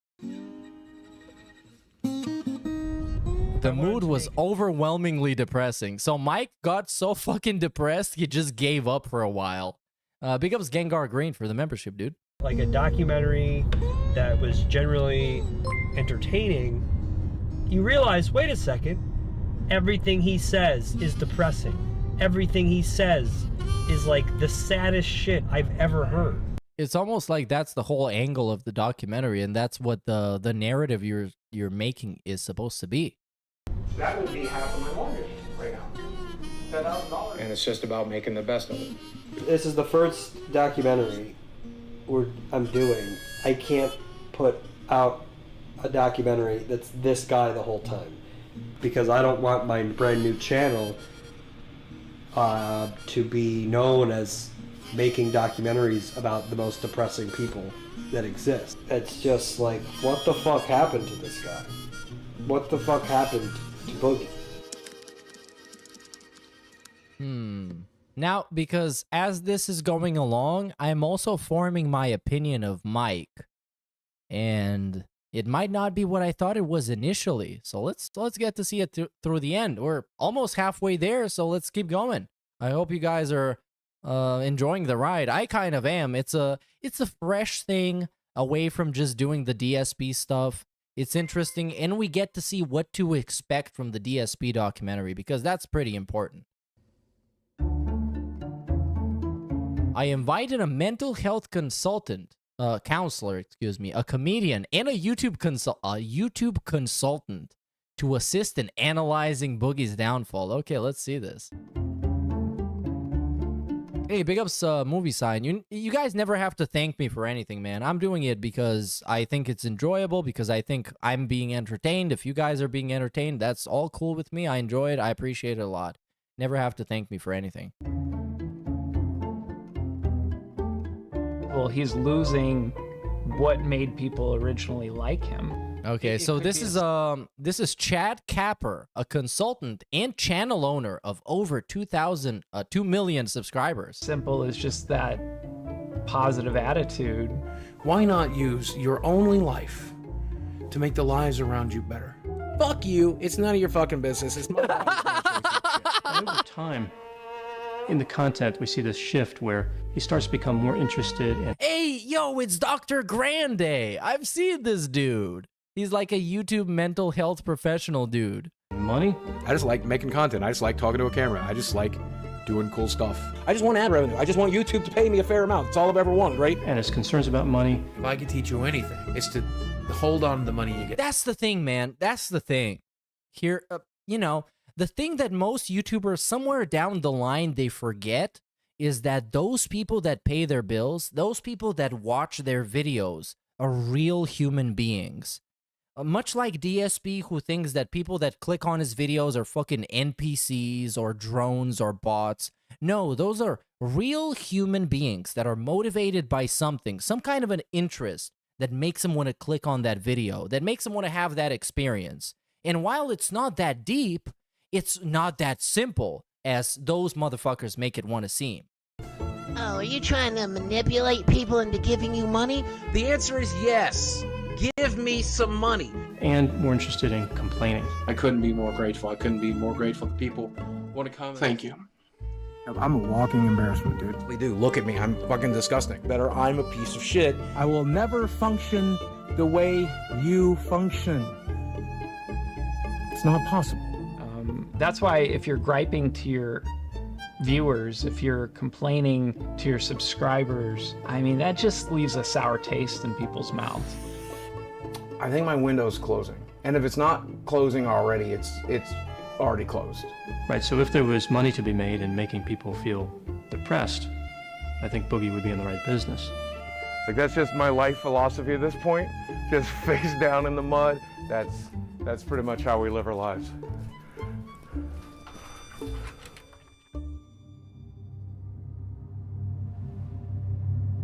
All right, this was I mean, this whole montage didn't really tell me much. It kind of told me everything I already knew. It's not really some interesting analysis by the YouTube professional and the mental health professional. It's just like, yeah, don't complain to your subscribers about not making enough money. Duh. That's right around the corner. Like, I have to. And now a plot twist happens, everybody. An unexpected medical bill arrives, causing an insufficient balance. Who does this fucking remind you of? Another guy. I can't remember what his name was. Was it, I don't know, Bill Purnell or something? I don't even know. Sell this place. I have to tap into the equities to survive. Like, that's the last of my money. And so much of that money is going to doctor's appointments and tests, and all of that is just to fucking stay alive.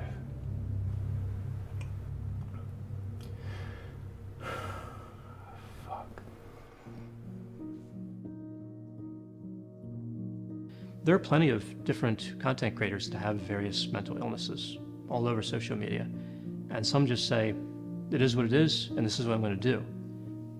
Boogie tends to be really obsessed with this idea that it's favorable to have people feel sorry for you, and that kind of victim mentality where you can get further in life if people have compassion on you, regardless of the reason they're doing it. I look awful. If I look like I've been through hell over the last couple of days, it's because I have been. Most notably, I ruined my body. But that's the thing, right? I ruined my own. The thing with the victim mentality is that it makes you dependent on other people.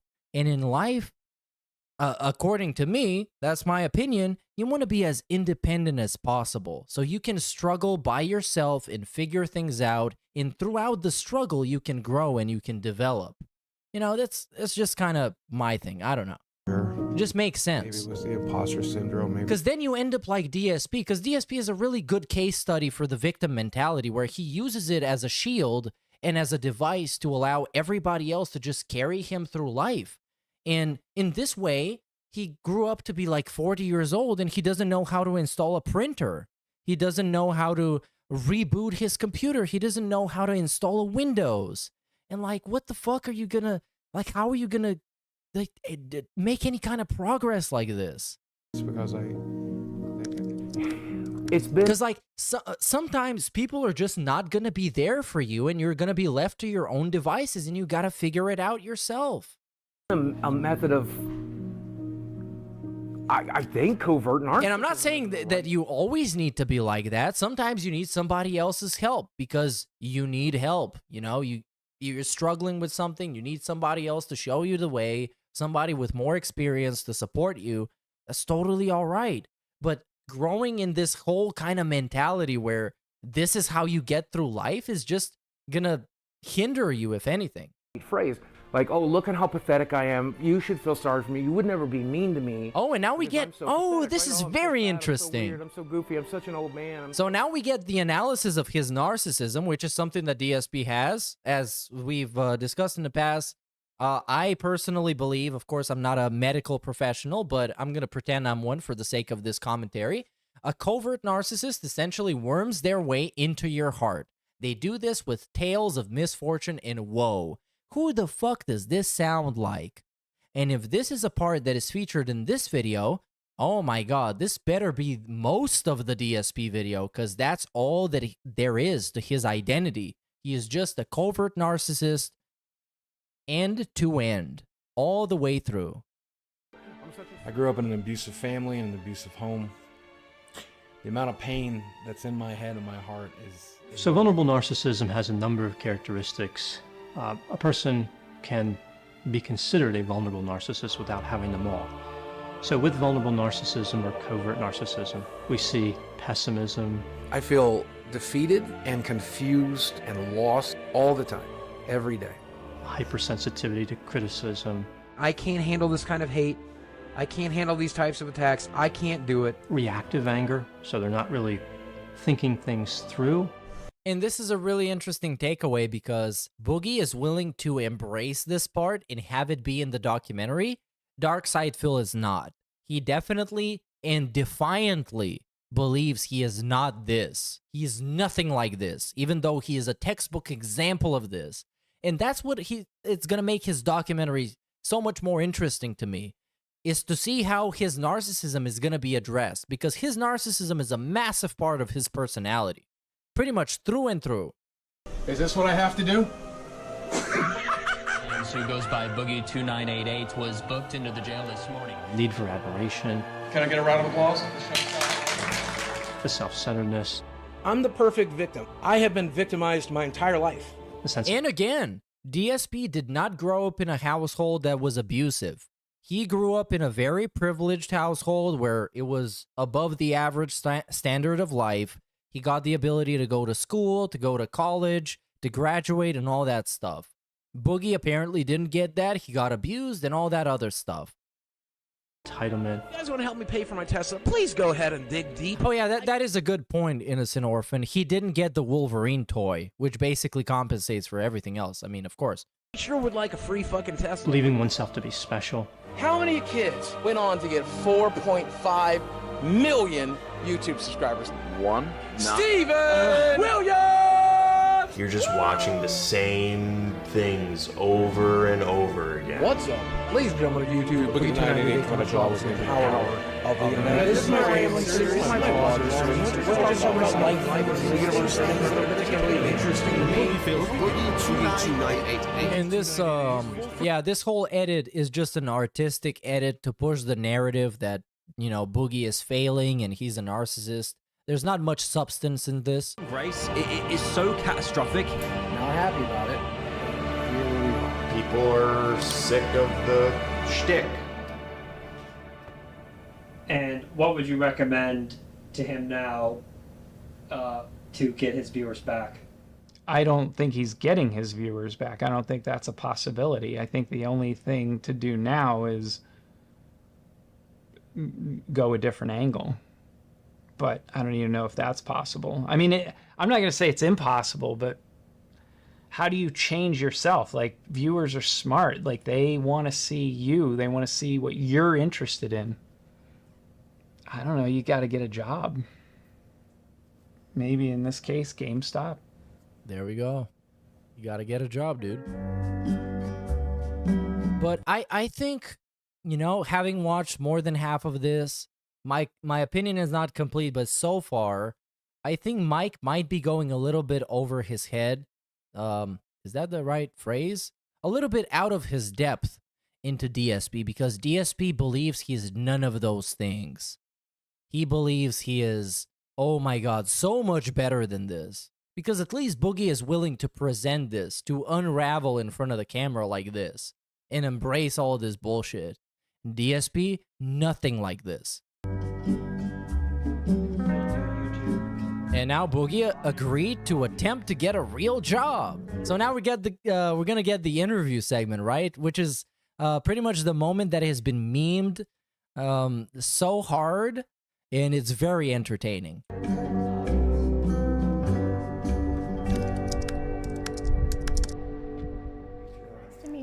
My name is Dawn. Dawn, I'm Boogie, or Steve. Okay, what do you prefer to be called? Honestly, probably Steve. Let's go with Steve. Okay, Steve, no problem. Whatever you prefer.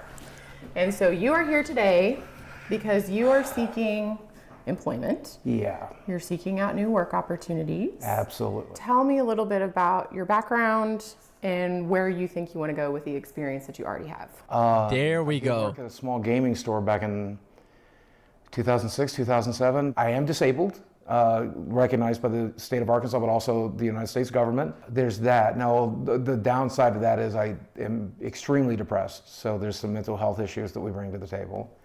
And then physically, I am morbidly obese. I have no references, no work history, and no education. And when you Google my name, you might see rumors that I beat my ex-wife, and I'm also a pedophile. Should mention I'm also a felon. Okay. What's the nature of your felony? Aggravated assault. How old is it?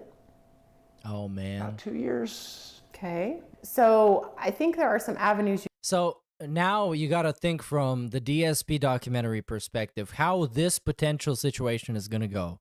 You know, you get DSP showing up there, and instead of having this, it's the polar opposite of this. It's like, oh yeah, so I went to a prestigious Catholic school, and then I graduated with highest honors. Then I was the valedictorian of my high school, and I went and got a business degree. And then I worked in an elite helicopter parts support company. And then I operated a successful business for 15 years, okay? So you see, it's like exactly the opposite of this. You could explore. I definitely don't think it's impossible, but you have some challenges. Yeah. Lots of things in life are about your mindset, and you're using weight and disability. I can't. If that is the attitude that you're going to have when you approach everything, then you can't, and you won't. I did work in the porn industry for the better part of 7 years, so I mean... Be real with me. Do you really think it would be a good idea to go to a real interview and reference porn? Depends what the interview is about. I mean, like, if they're looking a fat dude for some kind of like a weird fetish porno where a fat dude has sex with a really skinny girl, which probably exists somewhere out there, that's going to be a fantastic reference. That's going to be a glowing feedback. It depended on the job, I would think. Yeah, right? At a strip club, maybe. But probably not in a more professional setting, I would say. Yes, I would say that. What would you think his chances are here of getting employment in the next 3 months? I'm not sure. When it comes to the felony, we would have to seek corporate approval for that sort of charge in order to proceed forward with a candidate. And they would ultimately be the ones to make the decision as to whether or not we would feel comfortable presenting someone like that to our clients. Yeah, that's not happening. I mean, violent crimes or sexual crimes. Hey, Mike. I mean, this dude basically checks every box for being unemployable. I mean, come on. And adding a felony on top of all that stuff, it just kind of seals the deal, you know? It's not happening. Listen, dude. I know. But his mugshot was really nice. If we got any kind of positive out of this, is that his mugshot is pretty nice. He seems like a kind of chill dude on the mugshot. And everything, and I know you think I need to get a real job, but I just want to let you know I'm not going to. I'm not going to walk into some job when I have 4 million subscribers on YouTube. I'm one of the original YouTubers. What I'm going to do instead is go back to making content, go back to telling stories and entertaining people. Oh, so but you're gonna go back to the job that doesn't make you enough money so you can keep your house instead of getting a job and also doing YouTube? Yeah, that's some dark side Phil logic to me. And making money doing it. You want to check back with me in a couple of months? Let's see how things are going. All right? I'll talk to you then. But wasn't the whole point of why he tried to do the job interview exercise is because YouTube wasn't making enough money and entertaining people wasn't making enough money to be sustainable?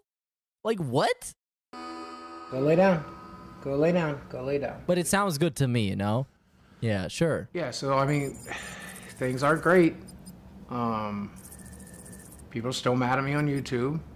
My view numbers are pretty much close to zero. I'm having trouble wow, this is wild. Past 90 days, he dropped 50,000 subs, and he dropped 6,700 in net worth. 10K on an upload, right? Yeah, maybe now you want to rethink getting a job instead of just telling stories and entertaining people and putting out meaningful content. You might want to rethink that, right?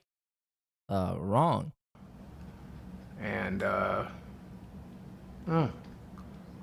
not everything is bad. I've got at least one good thing going on. Oh, that's... Show you? Yeah, the girlfriend. There we go. Enter the girlfriend. So this is Desi. You can call her Desiree. Yep, Desiree. And we've been dating now for months. A couple months, Yeah. She is 20 years old, obviously very mature.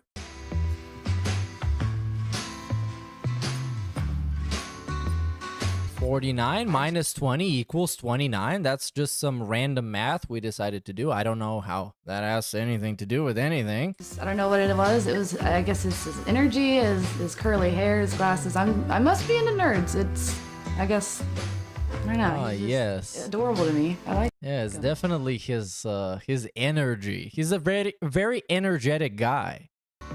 Definitely. He was going through a lot, and I randomly hit him up on Instagram, and I told him that I support him and that I'm always here for him and stuff. Oh no. Oh no. He got a girlfriend the same way DSP got a wife. Through fucking online texting with a fan. That can never go wrong. I'm there. Yeah, that's basically a Panda Lee moment. That's it. Except Boogie's girlfriend seems to have a lot of more past trauma than Panda Lee. Panda Lee was just kind of a spoiled, immature bitch. And this chick seems like she has a lot of baggage. On paper, it just doesn't really add up, right? It doesn't make sense on paper, but then practice and in reality, there was just something there. So it was pretty crazy, but I just felt it. I felt an energy connection to him before I even met him, and I don't know, that's just how it is. And then the longer we spent talking, I don't know, eventually you just realize we're the same person, doing the same thing, living the same lives, just at different stages. And I can see myself getting married to Boogie. I could definitely see us getting married. In fact, Sure, yeah. may or may not have talked about it. Go for it. And we may or may not sit around fantasizing about it and thinking about what it's going to look like. And Yeah, you might want to do it as quick as possible because you never know how long Boogie's going to be around for, you know? Someday, because, you know, one day it might just, you know, clock out. And I called you wifey the other day, and you loved it. You were so there for it. If I proposed right now on camera, what would you do? I'd say yes. The actual question is, can you get on your knees? Is very challenging. That's a good sign. Boogie has improved my life tremendously. He just makes me happy, the happiest I've ever been. And I'm not alone, and so that he just completes me. Growing up without a father figure has its challenges. And there we go. We solved the case, everybody. Immediately.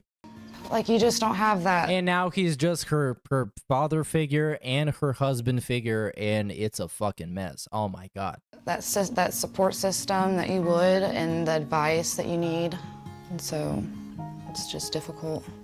I don't ever want to be alone. That's another thing. maybe that's why I have stuffed animals. I don't ever want to be alone. And I mean, I get it. I gotta sympathize with the girl, you know. It's probably pretty tough getting in this kind of situation. I'm privileged enough to have a father figure and a mother figure and all kind of family figures, but, you know, that must be pretty tough. So it's just nice to have company. And I help with the dogs. I get him his water. You know, like whatever he wants and requests. You know, I just mainly is to take care of him. He takes care of me. So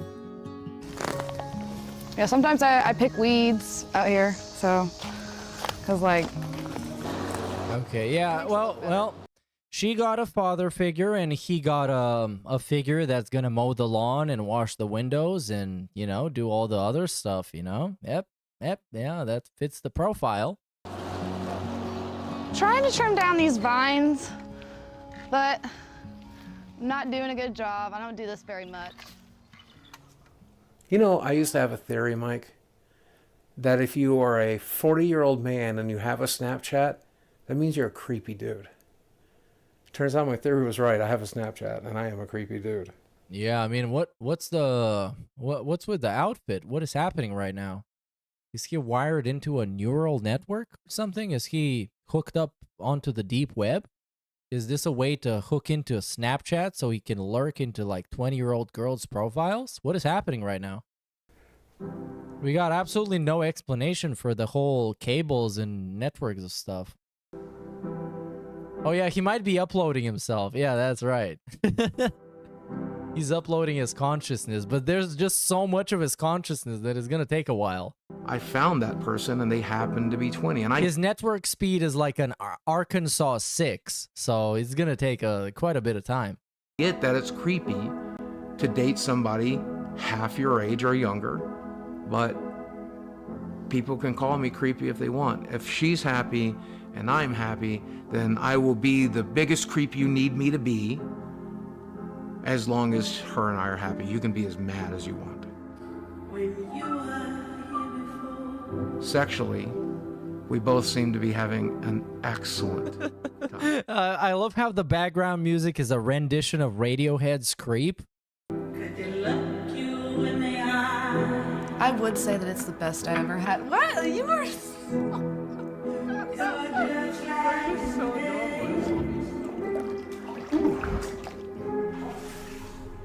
Oh yeah, we didn't need that scene. Oh, we got some nudity, everybody. Pull out your cacks.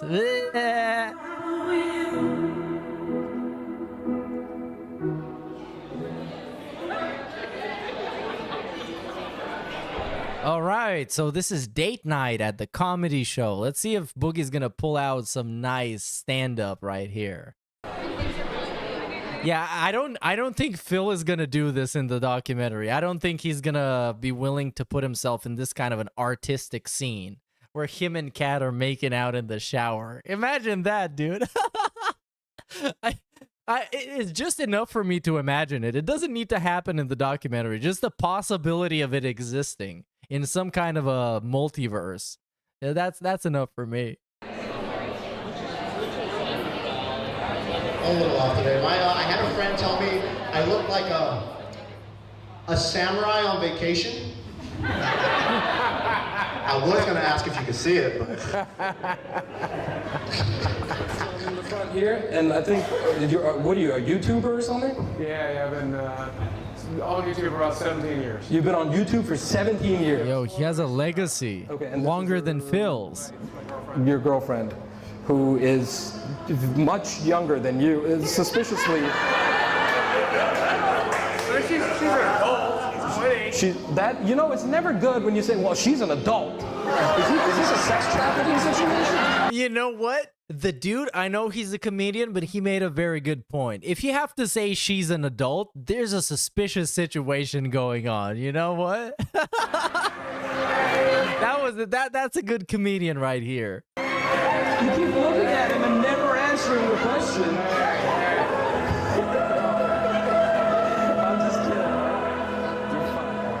And I hate it when people single us out. I hate it when people like... We're gonna do that though, it's to be expected. You're right, we're different.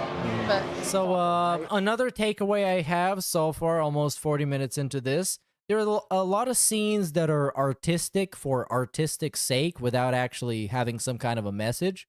Hopefully, most of the runtime is not going to be taken by this in the DSP documentary. Instead, we're going to see actual content and actual substance. Because here I get the point, you know? He's trying to set a scene. It's trying to be cinematic, artistic. I understand. But maybe just don't have that in the DSP doc. Yep, fuck.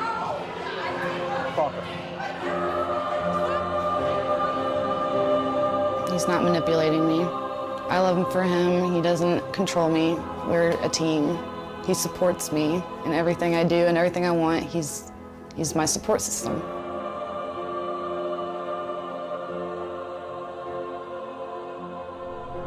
Let me get a McCrispy Deluxe combo. Make it large. What do I think about his dire financial situation? I think it's scary. Yeah, what's so scary about it? That he might lose it all in a day. He might just be homeless one day, but... So if I'm broke, if I go broke, okay? If we end up back on disability and it's me, you, and Chad living in some small apartment and we're eating McDonald's every day and that's treating ourselves, you gonna be able to handle that? Yeah, I you guess it's me, you, Chad, eat McDonald's every day in our small, cute apartment. Well, what are you talking about eating McDonald's every day? You can't cook? Why can't you cook? What's the reason why you can't actually do that for cheap? You know, I don't know. Maybe this is nitpicking, but who fucking knows, dude? Because, I mean, I'm hopeful that people... Maybe you don't want to... Go back to Never watching this on mind. You know YouTube. what? I hope Fuck that that. people will be, I'm hopeful that people will, like... You know, I can go back to live streaming full-time again and do, like, 6-hour live streams like every other streamer and, like, grind it out. But, I mean, there is a very real possibility that one day I won't be able to do that anymore. And we're going to have to live off of whatever we can... Are you prepared for that? Wait, what? Oh, he didn't finish that sentence. We got to live off of what? What are we going to live off of? That account is already almost in the negative. That kind of sounds like a DSP situation, right? That you don't have any kind of, you know, something to lean on, some kind of savings, so you just got to live off of question mark? Kind of like when, if DSP goes away, Kat is going to survive off of... Exactly. As long as I have you, that's all I need. Yeah, but the whole point is, I know, look, that's the thing. I'm relatively young, and I remember being in this spot when I was 20, where you don't really fucking think about anything. But as long as I have you doesn't really mean much when the dude you're looking at could die literally any minute now. This dude is morbidly obese. and he has a laundry list of issues that could prove to be terminal at some point, you kind of have to start thinking about something, you know, right now. Otherwise, you both are going to be screwed, and it's really bad. Because, like, does she have any kind of a job? I don't think they mentioned anything like that. Have you ever thought about the fact that she's just waiting you out and trying to take your 401k when you're done? I'm out. I'm broke. You're broke. I'm broke. There we go. 4 million subscribers. Oh my God. Oh no. Even if he does go broke and has to sell that. Oh, imagine being humiliated like that in front of all these people, man. And the comedian is like, oh yeah, you got 4 million subs and you're broke? Yeah, you finished, man. And everybody in that room knows you're finished. Oh, this is fucking terrible. I'm still gonna be by his side. He's the only one that I love and I care about. Because, you know, that's what a neutral person thinks. You know, oh, you're a big shot YouTuber, huh? Oh, you must be making bank. And you got 4 million subs? That's a lot. That's 4 million people, right? You must be making some good kind of a living. Oh, you're broke. Oh, man, I don't even know at this point. Ugh. There's only one of them. And so I'm not just gonna up and leave him for money. Because money's an issue. Because I love him, and just imagining a life without him is difficult. Yeah, have you tried getting a job to help your situation and his as well? My biggest fear is dying on her. If I die in the next 2 or 3 years on her, that's just going to ruin her life. What are you doing about it? I mean, I get what he's doing about it. Now he's a part of the LolCow podcast. People are sending him money. They're supporting the show. As far as I know, it's going all right. So he's trying to do something. He's humiliating himself for Keemstar to make a buck. He's probably making some money off of it, which I guess some respect goes to him. But you kind of have to make a plan at this point, man. I really want you to understand how actually sick I am. Like, I don't know if you actually get it. But dude, this is in back-to-back scenes. It's like he's saying first, man, I would hate if I died on her. That would be the worst. And then he's saying, oh, if you knew how bad I really was, oh, it's really bad. It's like, what the fuck, man? Summary. This is everything that's currently wrong with me. My risk for stroke or heart attack is astronomical. I am essentially a walking time bomb.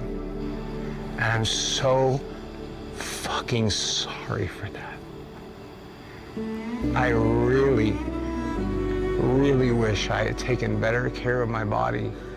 Yeah, I know. Yeah, a problem with this documentary is that the music is way too loud. I understand it's trying to make it atmospheric, cinematic, set the mood. I get it. It's just way too loud. I'll never be ready for it, but I know. I don't want you to be alone. I don't want you to be alone. Okay?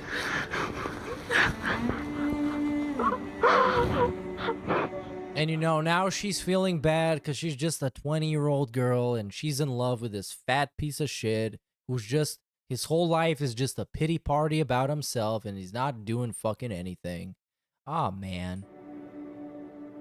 I've talked to my therapist since me and her have been together about overcoming it. My therapist keeps telling me the same thing. When you learn to love yourself, all these things will fall into place. And How long? How long is it gonna take for you to fucking learn to love yourself, dude? Come on, it's been like a fucking decade. Like, get a fucking grip. Start doing something. Stop learning how to do stuff and start trying to do stuff. God fucking damn it. If you really care about that girl that's 20 years old that fucking loves the shit out of you, go fucking grind it out. Go fucking do something. God fucking damn it.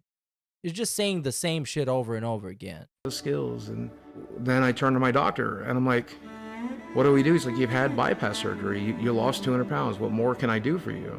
I'm like, fix it, dude. Help fix it. And then they're telling me that I'm the one that has to fix it. I don't know what the hell I'm doing. Yeah, no shit. I'm making less and less every month, and I'm scared shitless. What a pity party.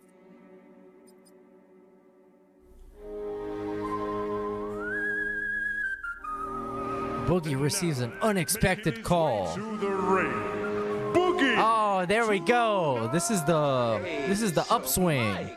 I just got off the phone with Keemstar. and he has a boxing event coming up, and he's giving me a slot on the card. This is 800 pounds in one ring. This fight pays $10,000. No chance against me. Shut the fuck up. People are going to see me win this thing. You know what? I give him a lot of credit for this, because it takes some balls to go out like this and actually put in some fucking effort to put on a show for the people and make a buck. I respect him for this. I respect both of those fat slobs for this. Way more than I can ever respect DSP for sitting on his fucking high horse, excuse me, Catherine Burnell, and feeling that he's above both of those guys. Well, he's just as financially destitute as these both idiots. All around, right here. Yeah, 400,000 viewers purchased the fight. The stage was set for Boogie's comeback. And he lost. But it doesn't matter. It doesn't matter. We don't need the sad music. It doesn't matter. As long as they put on an entertaining show, even though it wasn't that entertaining because it lasted like, what, a minute and a half of actual boxing? I think it was, because I watched it live. I think it was like a minute and 40 seconds of actual boxing. But, you know, it was something. Watch the way he hits my head. My brain got shocked with each one of those. It's ricocheting against my skull. And he couldn't land a single punch, but that didn't matter. And he was paid 10 grand. So since you guys were here last, I did have a bit of a windfall, which bought me some time here in this house. The problem with that is I spent more than $10,000 getting that fight together. So by the time all that was done, all I did was put that $10,000 back into savings. What? Being in the new relationship is... What? How did you spend more money in the build-up to the fight than you got for the fucking fight? Oh my... Go fuck yourself. Great. But, I mean, she can't help pay a $2,200 mortgage. Okay, let's go through my monthly bills for a second. My health insurance is $800. I have $500 worth of medical bills. Sure thing. $500 worth of utilities. I pay for doctor's visits, physical therapies, labs constantly. I still have to pay for the car that I drive. I still have to pay for car insurance. I still have to pay for health insurance. Diablo 4 came out. I had to buy it. Final Fantasy 16 came out. I had to. And that was the DSP segment, but I understand, right? You gotta buy it. Tears of the Kingdom came out. Tears of the Kingdom. I had to buy it. That's $400 for the video. I had to buy it. Classic. Haven't played it yet. Classic. Haven't played it yet. Games right there. But if you take... And we put Netflix in the end, which, I mean, like, whatever. It's $15. It's not exactly going to save the business. Tears of the Kingdom came out. I had to buy it. That's $400 for the video. So we got $750 on dates. And then we got, you know, clothes and gas. You know, that's just normal person things. We got Netflix and Hulu. But if you take out... I mean, sure. You take it out. And how much do we have on internet? Let's nitpick this like it's DSP. Okay, so we got Tears of the Kingdom, mortgage $2,000, groceries $800, internet $250. It fucking baffles me, dude. And I know the entire experience that I have with people in the US paying for internet comes from people like Boogie and DSP who just overpay for stuff because they're ballers, apparently. But like $250 for internet, it just blows my mind. It like actually destroys me thinking about having to pay so much for internet. And we got dates, $750. I mean, I guess if you got a 20-year-old girlfriend, you gotta pay for some dates, dude. Come on, you can't just stay at home and watch Netflix or Hulu. Right there. Even though you actually can. If you're financially destitute, you're gonna cut all your costs to a minimum. I mean, come on. You don't need the Netflix, you don't need the Hulu, you don't need to go on dates, because if that girl loves you, she's gonna understand that you're financially destitute and you can't afford to go on dates. So you can just stay at home and play some fucking Uno or some Monopoly or some shit. But if you take out all of it, you take it out, all I eat is sandwiches every day. Lunch meat sandwiches, let's go. Sit here All I right. don't pay for any Netflix subscriptions. All I pay for is internet, utilities, medical bills, mortgage. If I pay for just that, I need $7,000 a month. Wild. But I actually understand him more than DSP. Like we just saw, he has a bunch of like doctor visits and physical therapy and actual like therapists that he goes to. So I understand that. Well, DSP has none of that shit. He got a bunch of like excessive bullshit, DoorDash, and WWE champions. I'm not making $7,000 a month, and I have no clue how to do it. Keemstar saves the day, which I think is going to be the actual payoff. Is Keemstar saves the day. So there's something I've always wanted to try. There's a lot of research that came out of Europe, and now we're doing it here in the United States, where psychedelics can help reset certain brains. What? People who experience childhood abuse, people who've gone through trauma, people who deal with post-traumatic stress disorder, and I'm all of those. So the last stand, the plot twist, the bottom line is, you know what? I'm gonna be fucking tripping balls, and that's gonna fix me. Well, guess what? I've been tripping balls plenty of times, and it never fixed me. I'm still watching Dark Side Phil and finding it entertaining.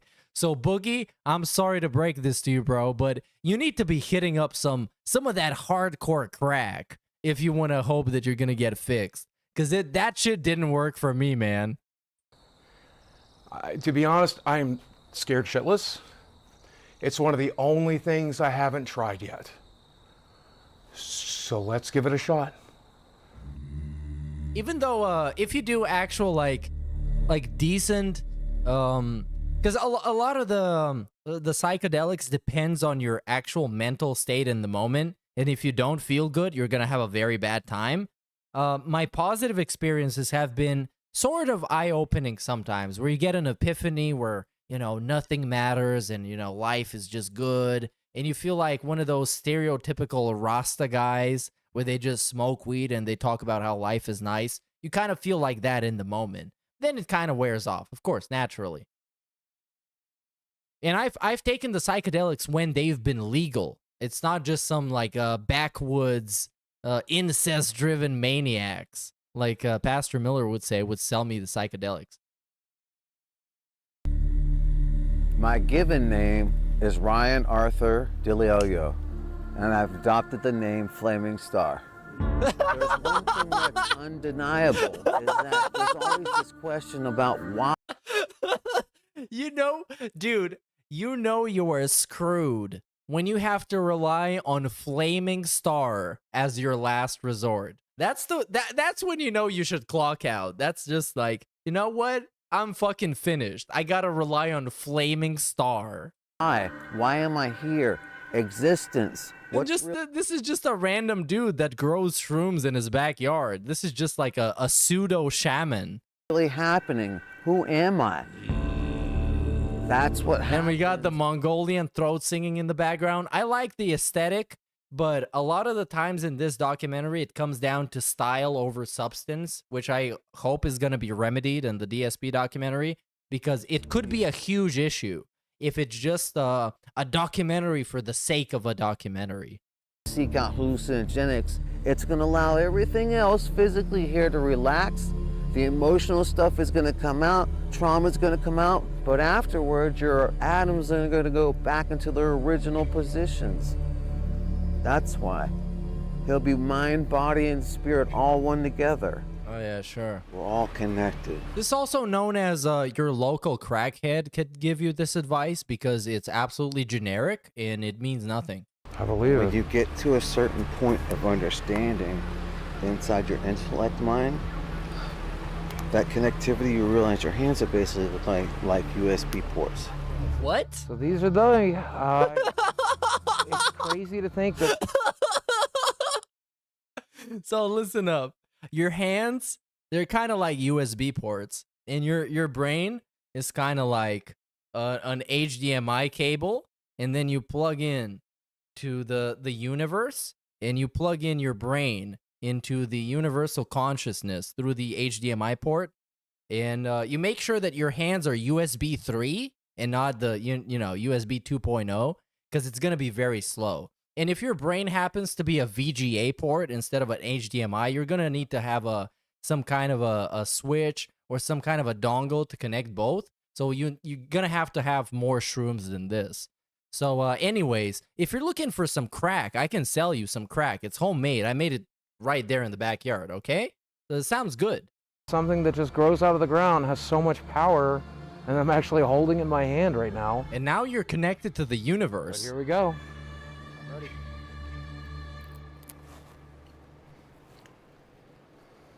They don't taste bad.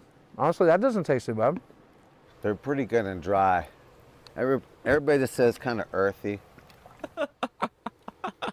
Oh man, what a fucking finale. What an ending. Welcome to the club.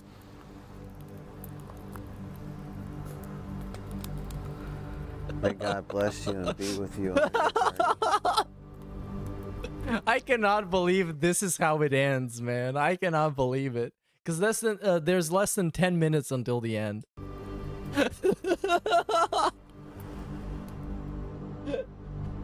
Okay, Shit, so I'm fucking. It fucking staggers me that there's this kind of shit on the internet, man. That is a documentary. About 20 minutes in. About 15, yeah. About 15. So we're about 15 minutes in, and I started to feel things are kind of wavy and kind of disconnected. It's kind of like my brain works on multiple channels, and like I have to pick and choose what I'm concentrating on. I am tripping balls. I have no clue where the fuck I am or even who I am, and I don't give a fuck. I recognize. He's about to experience the second part of the realization of letting go, and we're gonna get to the other side of it. Yeah, but I told you they'd yeah. come. No, it's gonna get nice and no. bright in about 5 more minutes. Yeah. And the reflection in the water is really cool too. So what do you think was the first trauma that you experienced which basically set up like a defense mechanism for you? Man, yeah, my parents are just crazy. They're broken people. Parents? Yeah. Stewards. People who are like trying to oh, okay. Okay. What? Yep. That makes a lot of sense, doesn't it? What?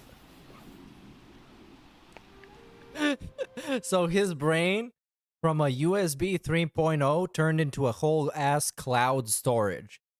So he just uploaded his entire consciousness onto the galaxy itself. So now Boogie will live eternally because he's up there in the stars, everybody.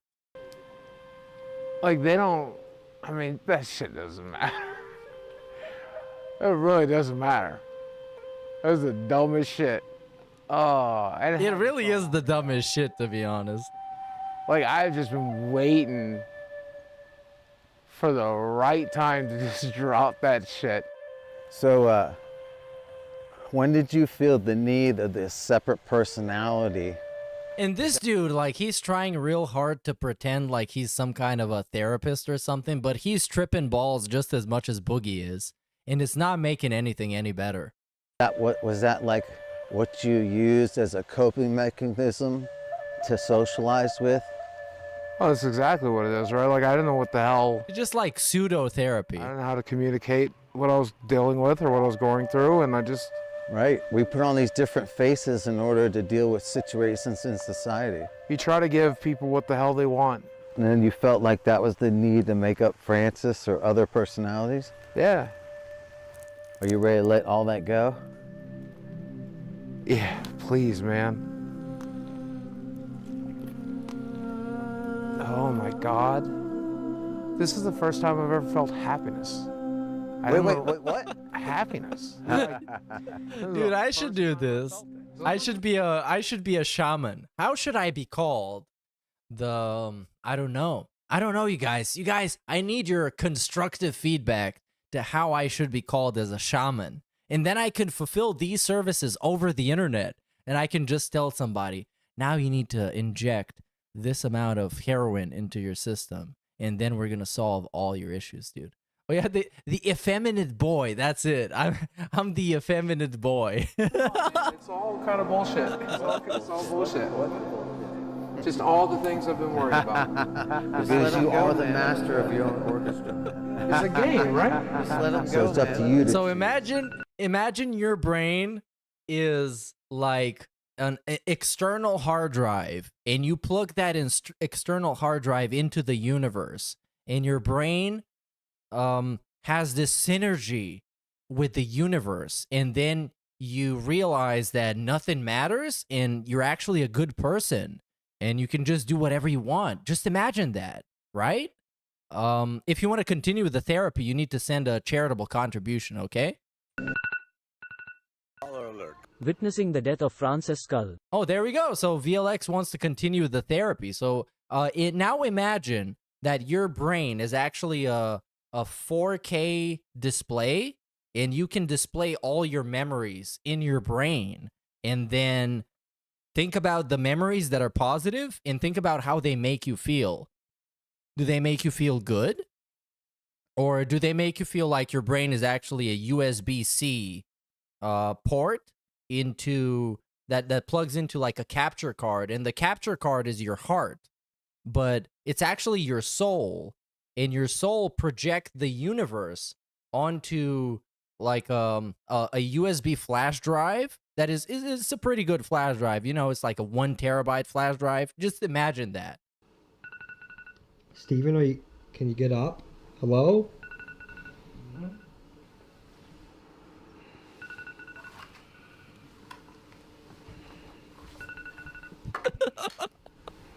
Oh my god, this documentary is gonna be the death of me, man. I'm gonna fucking die.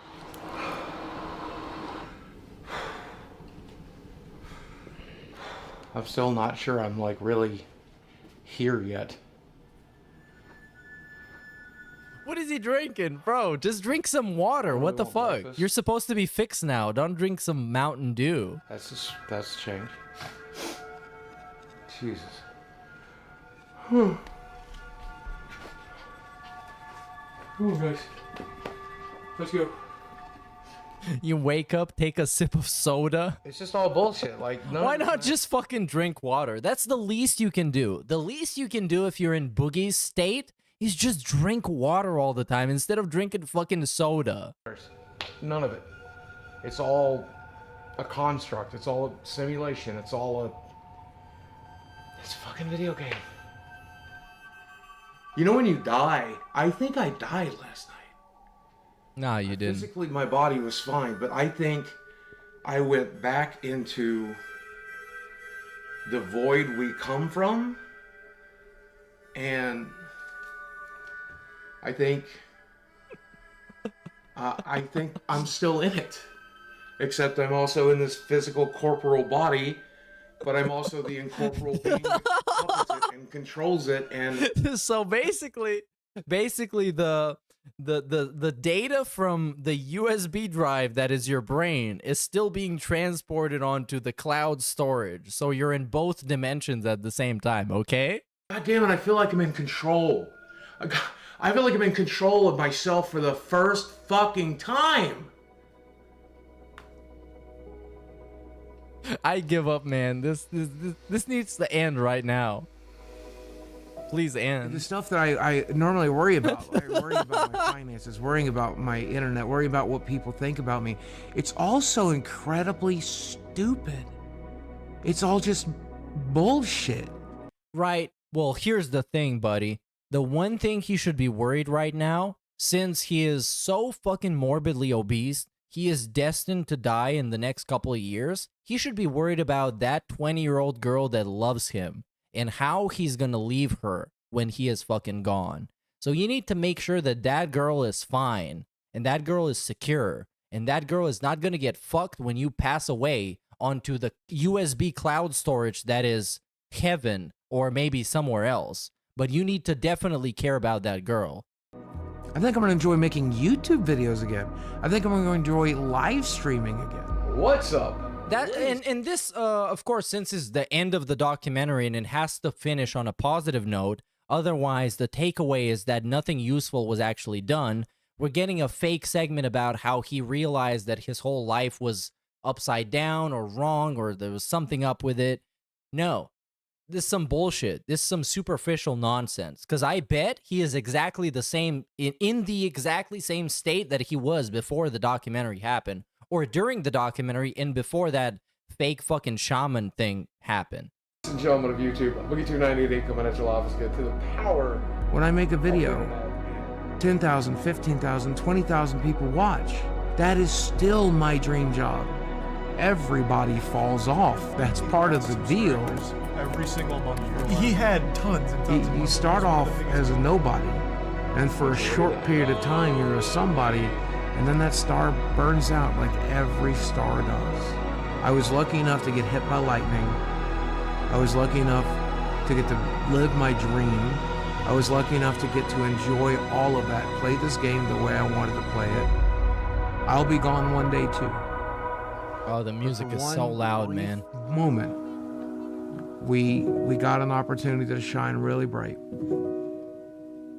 Well, here's the problem. In this epilogue, he's talking about everything else but his girlfriend that really cares about him. He's just talking about himself. And like I just said, you should focus on how you're going to leave this girl that really loves you and is too immature to take care of herself. Clearly, she's just 20 years old, you know? That's really fucking young. When I was 20 years old, I was a fucking idiot. So you need to care deeply about that girl. If you actually do, or otherwise, she's just a part of this documentary to play the accessory to raise some more sympathy for Boogie.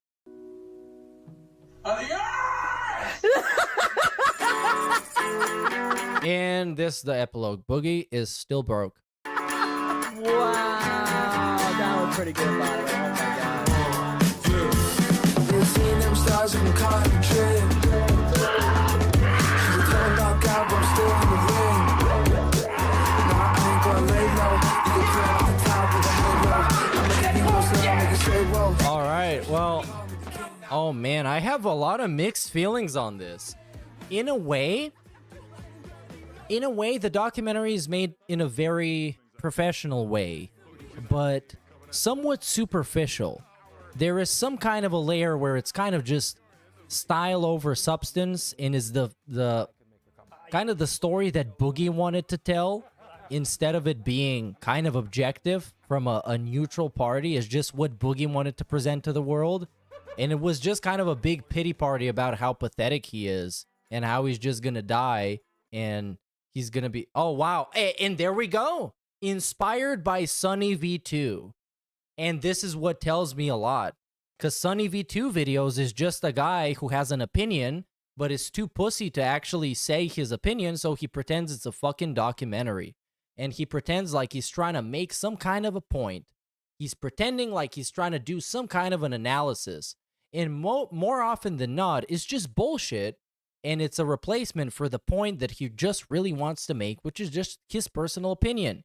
If he has the opinion that some YouTuber is a bum, he's just gonna say, oh, he's a bum because his viewers turned against him, and this and this and this, and not really provide any kind of valid argumentation. It's kind of like a high school essay that barely gets enough credit to pass the class. So I have a lot of mixed feelings on this documentary. I think I want to sleep on it, and I guess I'll tell you what I think in some time after it all settles in.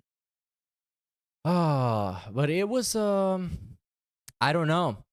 The bar has been raised pretty high for the DSP documentary. After watching this, I will be expecting a lot.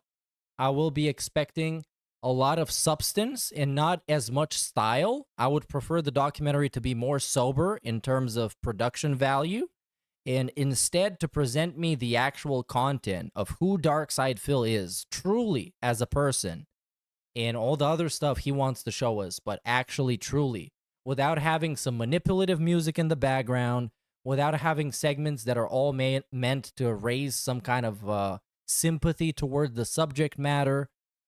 I just don't know, man. It is definitely a documentary, it seems like it, but I don't know. At the same time, there's a lot of issues with it.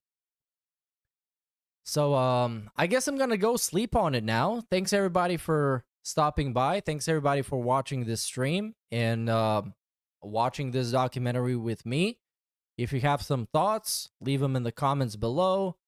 And you know how this works. Smash the like button for engagement style purposes. Let's actually give a quick checkup on DSP to see how he's doing. DSP gaming style of content. He's doing amazing, probably. Wow. Oh no, he still hasn't hit the 50 goal. Oh man, this is looking bad. So last tip was 1 minute man with a 20, and he's sitting at 30. Oh man, we're gonna see some heavy begging today. Sounds like it, because he's about to finish the stream an hour from now. The roughest way to do it. Oh, you know that's way, gonna be I nasty. should have to go grab some items now. So yeah. Thanks Thanks everybody for stopping by. I'll see you again next time. Maybe it's gonna be tomorrow if I have time to do a stream, to do another Swaycast.